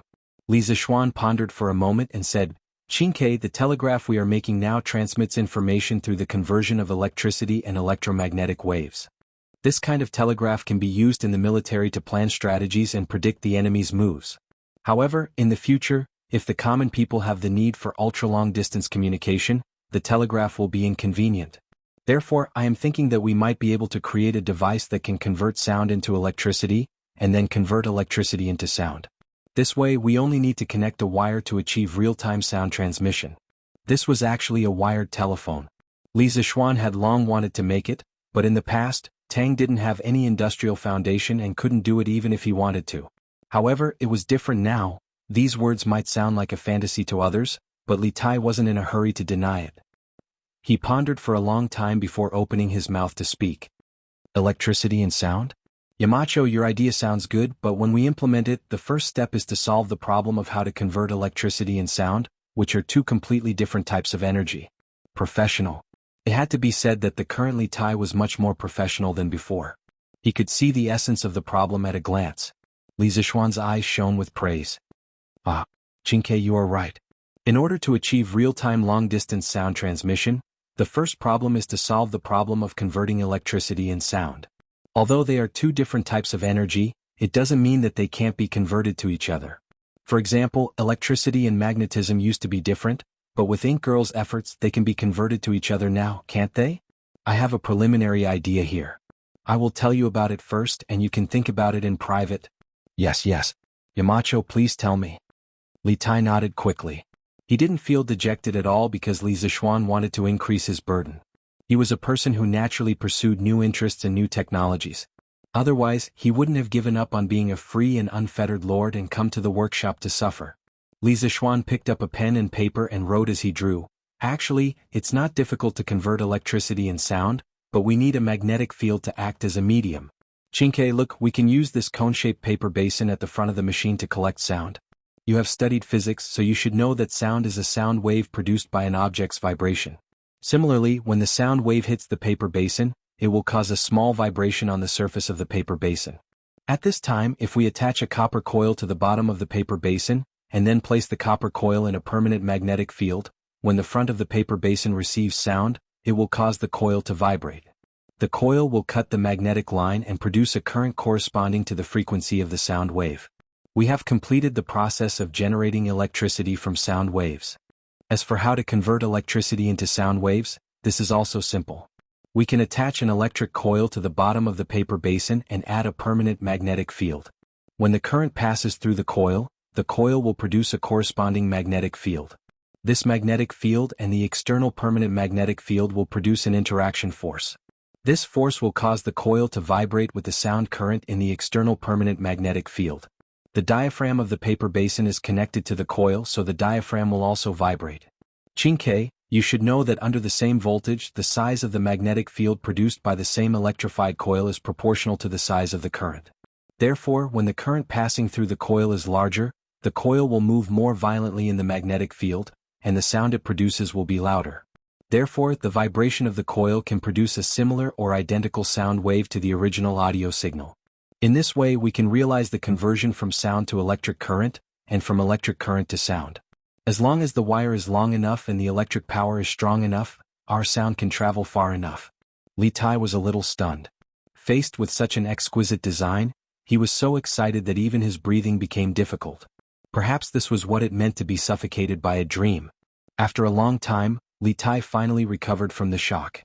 He took a few deep breaths and then looked at Li Zishuan as if he were looking at a monster. He opened his mouth, but no words came out for a long time. Yamacho, this design is too exquisite. It is a wonderful work of art. It is amazing. After his mouth trembled for a long time, Li Tai finally said, if it can really be done, then there will be no need for a telegraph machine in the future. Yamacho, why don't we just start researching this kind of machine that can transmit sound from 1,000 miles away and give up on improving the telegraph machine? What do you think? Li Zishuan quickly waved his hand and said, no. Qingke, what I told you just now was just my idea. There is still a long way to go from idea to product. Even if you can make it, it will take a long time to debug the audio in the later stages. The improvement plan for the telegraph machine has been deliberated countless times, and now it is completely natural. We must not give up what is near at hand for what is far away. Moreover, compared to this kind of device that can transmit sound from 1,000 miles away, the telegraph machine is not completely useless. Especially for military communications, the telegraph machine has better confidentiality. Even if the enemy seizes our telegraph machine, it will be useless if they don't have a password book. In addition, the telegraph machine does not need wires to send and receive telegrams. It is most convenient during war. So, no matter what, we must improve the telegraph machine first. Hearing Li Zishuan's words, Li Tai also woke up from his excitement. He nodded and said, yes, I understand. However, he couldn't help but feel disappointed. He knew that there was a more advanced thing, but he didn't have the time to make it. This feeling really made Li Tai feel very uncomfortable. Li Zixuan saw this and smiled. He patted Li Tai's shoulder and said, although we don't have the energy to make a machine that can transmit sound over a long distance, we can first make a simple sound to electricity conversion device. It shouldn't take too long. Yamacho, what do you mean? Li Tai's eyes lit up as he quickly said. Li Zixuan smiled and said, I just want to make a small thing. Qingke, help me make it. This thing uses a paper basin diaphragm to convert a person's voice into an electric current. Then it uses a transistor to amplify the current. The amplified current flows through a coil, and through the magnetic field, it vibrates more violently. This way the sound transmitted will be even louder. I call this thing a loudspeaker or a loudspeaker. Compared to those long-distance sound transmission machines, this thing is much simpler. If you have the time, try to make one first. Li Tai thought about it in his mind and then said excitedly, this is a good idea. The loudspeaker is simple to make, but the principle is similar to those long-distance sound transmission machines. If we can make this thing, we will have more confidence in making long-distance sound transmission machines in the future. Li Zixuan nodded and said, that is the reason. After that, he looked at the shadows of the trees outside the house and said, okay. Then that's it for now. Qingke, you continue with your work. I will leave first. Li Tai quickly bowed and said, Yamacho, take care. After this incident, he admired Li Zixuan even more. It was like looking up to a high mountain. Although he could not reach it, he yearned for it. Your Majesty, His Highness the Crown Prince requests an audience. Around 5 in the afternoon, in the Sweet Dew Hall of the palace. Li Er, who had been reading memorials for a while and was nodding off, was suddenly awakened by a sharp voice. Who else could it be but Zhao Song? Speaking of which, only Zhao Song dared to come and report at such a special moment. Qingqian is here? Let him in. Li Er rubbed his sleepy face and forced himself to wake up. Yes, sir. Zhao Song received the order and left. At the same time, he could not help but heave a sigh of relief. After a while, Li Qingqian came in. Moreover, he did not come in alone. Beside him, was pushing a bicycle. Seeing this, old Li immediately lost his sleepiness. Without waiting for Li Qingqian to bow, he said, Qingqian, why did you push a bicycle in? That's not right. There's something strange about this bicycle. Chapter 1467. Father. This variable speed bicycle is indeed different from the previous bicycles. This is the second-generation variable speed bicycle developed by Strange Interest Pavilion, the Marquis of Yong, and sent someone to deliver it to the palace. He asked me to give it to father on his behalf. In the Sweet Dew Palace, Li Er walked down from the dragon bed and curiously sized up the bicycle. Li Qingqian hurriedly explained. The bicycle that Li Zixuan gave to Li Er was naturally different from the other variable speed bicycles. This difference was mainly reflected in its appearance. Li Er's bicycle had a 5-clawed golden dragon pattern on it, representing the emperor. In the entire world, only Li Er could ride it. Variable speed? Does that mean this bicycle can change its speed? Hearing this, Li Er was puzzled. Oh, this I have studied it in private. The Marquis of Yong An's new variable speed bicycle uses the pedals to drive the chain. The chain drives the rear wheel to move forward. The rear wheel is equipped with large and small gears with different numbers of teeth. You can use the variable speed controller on the handlebar to let the chain ride on different gears. The smaller the rear wheel's teeth, the greater the transmission ratio. Stepping on the pedals, the number of revolutions the rear wheel makes will increase, and the bicycle will run faster. Li Qingqian hesitated for a moment before explaining to Li Er. It could be seen that Li Qingqian had done some homework before this. Otherwise, he definitely wouldn't be able to answer Li Er's question. Unlike Li Tai and Li Ku, Li Qingqian was more interested in Yanhuang College's engineering. However, he was still the heir to the throne. He was usually busy helping Li Er deal with government affairs. In terms of engineering, he naturally didn't know as much as his 2 younger brothers. Therefore, if he wanted to explain the principles of the variable speed bicycle to Li Er, he had to do his homework. Hearing this, Li Er looked at Li Qingqian in surprise. Then he said with a smile that wasn't a smile, Hee. I didn't know that Qingqian knew so much about engineering. Li Qingqian said embarrassedly, Father, you flatter me. Actually, I don't know much about these things. It's just that before I came, I asked a few teachers who knew about engineering. This time, other than gifting father a bicycle, Xiao Xian also gifted me and Chang'e one each. Your son has also sent people to inquire about it. Little Xian's Yanhuang Chamber of Commerce has only started selling these chain-driven bicycles today. An ordinary bicycle without the ability to change speeds costs 599 strings of coins. Today, the Yanhuang Chamber of Commerce is only selling 3 bicycles with the ability to change speeds, and each one costs 1,199 strings of coins. Ah, you're honest. But that kid is selling his bicycle at such an expensive price. He really has the nature of a profiteer. Li Er looked at Li Zixuan with some admiration. However, as he said that Li Zixuan was a profiteer, he looked at the bicycle with admiration and said, "This variable speed bicycle is indeed not bad. I will accept it. But you and Chang'e have never practiced martial arts, so you have to be careful when riding." If this had happened in the Song and Ming dynasties with the appearance of bicycles, the emperor would definitely not have allowed his children to ride them. This was because it would damage the prestige of the imperial family. However, the Tang dynasty was a very liberal one. The nobles of the Li Tang dynasty were greatly influenced by the Hu culture. For example, the nobles liked to eat mutton and did not like to eat pork or chicken. It was because of this liberal atmosphere that Li Er did not forbid Li Qingqian and Chang'e from riding bicycles. Li Qingqian smiled and said, "Many thanks for father's concern. Your son indeed does not know martial arts. However, father may have forgotten that Chang'e has not only recovered from her illness, but also knows some internal martial arts. Father need not be overly worried." Hearing this, Li Er could not help but stare blankly. He had actually forgotten that Li Lizzie's illness had recovered. Sometimes, when protecting someone becomes a habit, even when that person has become strong and no longer requires protection, you can't help but care for them and protect them. Li Er was in this situation with Chang'e. "Your Imperial Majesty, Princess Chang'e and Princess Gao Yang request an audience." While Li Er was in a daze, Zhao Song walked in and bowed. "Quickly let them in." Li Er recovered his wits, a trace of warmth involuntarily appearing on his face. He hurriedly said, "Understood." Zhao Song accepted the order and left. Not long after, Chang'e walked in with a delicate little girl. "Father. Father. Gao Yang has missed you." Upon entering the hall, before Chang'e could even greet Li Er, the little girl beside her ran up and hugged Li Er's arm, acting spoiled. The little girl was about 3 or 4 years old. Her hair was tied into a small ponytail. Her delicate appearance was extremely adorable. This was the future Princess Gao Yang who would give Fang Yi a green hat. Li Er could not help but rub the little girl's head. With a loving smile he said, "Ha, is that so? Father has also missed our Gao Yang." Finished speaking, Li Er lifted Gao Yang up and kissed her. The stubble on his face immediately caused the little girl to tilt her head back.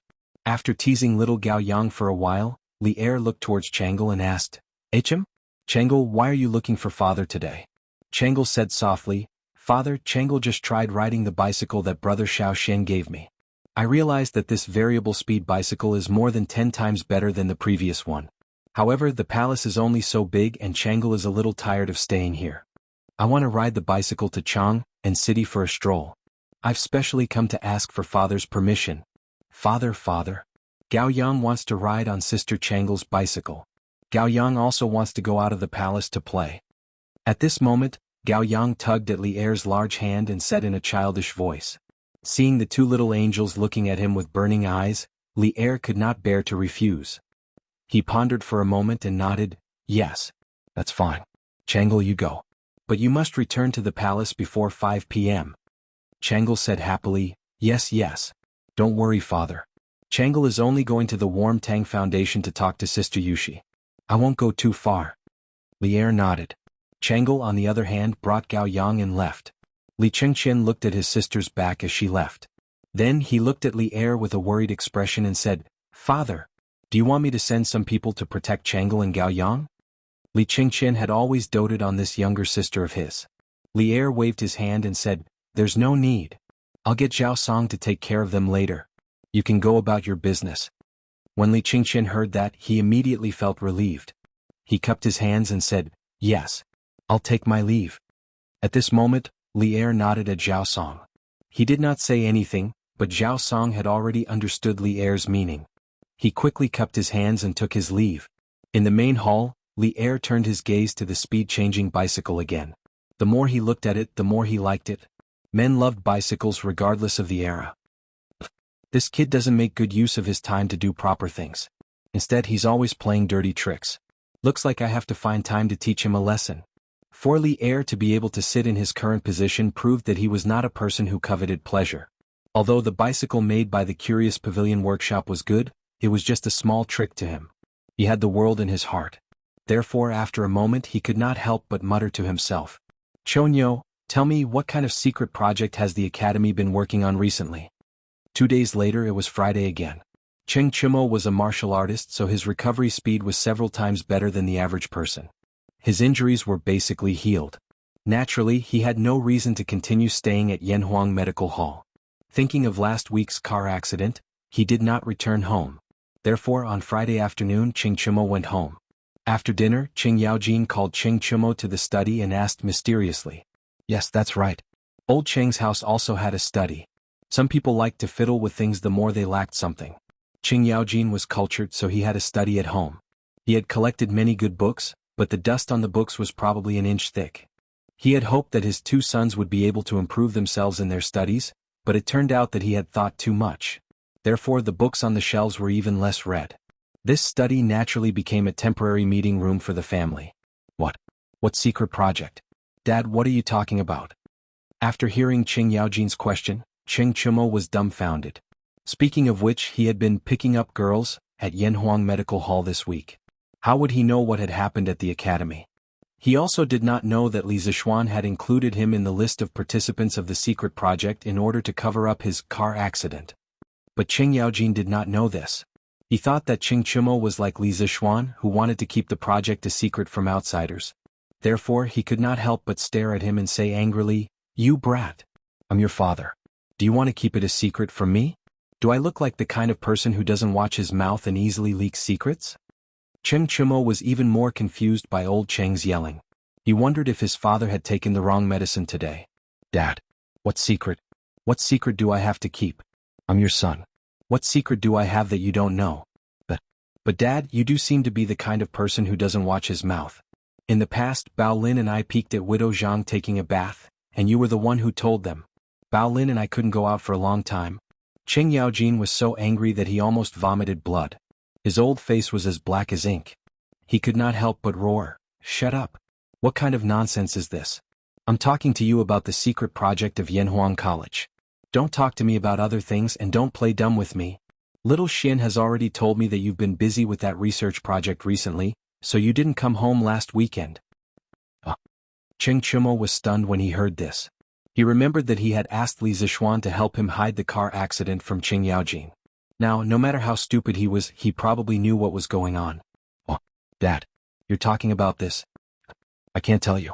The students of the academy must keep the matters of the academy strictly confidential.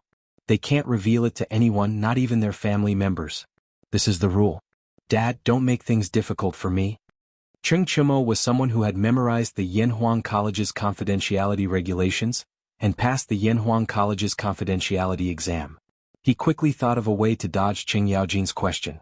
In fact, if he could, he would rather not dodge because he was playing with fire. But the problem was that he did not know what the secret project Cheng Yaojin was talking about was. He could only think of a way to dodge it. Sure enough, when Cheng Yaojin heard this, he was so angry that his eyes were bigger than copper bells. His eyes were about to spit fire. He slammed the table, stood up and roared, "Unfilial son! Bastard! I think you're all grown up now. You dare to play dumb in front of your dad and tell lies. See if I don't beat you to death today." Cheng Chimo felt bitter in his heart. He was not playing dumb, he was really dumb. Seeing that Cheng Yaojin was about to beat him up, Cheng Chimo jumped up from the chair and ran out of the house without looking back. He shouted as he ran, "Mom! Save me. Dad is going to kill someone. He's so angry that he's going to put justice before family. Yamacho, do you think this is considered done?" The next morning, Li Zixuan came to the workshop again to check on the progress of the killer project. Li Tai came over with a cone-shaped iron cylinder and handed it to Li Zixuan. Li Zixuan took the cone-shaped iron cylinder and asked suspiciously, "Is this the loudspeaker I told you about before?" Compared to the loudspeakers that were hung around the waist in his previous life, the one that Li Tai brought was a little too bloated. It was about 1.5 times the size of a normal loudspeaker, and its appearance was a little ugly. It was really hard to bite it. Yamacho, this thing is just an experimental sample. It does look a little ugly, but it's still effective. Why don't you try it? Seeing that Li Zixuan was a little disgusted, Li Tai was a little embarrassed. Hearing Li Tai's words, Li Zixuan looked at the loudspeaker in his hand suspiciously. He then raised the loudspeaker to his mouth, hesitated for a moment and shouted, "Hey! Li Tai, who was standing in front of Li Zixuan, had forgotten to move to the side. At this moment he suddenly felt a huge wave of sound coming towards him. He quickly covered his ears and ran to the side of Li Zixuan. Although the sound is a little rough and not delicate enough, the amplification effect is still okay. Li Zixuan also heard the sound coming from the loudspeaker, and he couldn't help but be a little surprised. Hearing this from Li Zixuan, the little fatty was suddenly very happy. He quickly said, "Yamacho, so the loudspeaker I made is up to standard?" Li Zixuan nodded and said, "Yes. It's basically up to standard. Later on we just need to adjust the sound effect." "Qingke, you were able to make such a loudspeaker experimental model in just a few days. That's pretty amazing." After saying that, Li Zixuan gave Li Tai a thumbs up. This was the truth. He really didn't expect Li Tai to be able to make such a rough loudspeaker in such a short time. Li Tai was suddenly as happy as a 200-pound child. He didn't even know where to put his hands. He only heard him laugh and say, "Hee hee. That won't do either. Yamacho, you flatter me, you flatter me." Chapter 1468. Holding the megaphone made by Li Tai, Li Zixuan walked out of the workshop. He planned to go home and prepare for a trip to the Black Armored Army's camp tomorrow. When he asked Li Tai to make a megaphone, it wasn't just to lay the foundation for the future invention of the telephone. It was also to use the megaphone in the army. In ancient times there were no megaphone or walkie-talkies. Large-scale battles usually used drums and banners to convey the commander's orders. For example, in the era of cold weapons this wasn't just for cheering. It was also to convey orders. One must know that when tens of thousands of people were in a formation, it wasn't the information era. Being able to control the soldiers was the foundation of a battle. Soldiers who didn't understand the drums and banners would often end up in a tragic state. If they didn't raise the flag, didn't pay the flag, didn't advance when the drum sounded, and didn't retreat when the drum sounded, they would usually be beheaded. In ancient times, hundreds of thousands of people were mobilized. There weren't many combat soldiers and most of them were auxiliary soldiers and civilian workers. There weren't many dynasties like the Song dynasty that raised imperial guards like pigs. In the early Song dynasty, 200,000 imperial guards could fight all over the country. In history, when an army of more than 300,000 was involved in a war, it was more likely to be defeated than won. To give a few examples, the first was the Battle of Fei River.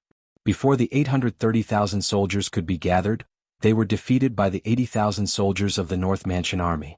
The second was the Sui Yang Emperor's conquest of Goguryeo. The third was the Battle of Anlushan Rebellion. The fourth was the Battle of Song Jinfu. These were all battles where the lesser army won. Although the main reasons for the defeat were different, the lack of coordination and communication between large armies was an unavoidable reason. If too many soldiers were concentrated in a frontal battle, it would be easy for the army to collapse. Therefore, it is not without reason that there are so many battles in the history of our country where we win with a small number of people. The main reason was that the elite troops were few in number but flexible in command. This allowed the generals to fully display their commanding ability. For example, in the Battle of Hulao between Li Er and Dou Jianda, Li Er defeated 100,000 soldiers with less than 10,000 soldiers. Therefore, in future battles, both sides would use the strategy of attacking separately. Although the total number of people involved was large, there were rarely more than 50,000 people on a specific battlefield. This was because 50,000 people was basically the limit of sound and light transmission. Therefore, in ancient times when there were no loudspeakers or walkie-talkies, the generals on the battlefield relied on the golden drum and banner, and the tacit understanding and experience between each other. Whoever carried out their intentions better would win. But with a loudspeaker it was a completely different story. This toy could transmit the battle orders from the general very far away, and could bring out the cooperation between the various small armies to the maximum. In a real large-scale battle, the situation on the battlefield was often complicated, and tactics had to be adjusted at any time. Just relying on the golden drum banner to pass down orders was not realistic. As for using messengers to pass down orders, there was no guarantee that the battle orders would be effective. Think about it, if a general's orders were transmitted through a loudspeaker during a battle, not only could it be transmitted very far away, but compared to the golden drum banner, the loudspeaker could also transmit more complicated battle orders. If one was worried that the battle orders would be overheard by the enemy generals, they could set up a complete set of tactical secret orders beforehand. This way, not only could the tacit understanding between the armies be maximized, but it could also prevent the enemy generals from overhearing the battle orders. It could also suppress the enemy in terms of momentum. After all, sometimes being loud was also an advantage, wasn't it? As he walked, he planned the use of the loudspeaker in his mind. Suddenly, Li Zixuan felt that something was wrong because at this moment the sky suddenly darkened. Li Zixuan couldn't help but raise his head and look towards the eastern sky. He saw small black dots with wings covering the sky. It was currently afternoon and the sun was still in the southwest, but these small black dots covered the sky and covered the earth, as if they were going to cover the entire sky. Compared to the total solar eclipse 2 months ago, the scene of countless small black dots gradually nibbling at the sky was undoubtedly more terrifying. The plague of locusts is here. In the blink of an eye, Li Zixuan reacted. Wasn't this the plague of locusts that was recorded in the history books in the 6th month of the 2nd year of Jingguan? As a modern person, Li Zixuan had seen locusts before, but he had never seen a plague of locusts before. This was because people in his era liked to eat fried locusts, and the locusts in nature were not enough for them to eat. So, there were often people who artificially raised locusts. Under such circumstances, how could there be a plague of locusts? This was the first time in his 2 lives that he had seen such a large-scale plague of locusts. It was impossible for him not to be shocked. The densely packed locusts that blotted out the sky and covered the earth were definitely a painful torture for people with trypophobia. Li Zixuan did not have trypophobia, but when he saw the flying locusts that blotted out the sky and covered the sun, he could not help but feel his scalp tingle. This was because there were too many locusts in the sky. In the past, he had relied on his pitiful knowledge of history to predict that there would be a plague of locusts in the 2nd year of the 2nd year of Jingguan with Lier, but he had never thought that the plague of locusts would come so suddenly and fiercely. This wasn't a plague of locusts. This was similar to the dark swarm of locusts that Li Zixuan had seen in doomsday movies in his previous life. This was a catastrophe for the common people. Even though the Tang Empire had made ample preparations to deal with the plague of locusts, Li Zixuan couldn't help but waver. Would the preparations made by the Tang Empire's imperial court really be able to withstand this plague of locusts? Plague of locusts. This is a plague of locusts. Divine punishment from the heavens. Divine punishment from the heavens. Oh my God. My crops. The wrath of the locust god. This is a catastrophe for the common people. The people who were still working in the fields could not help but be terrified when they saw this horrible disaster. Some people panicked and ran back to their homes. Some people hit the ground with their heads and cried bitterly. Some people knelt on the ground and put their hands together to pray to the heavens. A moment ago, everything was calm and peaceful, but in an instant, it was replaced by a widespread panic. It wasn't that the people were weak, but the scale of this plague of locusts was too terrifying. Li Zixuan estimated that if he were to catch all the locusts flying above his head, there would be at least 1,000 pounds of them, not to mention the black swarm of locusts in the sky. One could only imagine how terrifying the number of locusts was. Marquis, please return to the residence as soon as possible. Pang Feiji and the rest of the guards surrounded Li Zixuan as if they were facing a great enemy. They waved the swords in their hands to chase away the locusts that were flying lower. Pang Feiji quickly turned to Li Zixuan and shouted at him when he saw the chaos in the fields. At this time, Li Zixuan had already recovered from his initial shock. He ordered expressionlessly, "Go to Cloud Mountain. Feiji, immediately bring some men to the county office and ask Magistrate He to come over. Also inform my parents and my wife that I am safe. Also, get someone to invite Uncle Hu, Second Master Lu and Lu Qingfeng over. Immediately. Immediately." Pang Feiji turned to look at the 3 brothers beside him. Li Zixuan usually only brought 3 or 4 people with him when he went out. Today was no exception. Therefore, he said to Li Zixuan anxiously, "But after we leave, who will protect Marquis?" Li Zixuan said calmly, "Protect?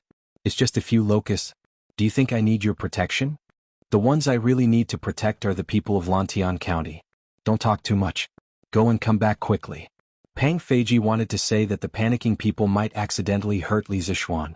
However, when he thought of Li Zixuan's shocking martial arts, he decided not to say those words. Instead, he clasped his hands and said, "I will obey your orders. Marquis, please be careful." After saying that, he waved his hand and brought one of the guards to Lantian County. The other 2 guards split up and went to Han Village and Plum Village. The plague of locusts is here. The plague of locusts is here. My family's crops. It's going to be the summer harvest in a few days. Run. There are so many locusts. They're going to eat us. Run. Run. The 20 counties around Chang and city were all in a state of panic. Unlike the solar eclipse, the plague of locusts had a destructive effect on the human world.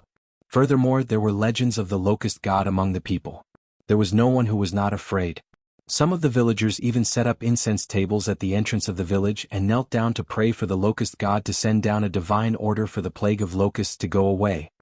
Your Majesty, Your Majesty, this is bad. Locusts, the sky is covered with locusts.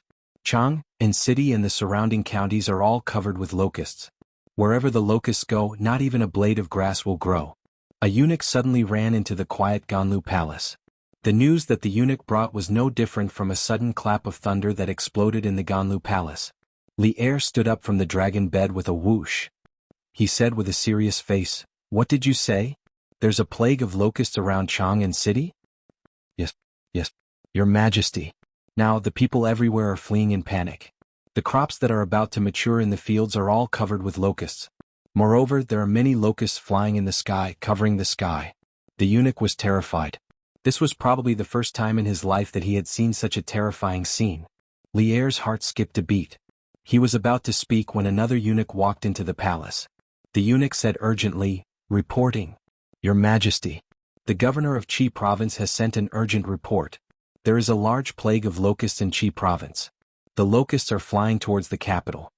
Li Er heard this and said angrily, "Bastard! The locusts are already in Jianghu city. How did the governor of Qi province's urgent report only reach the palace now?" Zhao Song whispered beside Li Er, "Your Majesty, please calm down. Qi province is about 1,800 miles away from Jianghu city.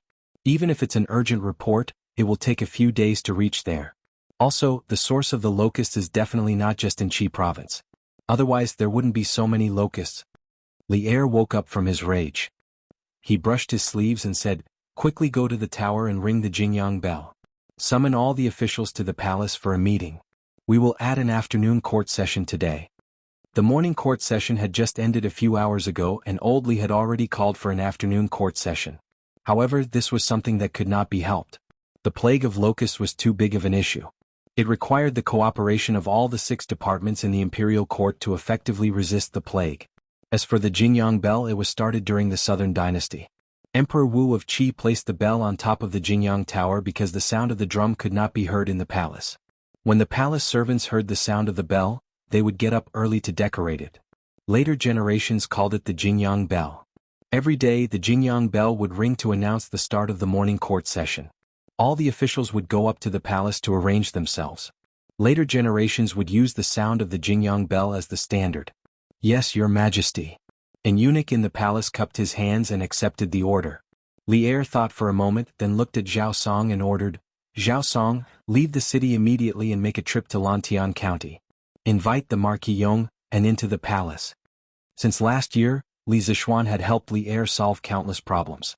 As a result, Li Er was now somewhat reliant on Li Zixuan. Whenever there was a problem, he would subconsciously think of Li Zixuan.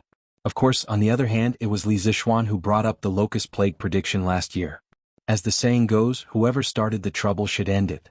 Now that the locust plague had arrived, of course, Li Zixuan had to be invited to discuss the disaster relief together.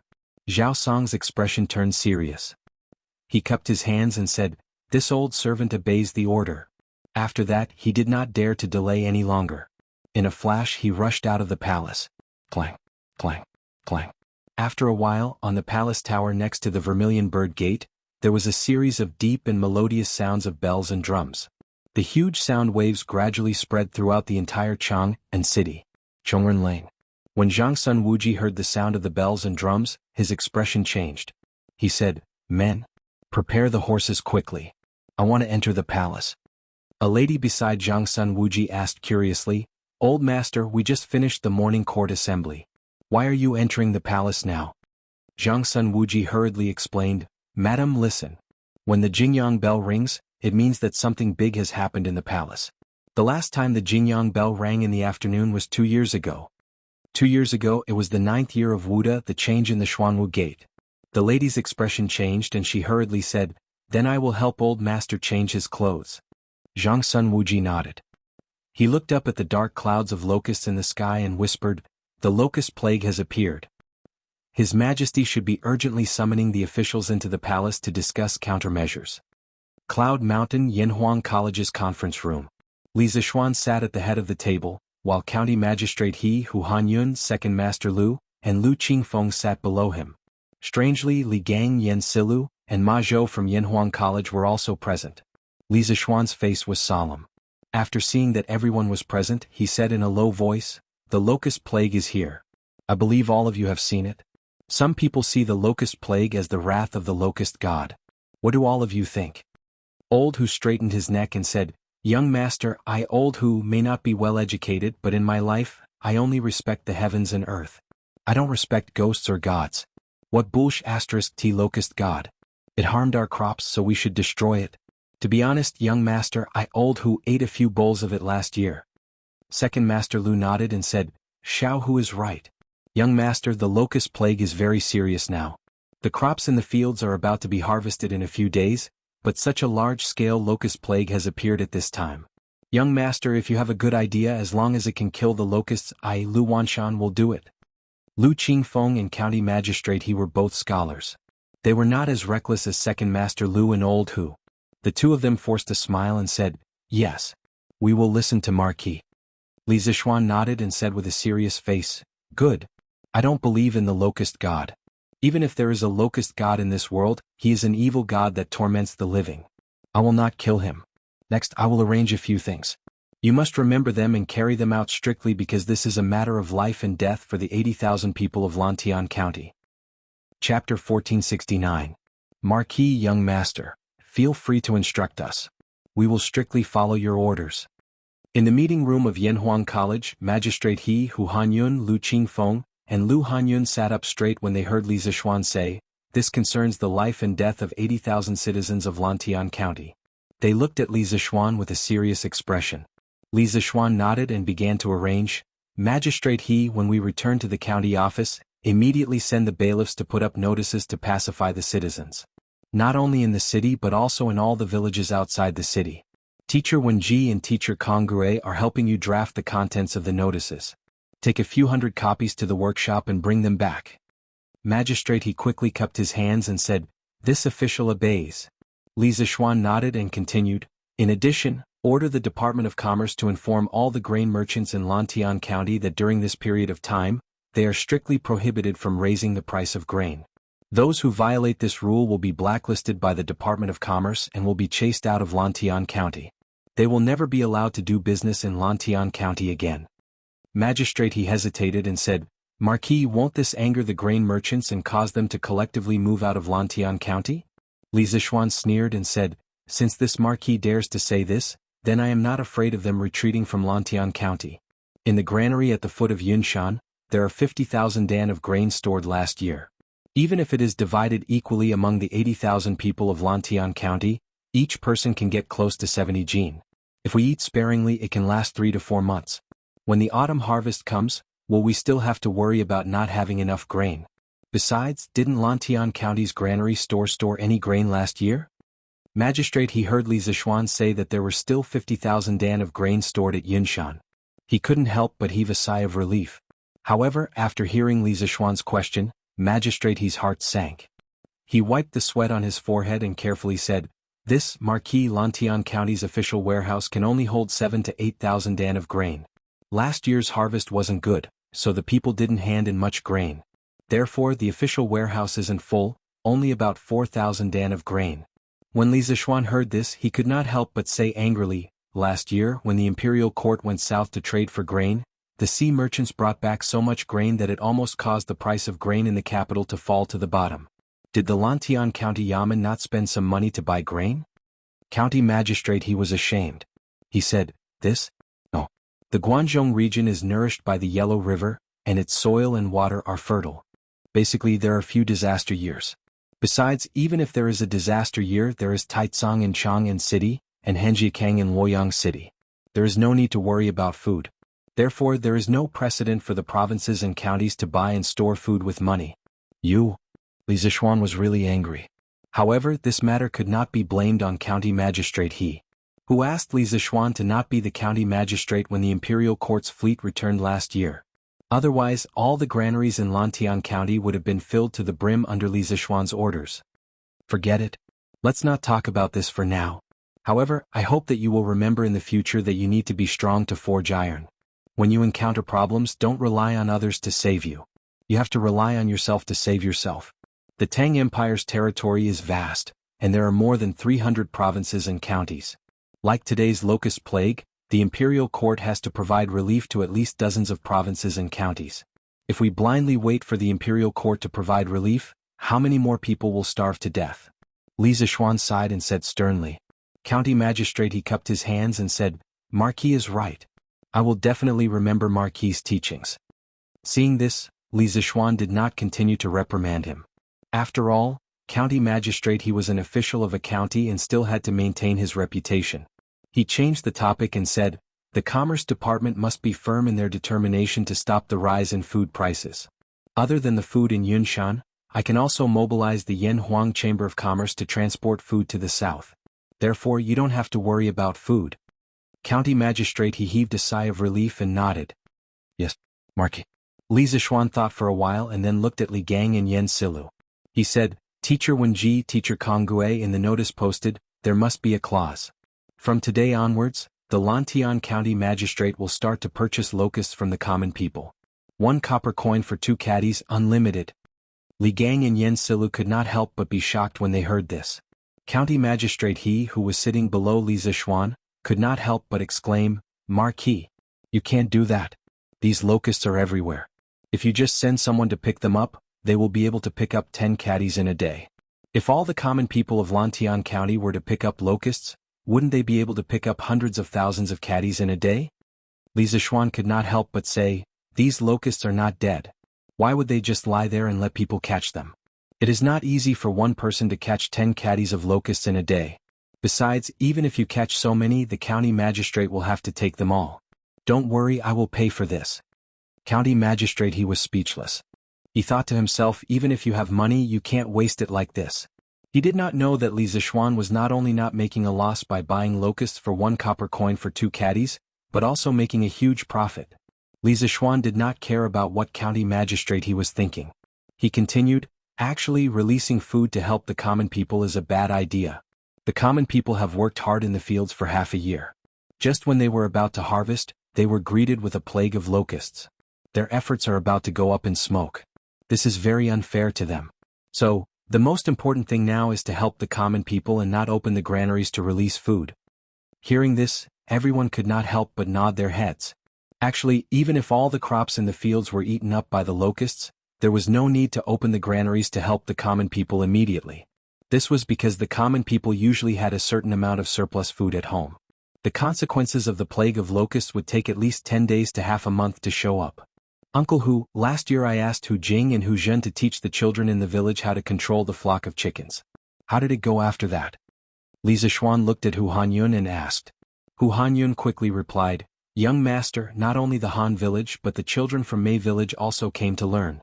In the end, the children from the 2 villages passed the test and received the reward set by young master. How many chickens do the 2 villages have now? Li Zishuan asked again. Hu Hanyun thought for a moment and replied, the Han village has a total of 75,000 chickens. Lu Qingfeng replied, the Mei village has a total of 74,000.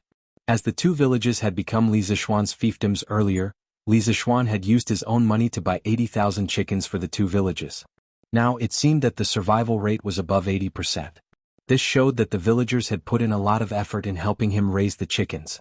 Li Zishuan nodded and said, that adds up to a total of 150,000 chickens. Good. Uncle Hu, Second Master Lu Lijing, go back to the village immediately and gather the children. Have them split into 30 small teams, with each team bringing 5,000 chickens. From the north to the south, sweep the farms of the 80 villages in Lantian County. Quickly eliminate most of the locusts in the fields of Lantian County. What? Let the chickens eat the locusts? Young master, is this method reliable? When everyone heard this, they were all stunned. Even old Hu was shocked. Li Zishuan smiled and explained, of course it's reliable. This Marquis once read a book. It says that a mature chicken can eat up to 300 locusts a day. 20 chickens can almost guarantee that 1 mu of land will be free of locusts. If we organize 5,000 chickens into a team, we can clear 200 mu of land of locusts in about an hour. Uncle Hu, go back to the village and gather the children to begin the operation. Before the sky turns dark, we might be able to clear 10,000 mu of land. In another 2 days we can clear all the locusts in the fields of Lantian County. Although they did not know from which book Li Zishuan had read these fallacious theories, but due to their blind trust in Li Zishuan, everyone still chose to believe him. They nodded as they listened. At this moment, County Magistrate he could not help but frown. Marky. Not only do chickens eat locusts, they also eat wheat. This way the locusts will be eliminated, but the wheat will also be harmed. Li Zishuan looked at him indifferently and said, County Magistrate I think uncle who can answer your question. County Magistrate he was stunned. He could not help but look at Hu Hanyun. Old who scratched his head. This question was not easy to answer. If he said it too directly, it might hurt County Magistrate he's self-esteem. After all, County Magistrate he was the parent official of a county. Although Old who would not do things that violated the law to seek County Magistrate he's favor, it was not good to offend him for no reason. After hesitating for a while, Old who finally organized his words and explained, County Magistrate, although the chickens can eat wheat, there are too many locusts in the fields. When the time comes they won't be able to eat the wheat. Actually he wanted to say, who would be willing to be a vegetarian when there's meat to eat? But that would be too direct. County Magistrate he was not stupid. In an instant he reacted. He looked at Li Zishuan with a face full of shame and said, this official was muddle-headed and did not think it through. Li Zishuan waved his hand and said, it's fine. But as the parent official of the people, you should know about farming. You must not make a joke of, why not eat minced meat? Yes, Marky. County Magistrate he repeatedly said yes. Li Zishuan did not say much, so he changed the topic and said, last year the Imperial Court introduced the policy of reducing taxes by raising chickens. In the entire Guangzhou region, the number of chickens raised by the people has greatly increased. I believe that Lantian County is not that bad either. County Magistrate when you go back, other than spreading the notice and calming the people, you must also call on the people to send all their chickens to the fields to eat the locusts. In the face of a disaster, only with everyone united will we be able to withstand the locusts in the shortest time possible. County Magistrate he solemnly cupped his hands and said, this official obeys. At this moment, Li Gang said, Yamacho, the notice that has been posted everywhere to calm the people has been drafted. Do you want to take a look first? Li Zishuan nodded. Hu Hanyun, who was sitting beside Li Gang, quickly passed the document in Li Gang's hands to Li Zishuan. After skimming through the contents of the document, Li Zishuan said, It's written very thoroughly. County Magistrate get someone to take the notice to the workshop to make a copy. After stamping it with the official seal, immediately start posting it throughout the county. County Magistrate received it with both hands and said solemnly, Yes, Marquis. This official will take his leave. Young Master, we will also take our leave. Hu Hanyun, Second Master Lu Qingfeng, and the others looked at each other and stood up at the same time. Li Zishuan nodded and said. The few of them cupped their fists and left the meeting room together. Li Zishuan looked at Ma Zhou and said, Brother Ma, I'll leave Datong daily to you. After all, this locust plague is not just limited to Lantian County. There are at least dozens of provinces in the Guangzhou region. We must use Datong daily to unite the people and fight this disaster together. Ma Zhou nodded and said in a deep voice, Yamacho, don't worry. I will return to the editorial department and mobilize all the editors. We will start the operation immediately. Tomorrow's Datong Daily will definitely have Yamacho's solution to the locusts, and tomorrow's news will definitely dispel most of the people's fear of the locust god. That's for the best. Brother Ma, go quickly. Li Zishuan nodded and said. Ma Zhou obeyed and left. Li Zishuan then looked at Sun Simiao and said, Priest Sun, I'm sure you know the medicinal value of locusts. This time, Yanhuang Medical Hall can use some of the locusts collected by Lantian County to make medicine. This kind of cheap and effective medicine is rare, wouldn't it be a pity to miss it? Sun Simiao nodded and stroked his beard. Xiaoxian, you're right. I will ask the medical hall to take over some of the locusts collected by the county and dry them for storage. And? That's great. After that, Li Zishuan turned to Li Gang and Yen Silu. Mr. Wenji, Mr. Kongue, I've said before that the purpose of Yanhuang College is to have a heart for the world and a life for the people. At this critical moment, I, in the name of Yamacho, announce that the college's final examinations will be postponed. All students will be suspended from classes and will be sent to the villages of Lantian County to eradicate the people's superstition towards the locust god and lead the people to fight against the locusts and capture them. Li Gang and Yen Silu were both people who cared about the common people and were highly respected. Hearing this, they did not have any objections. They directly cupped their hands and said in unison, "Yes, Mountain Head." "Oh, my dear Marquis, why are you at Cloud Mountain? We've been looking for you for a long time." At this moment, there was a flurry of footsteps and Zhao Song's shouts from the conference room. Li Zishuan nodded at Li Gang and Yen Silu. "Both of you may go about your business. It seems that I'll have to make a trip to the palace." Both of them knew that Li Zishuan must be anxious and wanted to summon Li Zishuan to the palace. They saluted and left. Li Zishuan followed them out and said to Zhao Song, "Butler Zhao, let's go." Zhao Song was stunned. "Marquis, you knew that His Majesty wanted to summon you to the palace?" Li Zishuan said as he walked. "Butler Zhao came in such a hurry, how could I not know? The situation in Chang, and must be urgent. Let's talk as we go." Zhao Song was more than happy to hear that. He quickly caught up and said, "All right. Marquis, please. I've prepared a fast horse outside." The two of them rode down Cloud Mountain at lightning speed and headed for Chang'an City. Zhao Song did not bring a single attendant this time to summon Li Zishuan to the palace as soon as possible. After all, his strength had reached the Grandmaster realm. If he were to speed up, those little eunuchs in the palace would not be able to catch up with him. Chapter 1470. Quick, quick, quick. Young Master has ordered everyone in the village to go to the chicken farm and chase the chickens out. Those who passed the test last year, gather at the village entrance and go to the chicken farm to chase the chickens. Quick, quick, quick. Han Xiaodong, you go and inform the village on the west side. Laonyo, you go and inform the village on the west side. Danyo and Ernyo, you two go and inform the village on the north side. I'll go and inform the village on the south side. Not long after Li Zishuan left Cloud Mountain, Plum Village and Han Village at the foot of Cloud Mountain began to move. While other villages were still immersed in the fear brought about by the locust plague, the hundreds of families in these two villages had already begun to rescue themselves according to Li Zishuan's orders. "Elder Hu, why are we going to the chicken farm at this time? Where are we going?" "We're going to the fields to eat the grasshoppers." Young Master said that the total number of chickens in Han Village and Plum Village is close to 150,000. In just half an hour, these chickens will be able to eat all the locusts in the fields. Everyone hurry up. The sooner we gather, the less damage the crops will suffer from the locusts. Good heavens! You can do that?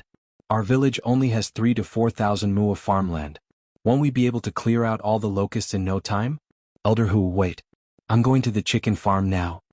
Hu Hanyun brought up Li Zishuan's name, and the response was immediate. Compared to the other villages outside, the people of the Han family village and Plum Village were much less fearful of the locusts. After all, last autumn, the people of the two villages had caught autumn locusts and sold them at the Yanhuang Academy. Therefore, when the locusts came today, the people of the two villages were relatively calm. They only had anxiety in their hearts but not fear. Almost at the same time, hundreds of Yamen runners from Lantian County were mobilized. They carried the notice brought back by County Magistrate He and started to post it on the roads and villages outside the city. The title of the notice was, "United as One Against the Locusts." The content of the notice was simple and clear. The general meaning was, "Marquis Yong in order. There is no such thing as the locust god in this world. The locust plague is not to be feared.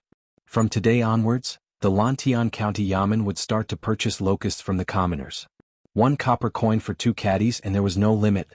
In addition, the Sky Chicken Brigade formed by the 150,000 chickens from the Han family village and Plum Village will sweep through the entire Lantian County's farmlands from the north to the south. I hope that all the villages will chase out the chickens raised by our villages and cooperate with us. We must work together to eliminate the locusts in the farmlands as soon as possible."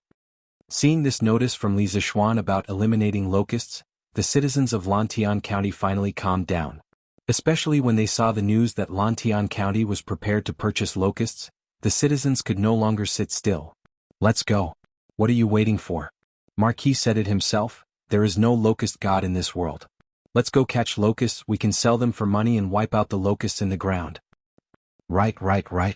Call the kids at home to catch locusts. Marquis said to chase the chickens at home to the fields. Let's go. Under Li Zishuan's reorganization, the entire Lantian County Yamen became very efficient. Not only did the Yamen runners post notices, they even went door to door to mobilize the citizens. As a result, the citizens of the villages were instantly mobilized. Those who chased the chickens, those who went into the fields to catch the locusts, the tens of thousands of citizens of Lantian County gradually embarked on the path of self-preservation. At this moment, the court was bustling with activity. Based on the news that I have received, Qi Province, Qing Province, Bian Province, Hua Province, Jiangzhou, Jin Province, Luo Province, Qin Province, Su Province, Shang Province, Yong Province, Bing Province, Lu Province and Chang, and 14 provinces and more than 200 counties have all encountered a locust plague. Moreover, the locusts are overwhelming and are spreading towards Feng Province and Qi Province. The scale of this locust plague is extremely large. Even in the previous dynasty, it is extremely rare. I have summoned all of you here today to discuss a plan to eradicate the locusts. If any of you have a good plan, please speak freely. In the Taiji Palace, the civil and military officials who had just finished their morning court session were once again summoned by Li Er. Li Er sat at the head of the table and looked at everyone with a serious expression. Your Majesty, since ancient times, the citizens have believed that the locusts from the sky represent the wrath of the heavens. The people will definitely spread rumors about this. The most important thing now is to stabilize the people's hearts. Your Majesty should personally go to the fields, kill the livestock, set up incense tables, pray to the heavens, and grant amnesty to the people to calm their hearts. The leader of Confucianism, Kong Ingda, stood up and cupped his hands at Li Er. From the perspective of the ancients, Kong Ingda's suggestion was not wrong. Looking at the previous emperors, most of their reactions to the locust plague were like this. Because the people of ancient times did not have complete scientific knowledge, many people had a panicked mentality about the locust plague. The ancient concept of the unity of man and nature naturally made people associate it with the wrath of the heavens as a warning to the human world. There was a saying that went, well, the idea determines the way out. With such an idea, the next thing to do would definitely not be to think of an effective method to control the locust plague, but to pray in the fields, praying for the locusts to show mercy. But obviously, the locust army would definitely not do as the emperor and the citizens wished. After the locusts ate up all the grains in the citizens' fields, those rulers who were slightly more far-sighted would open the granaries to the citizens, so that the citizens would not be driven into a corner and rebel. Once Kong Ingda's words were spoken, many officials in the imperial court immediately echoed in agreement. Your Majesty, Chancellor Kong is extremely right. The most important thing now is to stabilize the people's hearts. That's right. Your Majesty, please set up an altar to pray and grant amnesty to the people. Li Er, who was sitting at the head of the table, couldn't help but frown when he heard that. This was because he didn't think that praying to the heavens could make the locusts disappear. Seeing Li Er frown, Zhang Sun Wuji stood up and said, Your Majesty, although Chancellor Kong's words are reasonable, I believe that the most important thing now is to issue an imperial edict to announce to the world, to summon the citizens to take action immediately to resist the locust plague. When Kong Ingda heard that, he couldn't help but ask, May I ask Duke Zhao, the locust plague is a calamity from the heavens, how are the citizens going to resist it? Zhang Sun Wuji said, Our Tang dynasty has millions of citizens, if everyone goes to the fields to catch locusts, why would we worry about the locust plague not being extinguished? No matter what, I believe that the effect will be better than praying to the heavens. Kong Ingda was slightly angry. Nonsense. Let's not talk about how the locusts cover the sky and the sun. There are countless citizens who believe in the locusts as divine worms. If Duke Zhao wants them to catch locusts, how would they be willing? Zhang Sun Wuji said with a stern face, Chancellor Kong, you are also a well-read person. You should know better than anyone that the talk of divine worms is complete nonsense. Locusts eat the crops and harm the citizens, they should be pests. I believe that your Majesty should immediately issue an imperial edict to label locusts as pests, to encourage the citizens to kill them out of anger. That's right. How can a mere locust be divine worms? If they are killed, then so be it. Don't tell me that the heavens will send down divine punishment because of this? Qing Yaojin couldn't help but speak up.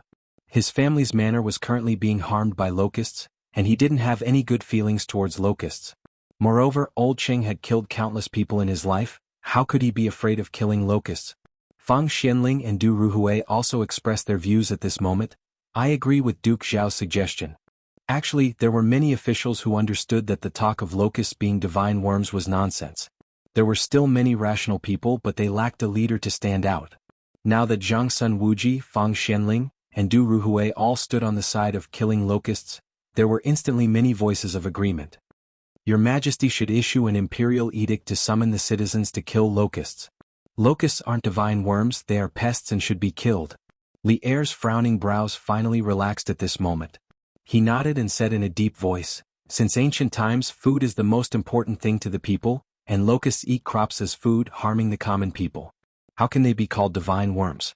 Today, a plague of locusts has broken out in dozens of prefectures of the Tang Empire, and the people have no way to make a living. Today, in the name of the Emperor of the Tang Empire, I issue an imperial edict to summon the people of the world to hunt locusts together. If the heavens are angry because of this, I am willing to bear the divine punishment as the Emperor, and I will not regret it. Li Er's loud voice was like an oath to the heavens and the earth. His voice was like a great bell, and it resounded in every corner of the Taiji Palace. When the officials heard this, they were all moved. Although they didn't believe that locusts were divine worms, no one in the palace today was disrespectful to the heavens and earth, and even more so to the gods and ghosts.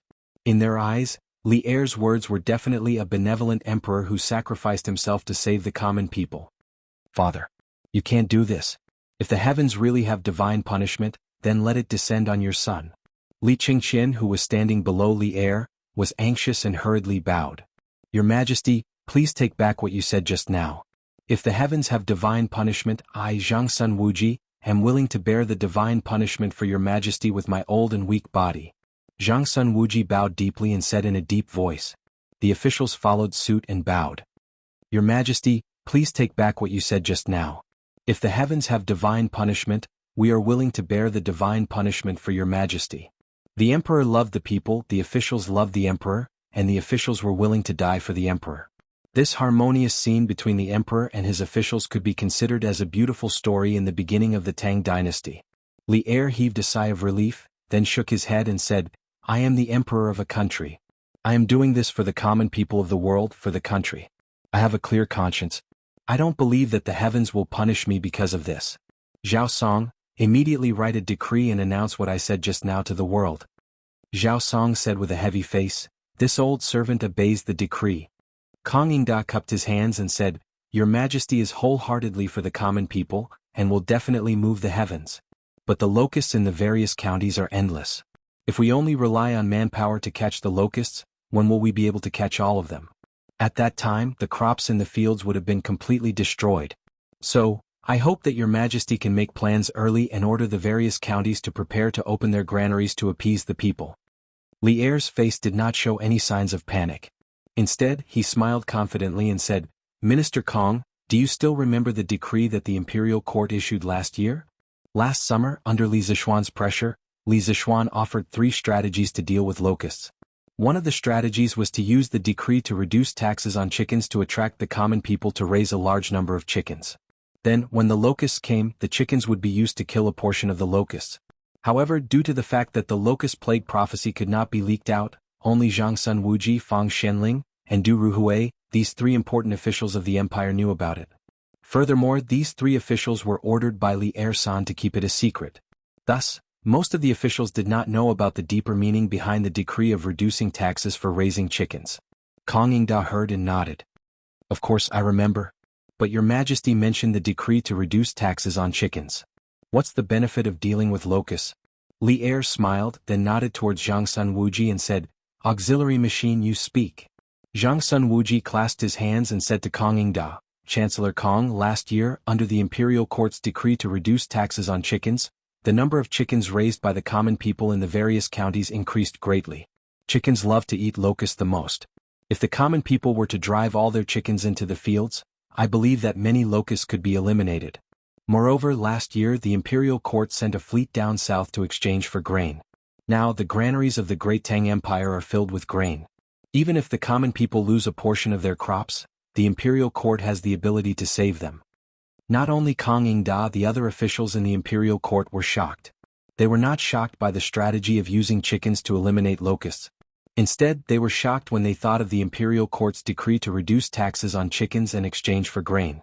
This year, when the locusts came, Li Er and Zhangsun Wuji just happened to propose the strategy of using chickens to eliminate locusts. How could there be so many coincidences in between? Could it be that when Li Er proposed the decree to reduce taxes on chickens, he had already predicted that there would be a locust plague this year? Thinking back to last year when the imperial court sent a fleet to the south to trade for grain, all of this seemed to have been planned by Li Er. Kong Yingda and the other officials looked at Li Er with a trace of horror in their eyes. Our emperor is actually able to know about the future? Terrifying, this is really terrifying. This was the common thought of all the officials who did not know the truth. After a long silence, Kong Yingda still felt that something was wrong. He clasped his hands towards Zhang Sun Wuji and said, "Chickens can eat locusts, but last year as the common people were buying chicken seedlings, it caused the price of chicken seedlings to skyrocket. In the end, every household could only raise 30 to 40 chickens at most. However, every household has at least 30 to 40 mu of land. These 30 to 40 chickens are just a drop in the bucket." When Zhang Sun Wuji heard this, he could not help but be silent. Because what Zhang Sun Wuji said was the truth. Last year, the price of chicken seedlings in Chang and city was definitely the most expensive in the past 10 years. Even if the imperial court launched the policy of reducing taxes on chickens, the common people could not raise many chickens in one household. It was not that they did not want to raise them, but that they could not afford to raise them. Li Er, who was sitting at the head of the table, could not help but turn gloomy. If 30 to 40 chickens are not enough, then how about 150,000? At this moment, a loud voice came from outside the Taiji palace. Immediately after, a dignified young man strode in. Although this young man was not wearing an official's robe, his aura was extraordinary. Who else could it be other than Li Zixuan? Chapter 1471. In a moment of desperation, this official barged into Taiji Palace without reporting. "This is truly disgraceful and has offended your majesty. I beg for your majesty's forgiveness." When Li Zixuan had just arrived outside Taiji Palace, Zhao Song was about to enter to report. However, when Li Zixuan heard the conversation between Kong Yingda and Zhang Sun Wuji, he couldn't bear it any longer. He thought to himself, "The locusts are already here and you guys have been discussing for so long, yet you guys still haven't come up with a solution. Do you guys have to be so inefficient?" Thus he directly walked in. After gaining the upper hand, Li Zixuan walked to the front of the officials and bowed to Li Er to ask for forgiveness. Seeing that Li Zixuan had finally arrived, Li Er heaved a sigh of relief. It wasn't that Li Zixuan wasn't present, but that Li Zixuan would be able to fill in the gaps and come up with better and more eye-catching suggestions, thus making the final outcome even more perfect. At this moment, Li Er wouldn't be bothered about whether Li Zixuan was being rude or not. He waved his hand and said, "Since this emperor has summoned you into the palace, there's no harm in you entering Taiji Palace. This emperor will pardon you." "Thank you, your majesty." Li Zixuan bowed and said. At this moment, Kong Yingda couldn't help but ask, "Marquis Yong, and what do you mean by 150,000 chickens?" The officials in the palace couldn't help but shift their gazes to Li Zixuan. They thought to themselves, what kind of surprise will this mysterious young man bring to Great Tang this time? At this moment, Li Zixuan turned to Kong Yingda and clasped his hands together. He smiled and said, "This marquis has a total of 150,000 chickens. Just before I came to Chang, and these 150,000 chickens had already been driven to the farmlands by the villagers and children of the Han family manor and Plum village. I believe that there aren't many locusts left in the farmlands of the two villages." Once these words were spoken, everyone was shocked. Firstly, they were shocked at the number of chickens that Li Zixuan controlled. Secondly, they were shocked at Li Zixuan's reaction speed to mobilize the villagers so quickly. Thirdly, they were shocked at Li Zixuan's confidence in the chickens' ability to exterminate locusts. Lantian County was only an hour's journey from Chang'an. In such a short period of time, 150,000 chickens could really exterminate all the locusts in the farmlands of the two villages? This Marquis Yong, and when did you have so many chickens? Kong Yingda was caught off guard. Li Zixuan replied with a smile. Could it be that Chancellor Kong has forgotten about the matter of Taifu Monastery's Yuan Shaoqing accusing me of inflating the price of chicken seedlings last year? Last year, this marquis first bought 80,000 chickens for the Han village, then another 80,000 chickens for the Plum village. Today there are approximately 150,000 chickens that have survived. Not only that, last year I discovered 2 chicken training experts at the Han village. Under their guidance, the children of the 2 villages now know how to train chickens. Thus, before coming here, this marquis had these children bring the 150,000 chickens to the farmlands that were plagued by the locusts. Everyone here might not know this, but a mature chicken can eat up to 300 locusts a day. 20 chickens can almost guarantee that 1 mu of farmland is free of locusts. This Marquis Sky Chicken Brigade of 150,000 chickens is estimated to be able to clear 6,000 mu of farmland of locusts in an hour. That's 12,000 mu of farmland in 2 hours. The entire Lantian County only has a few 100,000 mu of farmland. This Marquis can guarantee that within 2 days, the locusts in Lantian County will be completely exterminated. And Lantian County will be the first county in Great Tang to exterminate locusts. Arrogance. Li Zishuan, who said these words, could be said to be arrogant. Everyone present, including Li Zishuan, did not dare to say that they could exterminate a county of locusts in 2 days. But Li Zishuan dared to say so. However, Li Zishuan had the capital to back his arrogance. Who asked Li Zishuan to be the only one who did not care about the high price of chicken seedlings last year. Kang Yingda could not help but be speechless. Li Zishuan's words were reasonable and he had no way to refute them. This made him sigh in his heart. The Li Zishuan in front of him was no longer the insignificant minister of the Imperial College. He already had the ability to dictate the life and death of a county's citizens. Furthermore, this was far from the end of this youth's road. In a few years, this youth would definitely become a true authority. However, Kang Yingda still had some doubts in his heart. He wondered why Li Zishuan bought so many chicken seedlings last year. Could it be that Li Zishuan was like Li Er last year and predicted this year's locusts? Thinking of this, Kang Yingda looked at Li Zishuan with a hint of fear in his eyes. Actually, he was not the only one who had such thoughts. Officials like Qing Yaojin who were familiar with Li Zishuan also had such suspicions or guesses in their hearts. Qing Yaojin was planning to ask Li Zishuan after the morning assembly. Marquis Yong, is your Heavenly Chicken Brigade really able to exterminate the locusts in Lantian County in 2 days? Xiao Yu stood up and asked with cupped hands. Li Zishuan nodded and replied, of course it's true. If there were only 150,000 chickens, I would definitely not dare to say such arrogant words. But now, not only do we have so many chickens, we even have a group of children who are good at training chickens. This is like having soldiers and generals. I am confident that I can exterminate all the locusts in Lantian County in 2 days. Other than that, I have also set up a department to purchase locusts in the county office. 1 copper coin for 2 caddies. This is to encourage the citizens of Lantian County to catch locusts. With the unity of the people, I firmly believe that within 2 days, all the locusts in Lantian County will be cleared. After hearing the second half of Li Zishuan's words, everyone was speechless. They secretly thought that someone was really rich. At such a critical juncture he actually dared to buy locusts. Wasn't he afraid of going bankrupt? Xiao Yu was also shocked, but he was not worried that Li Zishuan would go bankrupt because of this. Strange Taste Pavilion, Drunken Immortal Tavern, and the winery were all places that made a lot of money. No matter how much Li Zishuan squandered, it was unlikely that he would go bankrupt. Xiao Yu nodded and then cupped his hands to Li Er.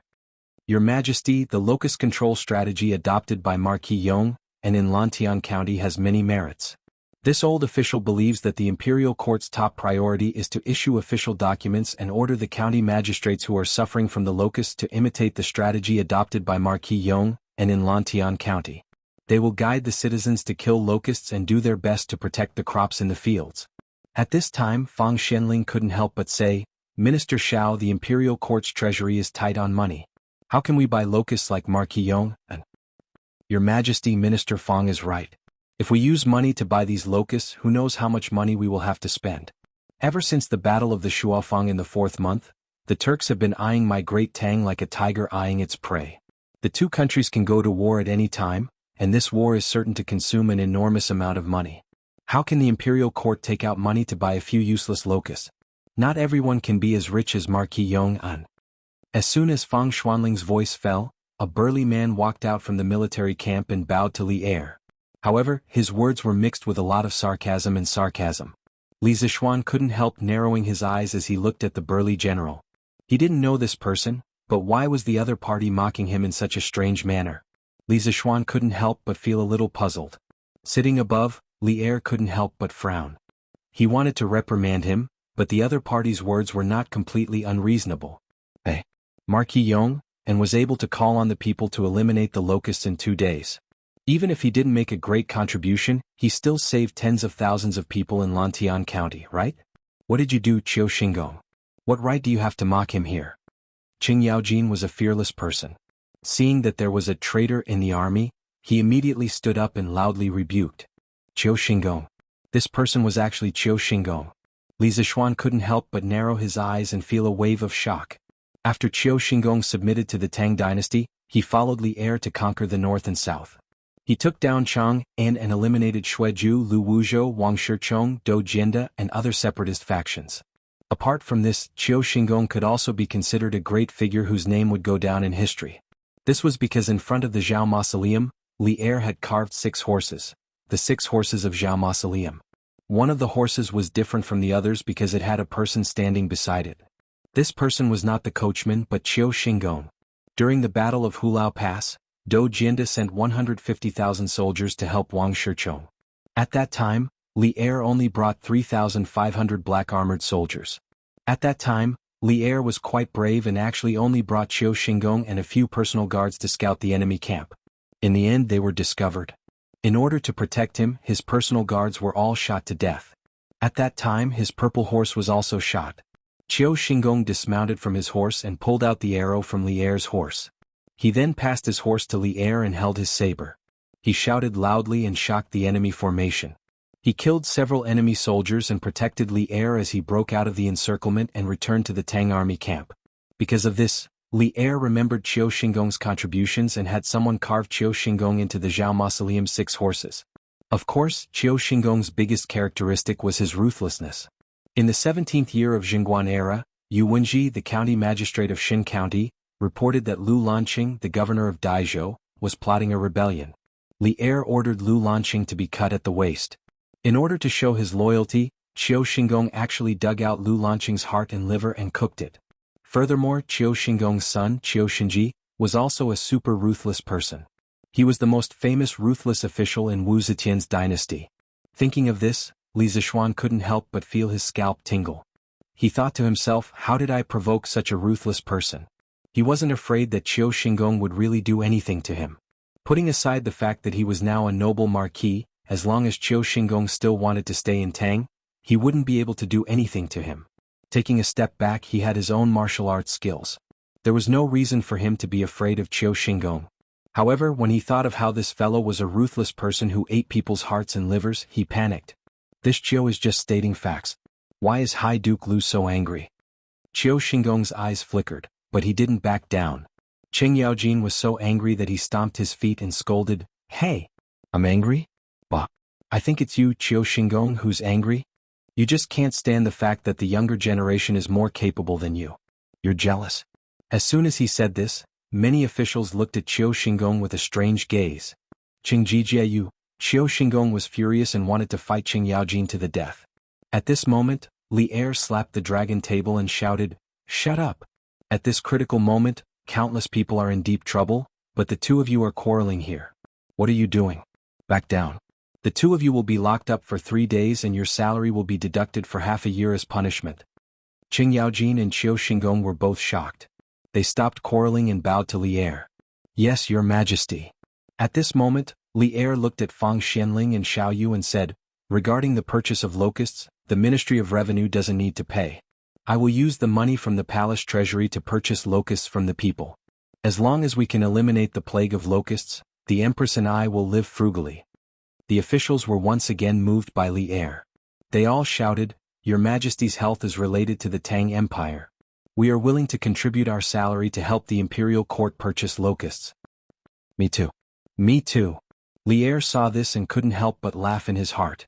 Others thought that he was making a loss by purchasing locusts, but only he and Li Zishuan knew that 2 caddies of locusts for 1 copper coin was not a loss, but a huge profit. The meteoric rise of the drunken immortal in and Sun Simiao's words that locusts could be used in medicine proved that locusts were very valuable. "My beloved subjects, I appreciate your kind intentions. But I have made up my mind. There's no need to discuss this anymore." Li Er waved his hand and said righteously, "Your Majesty, I am willing to take out 20,000 strings of cash to help your Majesty purchase locusts. I hope that your Majesty can fulfill my wish." Li Zishuan cupped his hands and said. Everyone couldn't help but widen their eyes. They thought that Li Zishuan was really willing to spend a lot of money to please His Majesty. Just as the other ministers with meager wealth wanted to imitate Li Zishuan, they saw Li Er's old face darken. He shouted, "Scram! I can still afford this small amount of money. 1 copper coin for 2 caddies. 10,000 strings of cash could buy 16 million caddies. 20,000 strings of cash could buy 32 million caddies." Was Li Zishuan planning to swallow the locusts of more than a dozen states? The officials were stunned. Li Zishuan touched his nose embarrassedly and cupped his hands. "Your Majesty is generous. I know your Majesty is wise." After saying that, he couldn't help but mutter in his heart, "Damn, this trip to the palace actually cultivated A competitor. Could it be that old Li also wanted to do the locust business? Li Er realized that he had just lost his composure. He quickly said, Minister Fong, you write the decree. Order the county magistrates of the disaster-stricken counties to immediately lead the people in the counties to drive the chickens into the fields to eliminate the locusts. The counties within 300 miles of Chang, and can send fresh locusts to Chang'an. The counties beyond 300 miles must dry the locusts before sending them to Chang'an. When the time comes, I will send people to buy them at different prices by caddies. In addition, the counties must prevent grain merchants from taking advantage of this opportunity to raise the price of grain. If there is a violation, severe punishment will be imposed. If the price of grain goes out of control, it must be reported to the imperial court as soon as possible. The counties nearby should immediately open their warehouses to release grain. Fang Shenling bowed and said, I will write the decree immediately. Li Er nodded and then stood up. Good. While it is still early, please follow me to Lantian County to see if the Han Village and Plum Village have basically eliminated the locusts as Marquis Yong, and said. We obey. The officials heard this and all of them became alert. After all, some things were useless no matter how beautiful they were. They could only be believed when they saw it with their own eyes. Chapter 1472. After some simple preparations, Li Er led a group of civil and military officials to Lantian County on horseback. The Tangs worshipped martial arts, especially in the early Tang dynasty. At this time, not only did the generals know how to ride horses, but also the civil officials. As the emperor, Li Er would not choose to travel in the dragon carriage, but on horseback, because riding a horse was much more convenient than sitting in the dragon carriage. Xiaoxian, tell me the truth. When you bought chicken seedlings in Chang, and last year, did you already predict this year's locust plague? On the way, Qing Yaojin purposely followed behind Li Zixuan. Seeing that no one was paying attention to them, Qing Yaojin hurriedly asked in a low voice. Li Zixuan knew that when he proposed to use the Sky Chicken Brigade of 150,000 chickens to eliminate the locusts, many officials in the court began to suspect the real purpose of his purchase of chicken seedlings. Since Qing Yaojin asked him personally, he did not hide it anymore and said in a low voice, Uncle Qing Yaojin, I have told you about my fortune. Uncle Qing, to tell you the truth, my master once made 2 divinations for the fate of the Great Tang. One of them accurately predicted the change of the Xuanwu Gate, and the other predicted that a plague of locusts would break out in the Guangzhong area in the 6th month of the 2nd year of Jingguan. When I left the mountain last year, the change of the Xuanwu Gate had already confirmed my master's first prophecy. Therefore, I dare not underestimate my master's second prophecy. At the beginning I was just a commoner. I only wanted to help my family avoid the locust plague, so I bought a large number of chicken seedlings for them. However, because of this, I was impeached by Yuan Shaoqing and entered His Majesty's field of vision. Later, I was lucky enough to make a lot of contributions and became an official. The number of farmers under me also increased, so I had to buy more chicken seedlings. Finally, Uncle Qin realized that something was wrong. He asked me why I bought so many chicken seedlings. I had no choice but to tell him the truth. Uncle Qin exhorted me and I woke up from my dream. Only then did I realize how heavy the burden on my shoulders was. When the locust plague really came, no matter how well prepared I was afraid that I wouldn't be able to fight against it all by myself. Therefore, in the end, Uncle Qin found His Majesty and told him about my master's prophecy of the locust plague. His Majesty was shocked and wanted to summon me to the palace. However, that day Yushi was kidnapped by the bandits.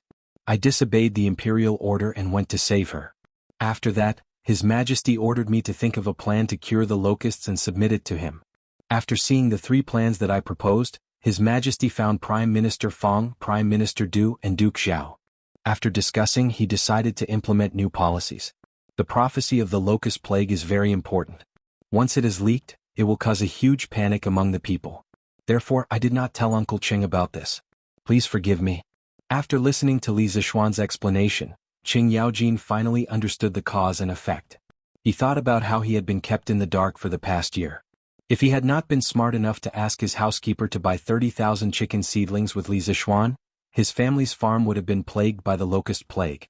Thinking of this, Qing Yaojin's face darkened. Forgive me? Forgive my ass. In the past, this old man treated you as if you were his own nephew, yet you hid such a small matter from this old man. This old man will not forgive you easily. Unless... Madman Cheng, don't take it for granted. Just then Yuchi Jingda's voice came from the side. Last year in the entire Chang'an city, other than little Xian Yu Qing Jijia bought the most chicken seedlings. You just muttered a few words to your servant. You must have ordered him to go back to the Qing family's farm and use those chickens to eliminate the locust plague, right? Qing Yaojin turned to look at Yuchi Jingda and said unhappily, "Hey. I couldn't tell that old black Yuchi, your eyes are quite bright despite your dark appearance. I only said a few words to my servant and you saw it all." Cursing people without exposing their shortcomings, Qing Yaojin's words almost made Yuchi Jingda explode. "Madman Qing, do you want to fight again? Let's fight. Who's afraid of who? When we come back from Lantian County, let's fight. Okay. Whoever runs this time is a grandson. Okay. You're a grandson if you run." Seeing that these two old fellows had started bickering, Li Zishuan quietly kicked Big White's stomach and chased after Qin Xiong. It seemed that Qin Xiong was more mature and steady. Just now he thought that Qing Yaojin would be angry at him, but when he heard the word "unless," he knew that old Qing wasn't really angry. He just wanted to use this matter to get some benefits. "Marquion, His Majesty wants you to accompany him." Before he could say anything, an imperial guard trotted over and cupped his fists to Li Zishuan. "He wants me to accompany him?" Li Zishuan was stunned. When did he have such a job? But now wasn't the time to dwell on this. He quickly came back to his senses and nodded. "Okay. This marquis will go now." Then he said something to Qin Xiong and galloped to the front of the group. You're here?" Li Zishuan was at the front of the group of officials. Other than the imperial guards, there were no other officials accompanying him. When Li Zishuan rode over, he attracted the envious gazes of many officials. "Your Majesty is looking for me?" Li Zishuan's heart skipped a beat when he heard Li Zishuan call him "you," instead of Marquis Yong'an. He guessed that Li Zishuan wouldn't have anything nice to say. Sure enough, Li Zishuan had a meaningful smile on his face. "I heard that you need locusts very much. I was thinking of selling you the locusts that the imperial court will buy from all over the world at twice the price. How about that?" Li Zishuan's face darkened when he heard this. He almost vomited blood. What did he mean? Old Li wanted to be a middleman? In the imperial court, Old Li had said that he would use his own money to buy all the locusts in the world. He had even touched the hearts of all the officials. But who would have thought that Li Zishuan would want to sell the locusts to him at a high price? Li Zishuan felt like 10,000 alpacas were galloping across his heart. But then again, the locusts that Li Zishuan collected could only be given to Li Zishuan. Old Li's subordinates wouldn't be able to achieve meteoric success. They wouldn't be like Sun Simiao who could use the locusts in medicine. What? You feel like you're losing out? I heard that last autumn when you bought the locusts from the farmers, the price was 3 copper coins per caddy. I'm selling them to you for 1 copper coin per caddy. You won't lose out, right? Li Zishuan looked at Li Zishuan indifferently. His eyes shone with a strange light as he spoke. Li Zishuan rolled his eyes inwardly. How could the situation be the same as last year? Locusts were everywhere now. He definitely couldn't buy them at last year's price. But when he thought about how Li Zishuan had always taken good care of him, Li Zishuan wanted to reject him, but he swallowed his words. He cupped his hands and said, "I won't lose out. I won't lose out. I'm willing to buy the locusts from the imperial court at twice the price." 1 copper coin per caddy wasn't expensive anyway. 10,000 strings of cash could buy 8 million caddies. So what if Old Li took a small advantage? When the time comes, I'll just casually process it and a plate of fried locusts can be sold for 10,000 strings of cash. It's still a huge profit. Li Zishuan thought in his heart. Good.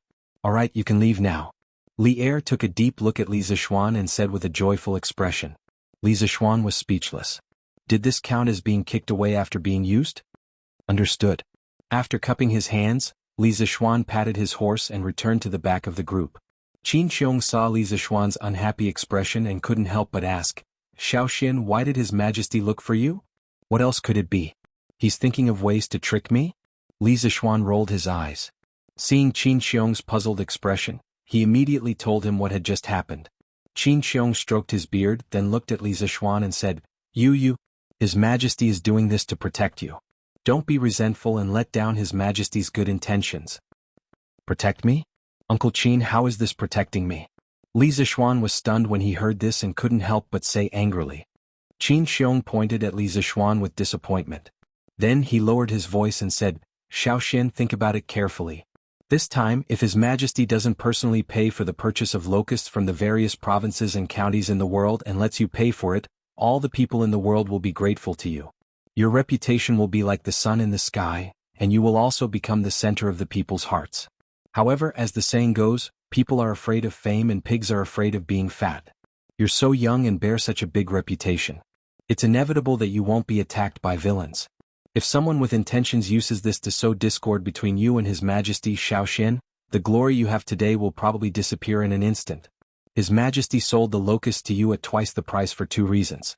First, the imperial court really couldn't handle such a large number of locusts. Second, he wanted to completely remove you from this matter. Isn't this to protect you?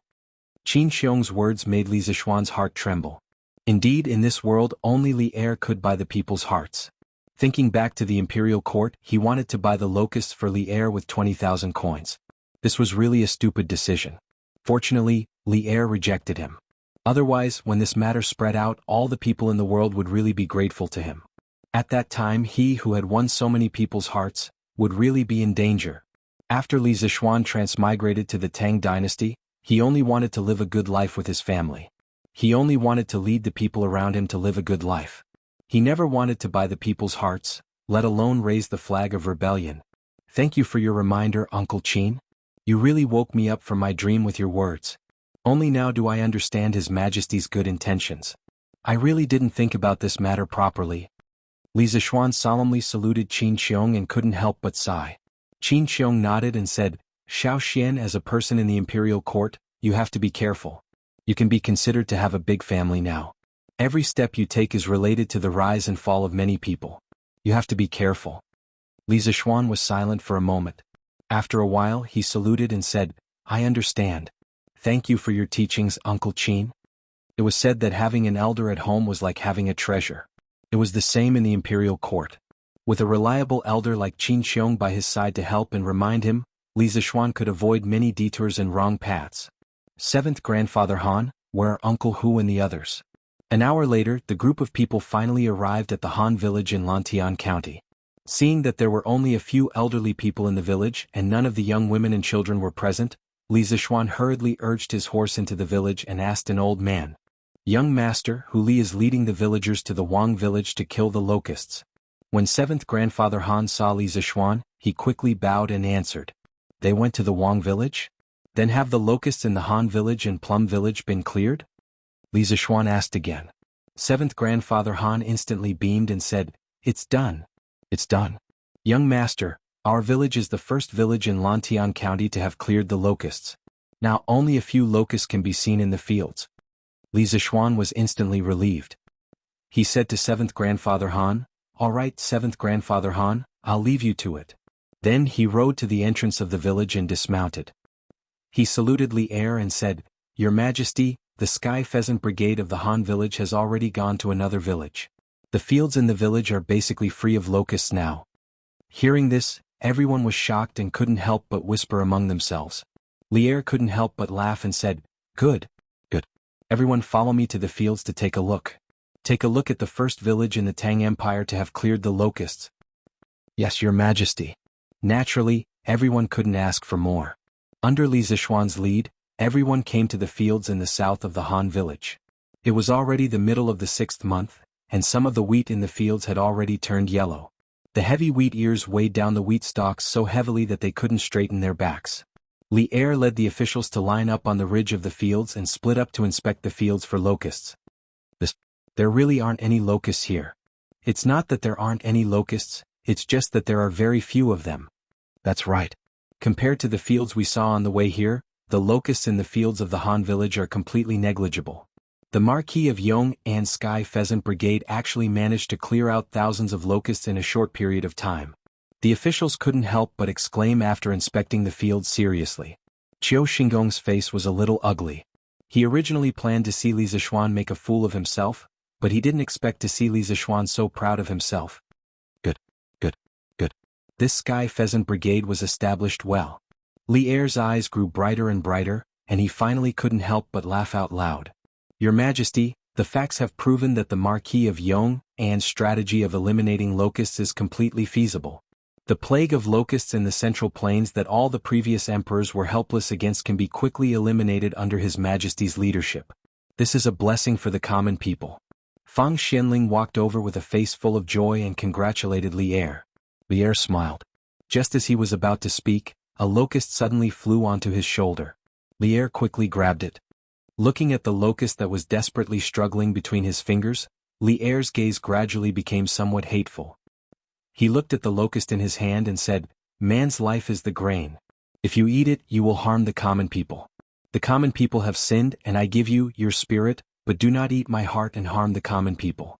Otherwise you would rather eat my lungs and intestines." Before anyone could react, Lier directly stuffed the locust in his hand into his mouth, frowned, and chewed twice before swallowing. "Your Majesty, you can't. Your Majesty, you can't. Be careful of the dragon's body." The officials reacted and tried to dissuade him, but at this moment, the locust had already entered Lier's stomach. "Your Majesty is devoted to the common people and is truly a saint. I, Zhang Sun Wuji, am willing to share weal and woe with your Majesty." Zhang Sun Wuji's face was filled with pain. He quickly went to the ground and searched for a while before finally finding a locust. Then he closed his eyes and stuffed the locust into his mouth. "I, Fang Xianling, am willing to share weal and woe with your Majesty. I, Du Ruhui, am willing to share weal and woe with your Majesty." One by one the officials went to the field to search for locusts, wanting to use this as an excuse to show their loyalty. Li Zishuan's heart was filled with bitterness. Emperor Taizong swallowing locusts? This was a famous scene in the history books, but he didn't want to encounter it at all. Now should he eat the locusts? Or should he eat them? Chapter 1473. In the second year of Jingguan, there was a drought in the capital and locusts were everywhere. Emperor Taizong entered the garden and saw the locusts. He picked up a few locusts and cursed, "Man lives by grain. If you eat it, you will harm the common people. The common people have sinned. You have spirit, but if you eat my heart, you will do no harm to the common people." He swallowed the locusts and admonished him, "You must not eat it." Emperor Taizong said, "What is there to avoid?" He swallowed the locusts. The locusts were no longer a disaster. This was the famous scene of Emperor Taizong swallowing the locusts. It was recorded in Jingguan important political figures. Emperor Taizong of the Tang dynasty swallowing the locusts might have been an act, or it might have been a combination of both. But one thing was certain. If he didn't understand the situation and didn't understand the disaster the locusts brought to the common people, if he saw the common people as weeds and didn't understand the compassion and fear of the common people, he wouldn't have swallowed the locusts. He might even have made a joke of, "Why not eat minced meat? The stars have changed and the world has changed." Now the Tang dynasty had Li Zishuan's warning in advance and the imperial court had made a lot of preparations for the locusts. It seemed that it was possible to completely eliminate the locusts. But Lier still chose to swallow the locusts in front of the civil and military officials. His intention was very clear.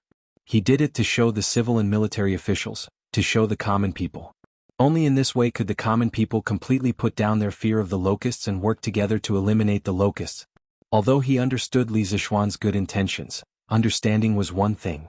If he asked Li Zishuan to swallow the locusts raw, Li Zishuan could only say, "I can't do it."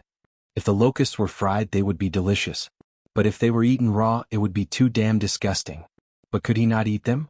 Look, Fang Xianling was almost 50 years old, but he personally went to the field to look for locusts. Wei Yazi, who was usually upright and not afraid of power, also picked up a locust and put them into his mouth. Looking at Qing Yaojin, Yuqi Jingda, and the other generals, a few of them relied on their qinggong to fly left and right in the wheat fields. Their goal was only to find a locust. It wasn't that they wanted to show off their qinggong, but because the locusts in the fields here had been mostly cleared out by the Sky Chicken Brigade, it really wasn't easy to find a surviving locust. The locusts in the field were pitiful. 15 minutes ago, they were lucky enough to escape the sweep of the Sky Pheasant Brigade. Now, they were being hunted down by those martial generals who were highly skilled in martial arts. If they had to blame someone they could only blame the locust that flew to Lier's body. If it were not for it they would not have been wiped out.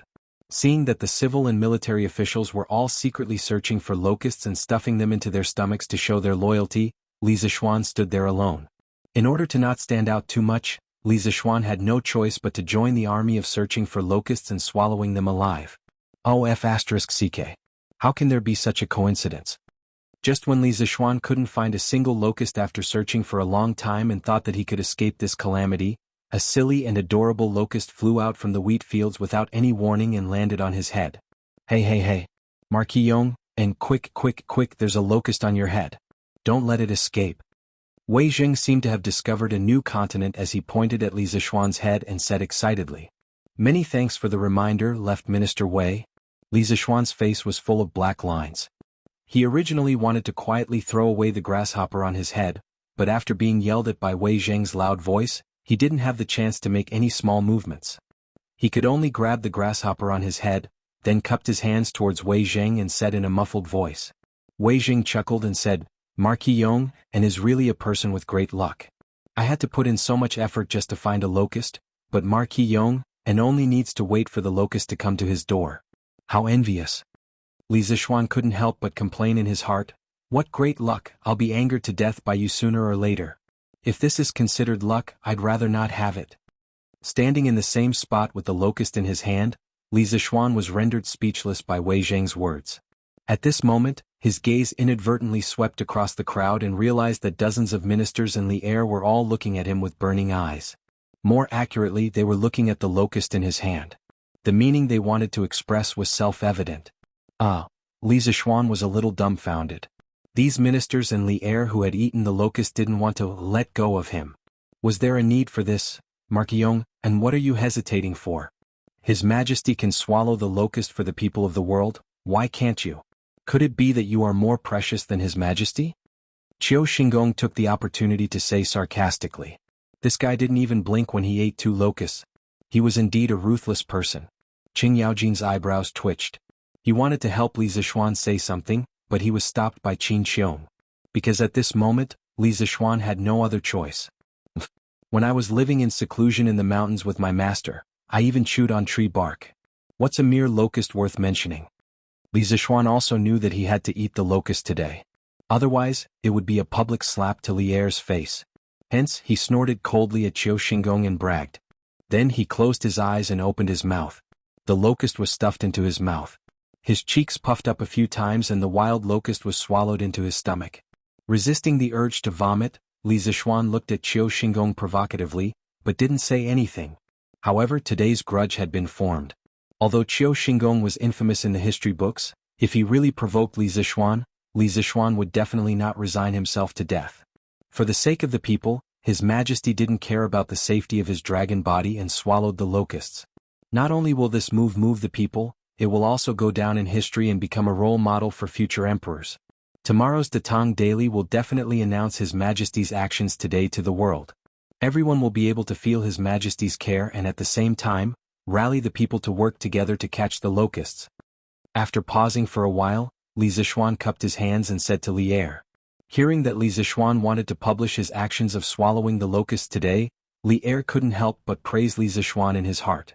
However, he didn't show it on his face and said, swallowing the locusts today was just an act of righteous indignation after seeing the locusts harm the crops. It's not worth mentioning to the people. After saying that, Li Er saw that most of the civil and military officials had eaten the locusts. He waved his sleeves and said, today's afternoon court will end here. Officials, return to Chang, and immediately and carry out your duties. You must mobilize the people in the affected areas to fight against the locusts and reduce the losses of the people. Yes, Your Majesty. The officials cupped their hands and accepted the order, then rode back to Chang'an. Li Zixuan lived in Lantian County and didn't have any errands in Chang, so he didn't leave with them. Instead, he planned to go directly to Wuxia village to see the process of the Sky Pheasant Brigade eliminating the locusts. However, Li Er stopped him. Marquis Yong, and follow me around. Yes, Your Majesty. Li Zixuan cupped his hands and agreed. Where is the Sky Pheasant Brigade now? Li Er asked. Your Majesty, it's at Wuxia village to the west of Yunshan. Good. Then let's go to Wuxia village to take a look. Thus, the two of them walked toward Wuxia village, followed by dozens of imperial guards, Qing Yaojin, Qin Qiong, and a group of generals. Because dealing with locusts was the expertise of the civil officials, these generals couldn't help much even if they went back. Half an hour later, this small group of people arrived at the edge of the farmland outside Wuxia village. What they saw were densely packed chickens, as well as the villagers and children who were driving the chickens. Coo coo coo coo coo. From time to time, the children would make a special cooing sound. What was strange was that when the flock of chickens behind them heard this cooing sound, they would obediently follow the children. Then they would flap their wings and excitedly rush into the farmland that was full of locusts. A flock of about 4 to 5,000 chickens only took a dozen breaths to clean up 1 mu of farmland. Then, under the command of the leading child, they would rush into another mu of farmland. This looked like a general commanding thousands of troops in battle. It was rather spectacular. This strange scene caused Li Er, Qing Yaojin and the others to be dumbstruck. Xiao Xian, these children really know how to train chickens? Qing Yaojin's eyes widened and said in disbelief. Li Zishuan smiled and said, of course.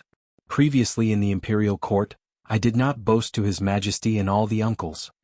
Niu Jinda asked, Xiao Xian, where did they learn to train chickens? Don't tell me they learned it from you? From Niu Jinda's point of view, Li Zishuan knew a lot of strange skills, so he made this guess.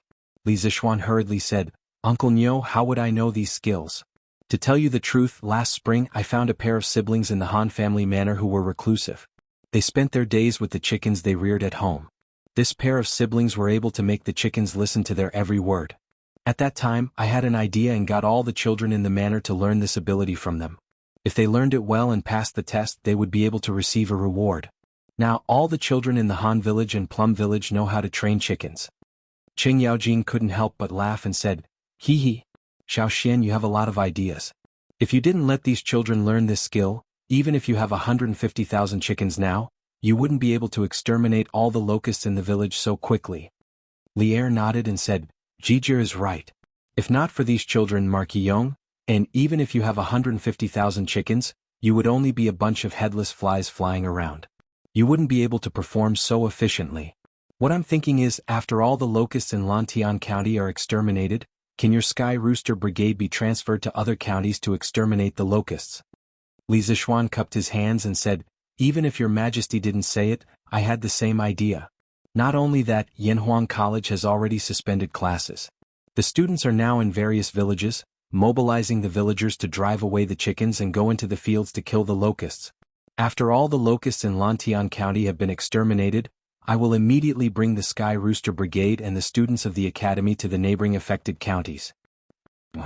For you to have such thoughts, I am very pleased. Li Er nodded and said, Little Xian, the Qing family still has more than 20,000 chickens. After all the locusts in the Qing family's village are cleared tomorrow, this old man will send these chickens to Lantian County and send them to your Sky Rooster Brigade. Qing Yaojin said. Old Qing's family had more than 5,000 mu of fertile land. Even if the efficiency of exterminating the locusts was not as high as the Sky Rooster Brigade, one day was more than enough. Li Zishuan cupped his hands and said, Thank you, Uncle Cheng. Qin Xiong also said, Little Xian, the Qin family has about 15,000 chickens. When the time comes, they will also rush to your side. Yuchi Jingda said, The Yuchi family has 13,000. Niu Jinda said, The Niu family has 14,000. Li Jing said, This old man only has 8,000. When the time comes, I will send them all to you, Little Xian. These families had followed Li Zishuan back then, which was why they had raised so many chickens. Now that they saw that Li Zishuan had so many children who knew how to train chickens, they did not hesitate to send all the chickens they had raised over. When Li Zishuan heard this, he hurriedly cupped his hands and thanked them one by one. After all, at this time he would not complain about having too many chickens. Li Er pondered for a moment and said, There are about 30,000 chickens in the royal village. Tomorrow I will send someone to send them to you. Li Zishuan said happily, Thank you, Your Majesty. In this way we can gather 220,000 chickens.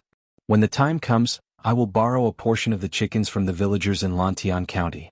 The Sky Rooster Brigade might have close to 300,000 chickens. The number has doubled, and the speed of exterminating the locusts will also double. Li Er sighed and said, It's my fault for not believing your prophecy back then. Otherwise, I would have created a Sky Rooster Brigade made up of 1,000,000 chickens.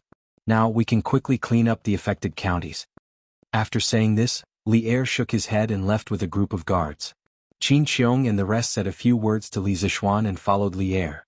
Qing Yaojin purposely stayed a few steps behind and whispered to Li Zishuan, Xiao Xian, you have to be careful of Qiu Xingong in the future. This old fellow is too utilitarian and only wants to show his loyalty in front of His Majesty. Furthermore, this person is vicious and merciless. You have to be careful when dealing with him in the future. Li Zishuan nodded and said, Uncle Cheng, don't worry. I will not take the initiative to provoke him. Furthermore, I don't usually have much interaction with him. Even if he wants to find trouble with me, he has nowhere to go. Qing Yaojin shook his head and said, Xiao Xian, you are wrong. Have you forgotten that His Majesty had just appointed you as the Black Armored Army's registrar a few days ago? Li Zishuan felt strange and said, Uncle Cheng, of course I have not forgotten. Suddenly he realized that something was wrong and quickly asked, Uncle Cheng, could it be that Qiu Xingong is also in the Black Armored Army? Cheng Yaojin sighed and nodded, that's right. Qiu Xingong and Duan Zhishuan can be considered as the first batch of generals in the Black Armored Army. However, Duan Zhishuan is more favored by His Majesty. Therefore, Duan Zhishuan is now the commander of the Black Armored Army while Qiu Xingong is only the deputy commander. Therefore, as the registrar you will have to deal with Qiu Xingong in the future. Li Zishuan was stunned. He thought to himself that enemies were bound to meet on a narrow road. He had not even reported to the Black Armored Army and he had already formed a grudge with the second-in-command of the Black Armored Army. How was he going to survive in the future? Uncle Cheng. Is it too late for this little nephew to resign from this position? Li Zishuan said frantically. Cheng Yaojin glared and said angrily, resign for what? Don't tell me you are afraid of that Qiu Xingong? Don't worry, I, old Cheng, have long disliked that old man. If he deliberately makes trouble for you, I will go to the Black Armored Army to challenge him and take the opportunity to beat him up. Moreover, second brother Qin will not stand by and do nothing. Duan Zhishuan and second brother Qin have a good relationship. As long as you don't take the initiative to make a mistake in the Black Armored Army, Qiu Xingong will definitely not dare to touch you. Even if you make a mistake, second brother Qin and I will support you from behind. Li Zishuan heard this and could not help but feel touched. He cupped his fists and said, thank you, Uncle Cheng. Old Cheng patted Li Zishuan's shoulder and laughed, hey, why are you saying such things when we are family? I heard that Xiao Xian's workshop has a type of car called an electric bicycle. When will you let me try it out? Chapter 1474. After bidding farewell to Cheng Yaojin, Li Zishuan went directly to the editorial department of the workshop. He told Ma Zhou the whole story of Ma Zhou swallowing the locusts and told him to publish it on the front page of the Datang Daily tomorrow. After that, Li Zishuan left the editorial department. Coincidentally, he met Li Tai. Qingke, where are you going? Li Zishuan couldn't help but ask when he saw Li Tai carrying a package. Yamacho? You've come to the workshop. I'm going to take the loudspeakers to help Iron Egg and Hugua command the Sky Chicken Brigade. Li Tai was also startled when he saw Li Zishuan. After he reacted, he quickly said, loudspeakers? Sky Chicken Brigade? Hearing this, Li Zishuan's eyes flashed with a strange light. He smiled and said, Qingge, your idea is not bad. Using the loudspeaker to let Tai Dan, Hu Zhen, and the others command the Sky Chicken Brigade. Firstly, it saves a lot of effort. Secondly, it allows the sound to travel farther and they can command more chickens. By the way, how many loudspeakers do we have in the workshop now? Li Tai patted the package in his hand and said, Yamacho, these loudspeakers were just made today. You took one away in the afternoon. Later I asked the craftsman to make 3 more.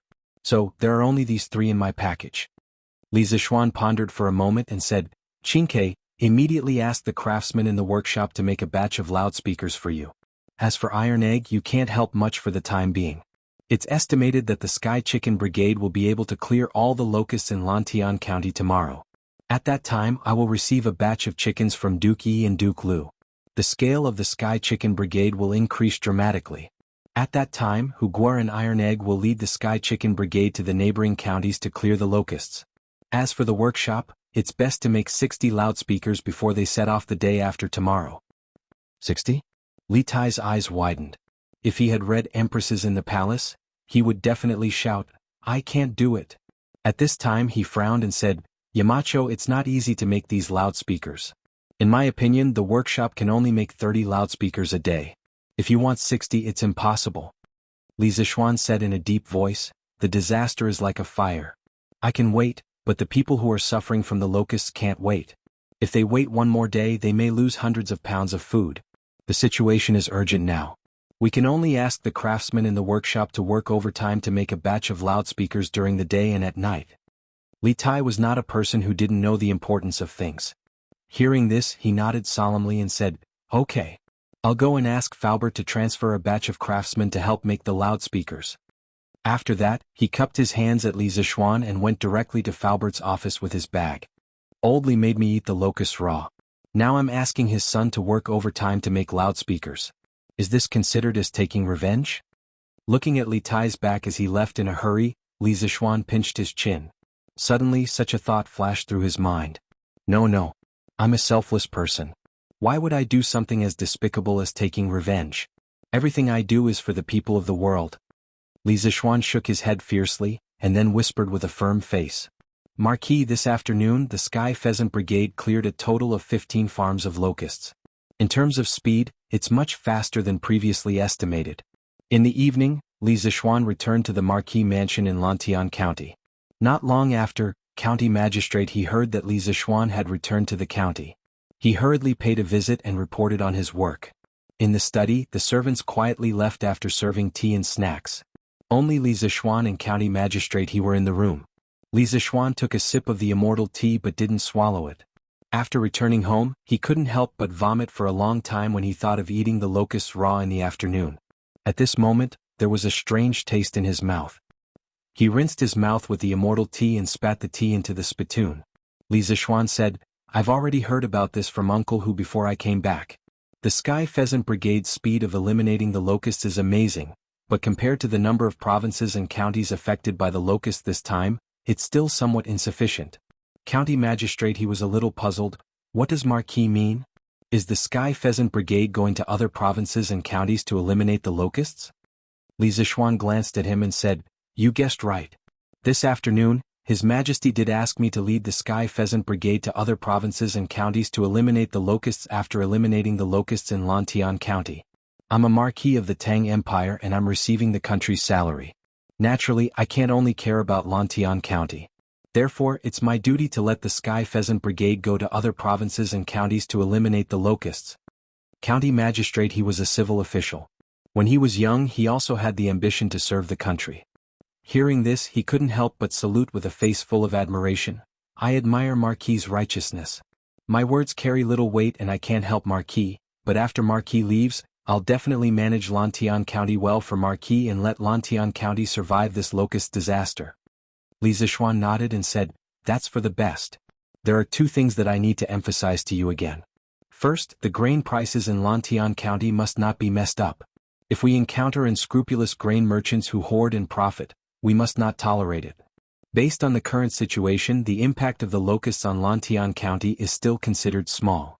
The losses are also much smaller than the other provinces and counties. Therefore, the grain prices are unlikely to rise greatly. County magistrate he nodded in agreement. Marquis is right. At the current speed, we'll be able to eliminate the locusts in the county's farmland by tomorrow. Although it will affect this year's harvest, the grain yield will definitely not decrease by more than 20%. The grain merchants will have no reason to raise the grain prices. Speaking of this, county magistrate he couldn't help but prostrate himself in admiration of Li Zishuan. Thinking back, if it wasn't for Li Zishuan rearing 150,000 chickens in the Han family manor and Plum Village, how could Lantian County become the first county in the Great Tang Empire to eliminate the locusts? Taking a step back, if Li Zishuan didn't give the entire Lantian County to Li Zishuan, then county magistrate he would probably be having a headache because of the locusts. Li Zishuan smiled with gratification and then said seriously, Second, after this Marquis leaves, if there are refugees from other provinces and counties who want to escape to Lantian County, you should first set aside a piece of land in the county for them to live in. Don't reject them at the door. Lantian County is currently repairing the roads and will be expanding the city in the future. Furthermore, the hydropower station and this Marquis workshop will require manpower. Our Lantian County still has too few people. Taking this opportunity to absorb a group of refugees to strengthen Lantian County is not a bad idea. County magistrate he said in shock, Marquis, our Lantian County already has a lot of people. Even in the entire Great Tang, it can be considered an above-average county. Also, you just said that you want to expand the county? How can this be done? The city is now more than enough for the citizens to live in. Li Zishuan looked at county magistrate he with disappointment and said, It's enough for now, but it doesn't mean it will be enough for the future. This Marquis doesn't intend to let Lantian County remain as an average county. Now the city is moving the power lines. Once the power lines are connected and the hydropower station is able to provide electricity to Lantian County, there will be electric lights. Even at night, Lantian County will be as bright as day. At that time, this Marquis intends to completely abolish Lantian County's curfew policy and let Lantian County become the first city in Great Tang that never sleeps. At that time, it will definitely attract merchants from all over to Lantian County. Rather than expanding it at that time, it's better to make plans early. County Magistrate. He was stunned by Li Zishuan's description of the future of Lantian County. After a moment of silence he said, "Marquis has great foresight, this official admires you." Li Zishuan took another sip of the celestial tea and waved his hand. "Alright. Stop flattering me. Sometimes natural disasters aren't scary, but man-made disasters are. Especially the Marquis of the Acripoid Kingdom, it's easy for people with ulterior motives to mislead the public. You must be careful in this aspect. This time, this Marquis will bring a telegraph machine. If you have any urgent matters, you can directly look for Qin Ke and let him send a message to this Marquis. This Marquis will rush back." Li Zishuan had a vague premonition that something big would happen in Lantian County or Chang and City soon. If he had a choice, he would definitely not choose to leave Lantian County at this time. However, he couldn't let the Han family Manor's children and Yanhuang College's students go to other counties for disaster relief because of this unwarranted premonition. Thus, he could only choose to go personally. For safety's sake, he planned to bring a telegraph machine with him. It had to be said that the telegraph machine in the workshop had been greatly improved compared to before. With the addition of a radio frequency amplifier circuit and a diode current detector, its ability to send and receive telegrams had increased by more than a few times. Although it was still a distance away from Li Zishuan's goal of 1,000 miles communication, there was no problem for it to send and receive telegrams over a few hundred miles. Furthermore, with the lead-acid battery, the telegraph machine's endurance was greatly guaranteed. There was no need to worry about it running out of battery halfway through sending a telegram. This official obeys. Hearing Li Zishuan's serious tone, County Magistrate, he quickly cupped his hands and bowed solemnly to Li Zishuan. "Alright. This Marquis has told you everything that needs to be told. You can go back and do your work." Li Zishuan saw that the sky was getting dark, so he held a cup of tea and sent him off. This official will take his leave. County Magistrate, he cupped his hands and left. After a while, Li Zishuan walked out of the study. After asking the servant girl about Han Yushi's whereabouts, Li Zishuan went directly to the side room in the west courtyard. "Wife, why are you helping your husband pack his luggage so early in the morning?" In the afternoon, the overwhelming number of locusts had passed through, and the elders in the family had all seen it. After Li Zishuan returned home, he told his family that he was going to take the Sky Chicken Brigade to another county to exterminate the locusts. Although Madame Li was reluctant, she couldn't object when she heard Li Zishuan say that it was Li Er's idea. As for Li Jingma and Yi Guozhong, they were very supportive of Li Zishuan going to another county to exterminate the locusts. Both of them believed in the cycle of cause and effect. They believed that the more good deeds Li Zishuan did, the more blessings he would receive. After arriving at the bedroom, Li Zishuan saw Han Yushi helping him tidy up his clothes. Han Yushi replied as she folded his clothes, "Although my husband is leaving in the morning the day after tomorrow, I'm afraid that I will leave something behind, so I can only tidy up a little in advance." Li Zishuan couldn't help but laugh. "Your husband is going out to help with the disaster, not to play. I only need to bring 2 sets of clothes to change into. Why do you have to trouble yourself, my wife?" Han Yushi turned around and stared at Li Zishuan with an expression. "You are my husband. I hope that no matter where you go you won't suffer. Husband, are you sure you can't bring me along this time?" Li Zishuan walked over and pulled Han Yushi into his arms. He sighed and said, "I can't. If my wife is unwilling to suffer for my husband, then I can't bear to let my wife suffer. You just stay at home obediently. Your husband won't leave for long and will be back soon." Han Yushi made a soft sound and then said, "I will help my husband take care of the Warm Tang Foundation. If my husband is unable to handle the locusts in the Guangzhong area, the Warm Tang Foundation can also provide some support to my husband." Li Zishuan's eyes lit up. He said happily, "Hey, your husband had really forgotten about this. My wife's reminder is great. How about this, if the state or county is severely damaged, we can use the Warm Tang Foundation to send a batch of resources to help." Hearing that Li Zishuan finally acknowledged her efforts, Han Yushi nodded happily and said, Don't worry, my husband. The Warm Tang Foundation will be able to help at any time." Li Zishuan smiled knowingly and said, all right. Let's go and eat. Otherwise, father and mother will send someone over to call for us." The next day early morning. Today's Datang Daily's headline, "The Emperor Swallowed Locusts Alive." The words of the locust god, how absurd, made the people who had been suffering from the locusts suddenly feel excited, and their fighting spirit soared. "Oh my god. His Majesty is leading the officials to swallow locusts alive? The people have sinned. I'm the only one. You have a spirit, but you should not erode my heart and harm the people. Otherwise I would rather eat my lungs and intestines. Whoa.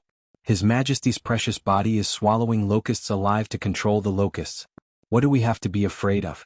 Let's go. When I return I will go catch locusts as well. There is no locust god in this world. I believe in His Majesty. His Majesty is the true God who will save us. If anyone dares to mention the locust god again, I will fight them. The locusts have harmed us and starved us. What kind of locust god is he? When I return, I will bring the 4 children at home to catch locusts. Yes. Let's catch locusts together. We can protect the crops and sell them to the government for money. Let's catch locusts together. His Majesty is wise. His Majesty is wise. When the people saw the content of the headline, they burst into tears. Living in such an era of virtuous emperors, the people were undoubtedly blessed, especially those who had experienced the chaos of the northern and southern dynasties. When they heard that Li Zishuan had personally swallowed locusts to encourage the people to go catch locusts, the old people fell to their knees in front of the palace with tears streaming down their faces. They chanted, "His Majesty is wise." They were so moved that their bodies trembled. This was the saint who was worthy of the people's loyalty to their deaths. On this day the heavens and earth seemed to be moved, because it rained. The rain fell on Chang, and the world was stained with tears. Chapter 1475. Regardless of whether Li Ershing's original intention of swallowing the locusts was for show, one thing was undeniable. The positive effects of swallowing the locusts alive were irreplaceable by any other method. Quick look. The 15 villages in Lantian County were completely cleared of the locusts yesterday. And it is estimated that the remaining villages in Lantian County will also be cleared of the locusts today. Oh, how is this possible? It's true. The Marquis of Yong used 150,000 chickens to form the Sky Chicken Brigade, and the children from the Han Village and Plum Village are all proficient in training chickens. Yesterday, those children led the Sky Chicken Brigade from the Han Village and Plum Village all the way north. They used more than 4 hours to clear out the locusts in 15 villages. At this speed, they will definitely be able to clear out all the locusts in Lantian County today. Yes. It's true. My cousin is from the Wang Village in Lantian County. Yesterday, the Sky Chicken Brigade indeed went to their village. Now, there are basically no more locusts in the fields. So using chickens to kill locusts is really a reliable method? Of course. Look at this news. Didn't the Marquis of Yong say that an adult chicken can eat up to 300 locusts a day? 20 chickens can more or less guarantee that there are no locusts in 1 mu of land. Marquis Sky Chicken Brigade had 150,000 chickens that day. Logically speaking, they should be able to clear out all the locusts in Lantian County in 2 days. 150,000. How did the Marquis of Yong raise so many chickens? Do you know who first proposed the policy of reducing taxes for raising chickens last year? It was the Marquis of Yong. He first implemented it in the Han Village and Plum Village, but the Marquis of Yong is kind and gave out free chicken seedlings to the villagers. Not only can the villagers reduce their rent by raising chickens, but the eggs that the chickens lay also belong to the villagers. I heard that in just 1 year, the villagers from the Han Village and Plum Village earned dozens of strings of coins just by selling eggs. So much? No wonder the villagers from the Han Village and Plum Village built new houses. But my brother-in-law is also from Lantian County. Why didn't he receive such treatment? Hey, your brother-in-law should be from another village in Lantian County, right? One had to know that the Han family village and the Plum Village were the first villages to be incorporated into Marquis' fief. How could their treatment be the same? However, now that the entire Lantian County belongs to the Marquis of Yong, the disparity between the various villages will definitely become smaller and smaller. I heard that Marquis is now getting people to pull wires into Lantian County. The people of Lantian County are getting more and more fortunate. Sigh. That's right. I heard that the electric light is very bright. It's dozens of times brighter than a candle. Do you think Marquis knew in advance that there would be a locust plague this year? Otherwise, why would he buy so many chickens in advance? When the commoners saw the news about Lantian County's locust eradication, they could not help but discuss it. However, it was unknown who said that Li Zishuan might have predicted this year's locust plague. The others could not help but look at each other. They all had the same guess. Have you all forgotten? Marquis is the son of a deity. Even if he predicted this year's locust plague, what's so strange about that? That's right, that's right. I heard that the government's policy of reducing taxes on raising chickens last year was all pushed by Marquis. If that's the case, Marquis is our great benefactor. His Majesty is an ancient sage. Marquis must have been sent by the heavens to assist His Majesty. That's right, that's right. Our days will definitely get better and better.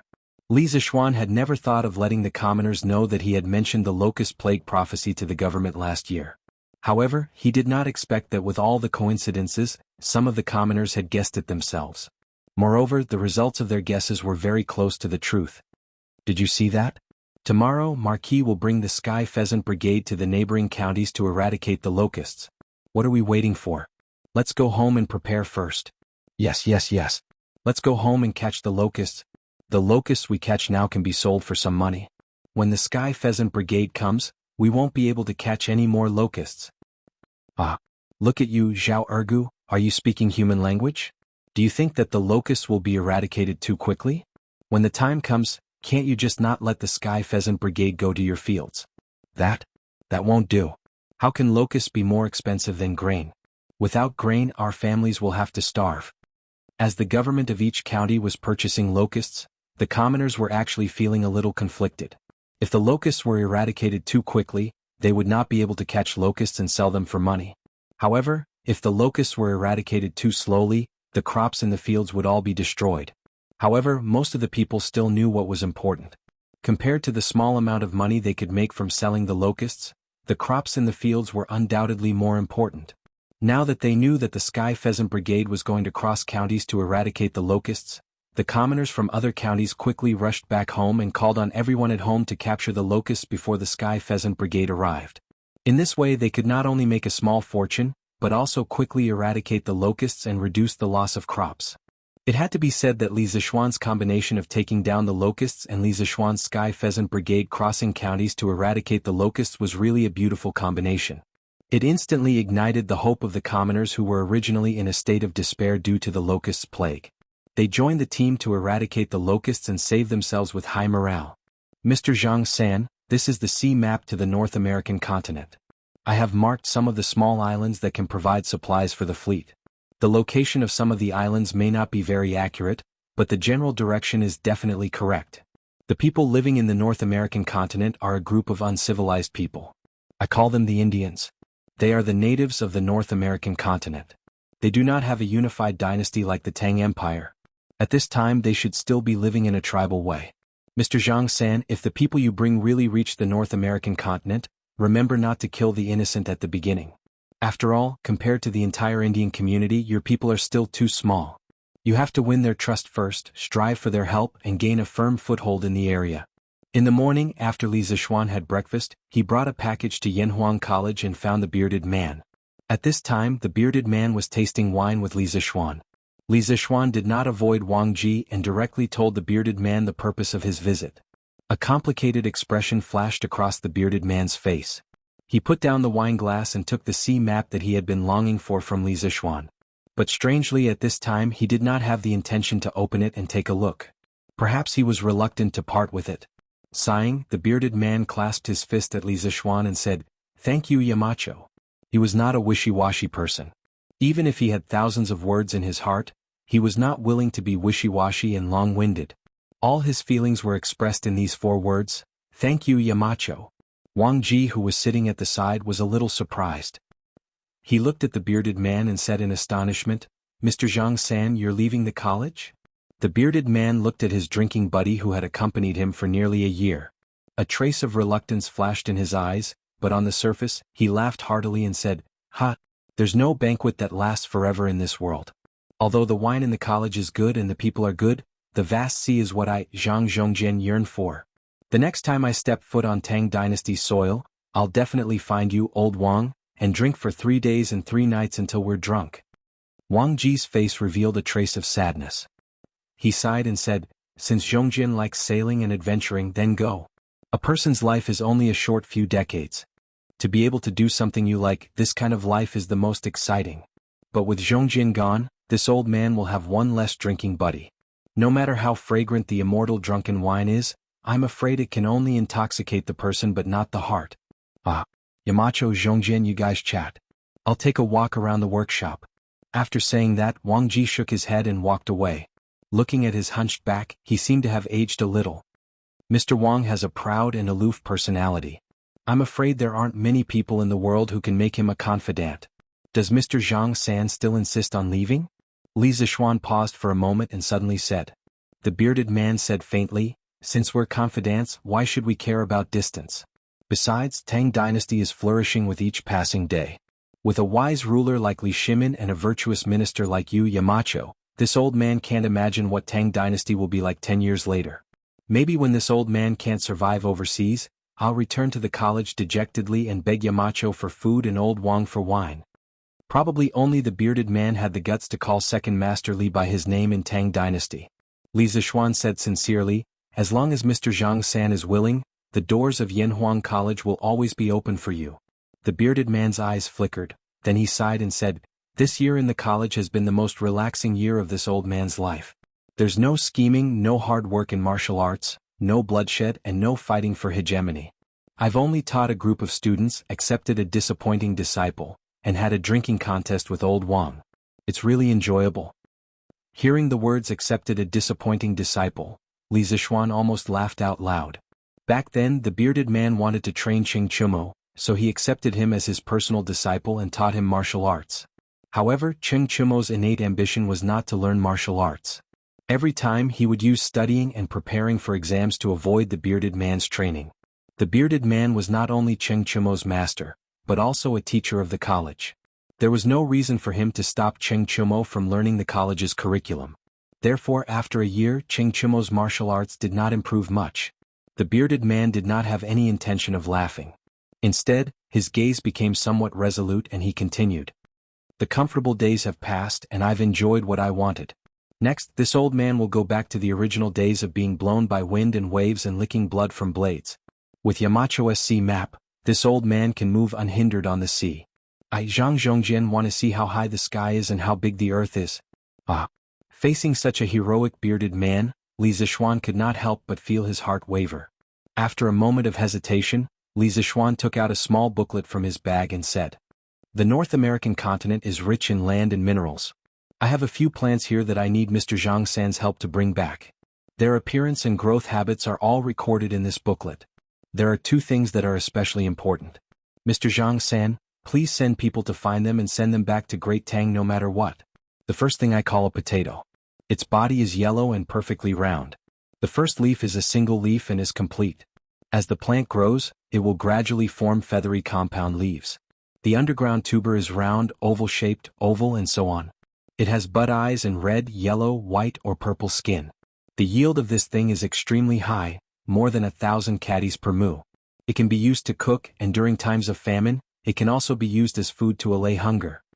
The bearded man said in surprise, 1,000 caddies per mu? There's such a treasure in this world? One had to know that the grain crops of this era, such as rice and wheat, only had a yield of about 100 caddies per mu. If the harvest was not good, it would not be surprising to have a yield of several dozen caddies per mu. Thus, when the bearded man heard that a potato could produce 1,000 caddies per mu, he immediately felt that it was inconceivable. Li Zixuan nodded and said, there's only more, not less. More importantly, potatoes are more drought-resistant than rice and wheat. Thus, Mr. Zhang San, please bring back potatoes. There's also another crop, I call it corn. This thing is also very drought-resistant. It can produce at least 300 to 400 caddies per mu. The plant is tall, the leaves are flat and wide, and the carpels are spherical or oblate. After ripening, the carpels and carpels will be exposed. I've already drawn out its specific appearance. When the time comes, Mr. Zhang San can have people follow the map and search for it. With the potato from before, the bearded man was no longer surprised by the corn. He took the small booklet from Li Zixuan's hands, then cupped his fists and said, Yamacho has given me such a detailed map. It's just a few seeds. As long as I can find them, I'll definitely send someone to deliver them to Yamacho. Staying in the academy for a year and finding a few plants for Li Zixuan was originally the condition that the bearded man had promised Li Zixuan. There was nothing to dispute. Li Zixuan nodded and said, other than potatoes and corn, there are other crops that are recorded in this booklet. If you can find them, that would be the best. If you can't, it's also fine. The bearded man nodded and said, I'll definitely do my best. Li Zishuan smiled and said, actually, if Mr. Zhang San can wait for another half a year, I might be able to help you build a bigger and better ship for your voyage. The risk will definitely be much lower. The bearded man waved his hand and said, ha, thank you for your kind intentions, Yamacho. However, this is the best season to go out to sea. In a few more months, the fleet might encounter wind, waves, rain, and snow on the way. Besides, the ships we have now are enough. If we really encounter a storm at sea, no matter how big the ship is, it won't be able to withstand it. Li Zishuan said helplessly, since Mr. Zhang San insists on leaving, I won't stop you. I'll be going to another county tomorrow and I don't know when I'll be back. Mr. Zhang San can leave on your own after everything is ready. As for the compasses needed for the voyage, Mr. Zhang San can ask Mr. Wang for a batch. However, you must be careful not to let the compasses fall into the hands of foreigners. The bearded man said happily, Yamacho, don't worry. I'll definitely not let the compasses fall into the hands of foreigners. N. Chapter 1476. Sigh. It's time to go. It's been almost a year since I came to Yanhuang College. Although the academy is good, it can't hold me, Zhang Zhongjian. If I was born 20 years later, maybe. Forget it. It's time to go. Otherwise, some people won't feel at ease. It's just a pity that I couldn't break through to the great Grandmaster realm in the academy. Yanhuang College.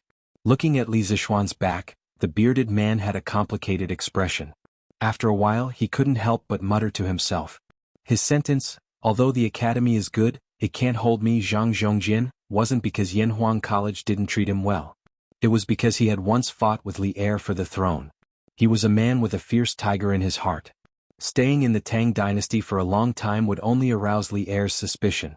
It was precisely because he had feelings for the academy that he chose to leave. He didn't want to implicate the academy.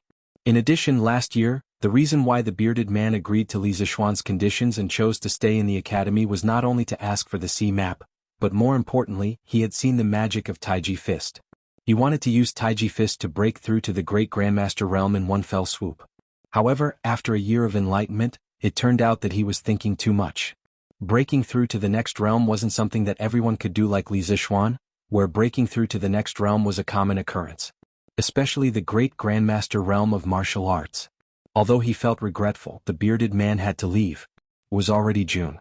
If he didn't leave now, he would have to wait until next year. No one would choose to go out to sea in winter. Aunt Lu, remember to boil some ginger soup for the children. Also, I got a prescription from Dr. Sun that's specifically used to moisten the throat. I've sent the herbs over to you. Boil a pot and send it over to the children later.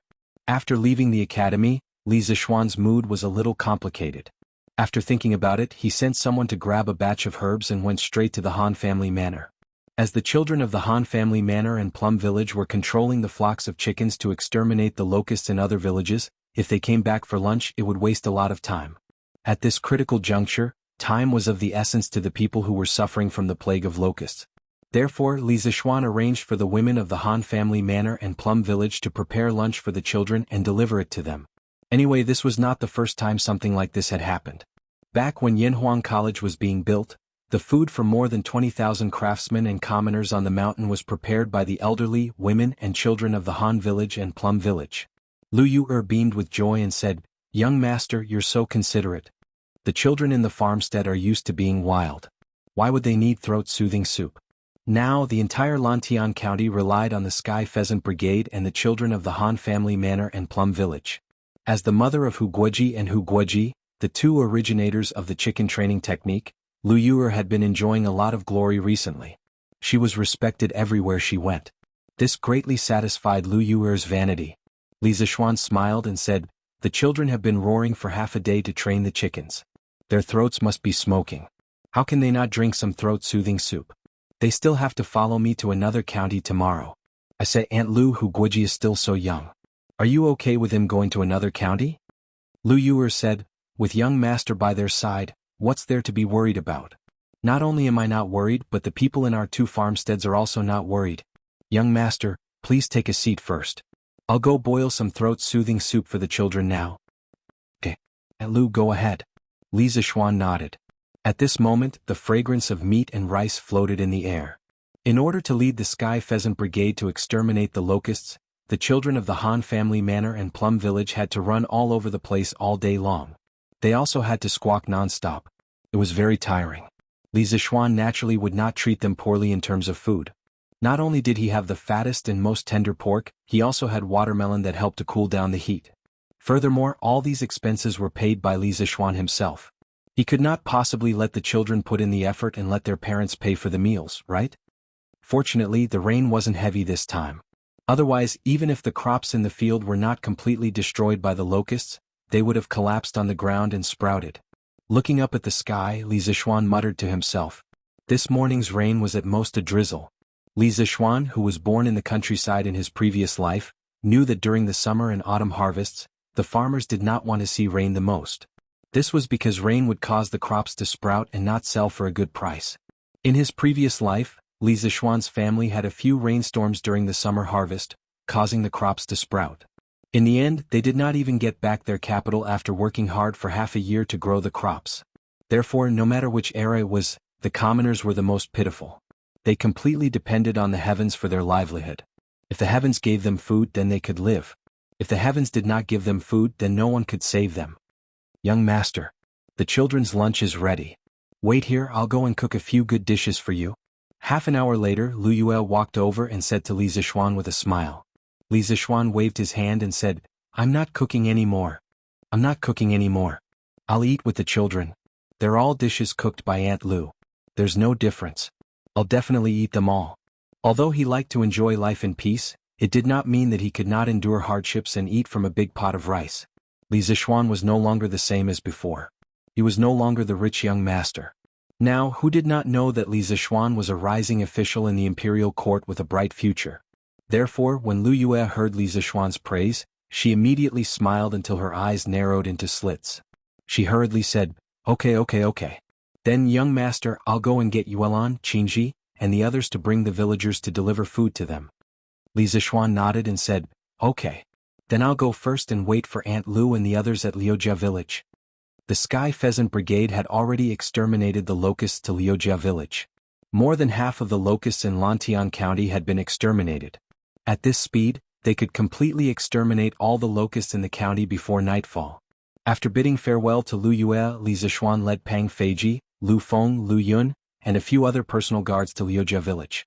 From time to time, they would meet some commoners from other villages. When the commoners saw Li Zixuan, they naturally thanked him profusely. All of them wanted to kneel and kowtow to Li Zixuan because Li Zixuan had helped everyone in Lantian County save their crops. This was a life-saving grace. Li Zixuan never liked people kneeling to him. He always felt that it was weird. Therefore, the commoners who wanted to kneel to him did not manage to do so. Instead, he had to spend a lot of effort to comfort them. Young master, you're here. In less than half an hour, Li Zixuan arrived at the outskirts of Liujia village. On the ridge of the field, Hu Hanyun saw Li Zixuan coming from afar. Therefore he quickly went up to him and said, Uncle Hu, let the children stop and rest. Aunt Lu and the others will send the food over in a while. Li Zixuan nodded and said. Hu Hanyun scratched his head and said with a grin, Young master, how could we trouble you to personally inform us of such a small matter? Seeing Li Zixuan frown, old Hu, who knew Li Zixuan's temper, quickly said, Hey. Okay. Young master, I won't say any more. I'll tell the children to control the chickens to rest and then prepare to eat. Not long after, the chickens in the surrounding fields were all, obediently, strolling in the fields. If they encountered locusts, they would casually peck the locusts as a side dish. The children all sat beside the fields where the chickens under their jurisdiction were, waiting for the food to be delivered to them. It was not that they were lazy, but if they left, the chickens in the fields might get lost, so they had to look after them from the side. After a quarter of an hour, the food delivery team brought by Lu Yue finally arrived. The children smelled the aroma of the rice and meat, and then saw the round watermelons on the ox cart. Suddenly there was a huge burst of cheers. All of them said that their hard work for half a day was completely worth it. Watermelons originated from ancient Egypt. Later they gradually moved north. First, they spread from the Mediterranean coast to northern Europe, then south to the Middle East, India, and other places. In the 4th or 5th century they spread from the western regions to China via the Silk Road. Therefore they were called watermelons. However, when watermelons were first introduced to China, they were mainly distributed in the Xinjiang region. When they really spread to the mainland on a large scale, it was around the end of the Tang dynasty or the Five Dynasties. Now, there were very few watermelons on the market and the price was correspondingly more expensive. It was not something that ordinary people could afford. After a year of development in the Han family manor and Plum Village, although the villagers' lives had been greatly improved, none of the villagers were willing to buy watermelons for their children to eat. Therefore, when these children saw the 2 carts of watermelons, they were so hungry that their mouths were watering. Everyone 2 spoonfuls of stewed meat, a big bowl of rice, 2 pieces of watermelons, a bowl of ginger soup and a bowl of throat-soothing soup. Don't waste it or I'll beat you up. Lu Yue pushed a cart and walked to the edge of the field to load the children's food. Then she said fiercely, "Auntie Lu, don't worry. I definitely won't waste it. I know why is there throat-soothing soup. I don't want to drink medicine." A 12-year-old child could not help but cry out. Lu Yue said with a straight face, "If you don't drink throat-soothing soup, don't think of eating meat or watermelons." No. I'll drink. The child immediately admitted defeat. What a joke, this was the first time in his life that he had the chance to eat watermelon. How could he miss it? Not to mention throat-soothing soup, he even dared to drink medicine that tasted even worse. Maida Zhuang, you little bastard. Hu Hanyun, who was not far away, could not help but laugh and scold him. Li Zishuan could not help but smile. At this moment, his eyes suddenly flashed. This was because at the entrance of the Liujia village not far away, a group of villagers was walking out of the village. Each of them was carrying a bamboo basket in their hands. Marquis, the children helped our village to exterminate the locusts. How can we let the Han family manor prepare lunch for the children? The group of villagers walked closer and saw that the children were all holding bowls of rice and eating happily. The leader of the group, a white-haired old man, quickly walked in front of Li Zishuan and exclaimed in surprise. Li Zishuan looked at the basket in the old man's hands. It was filled with food.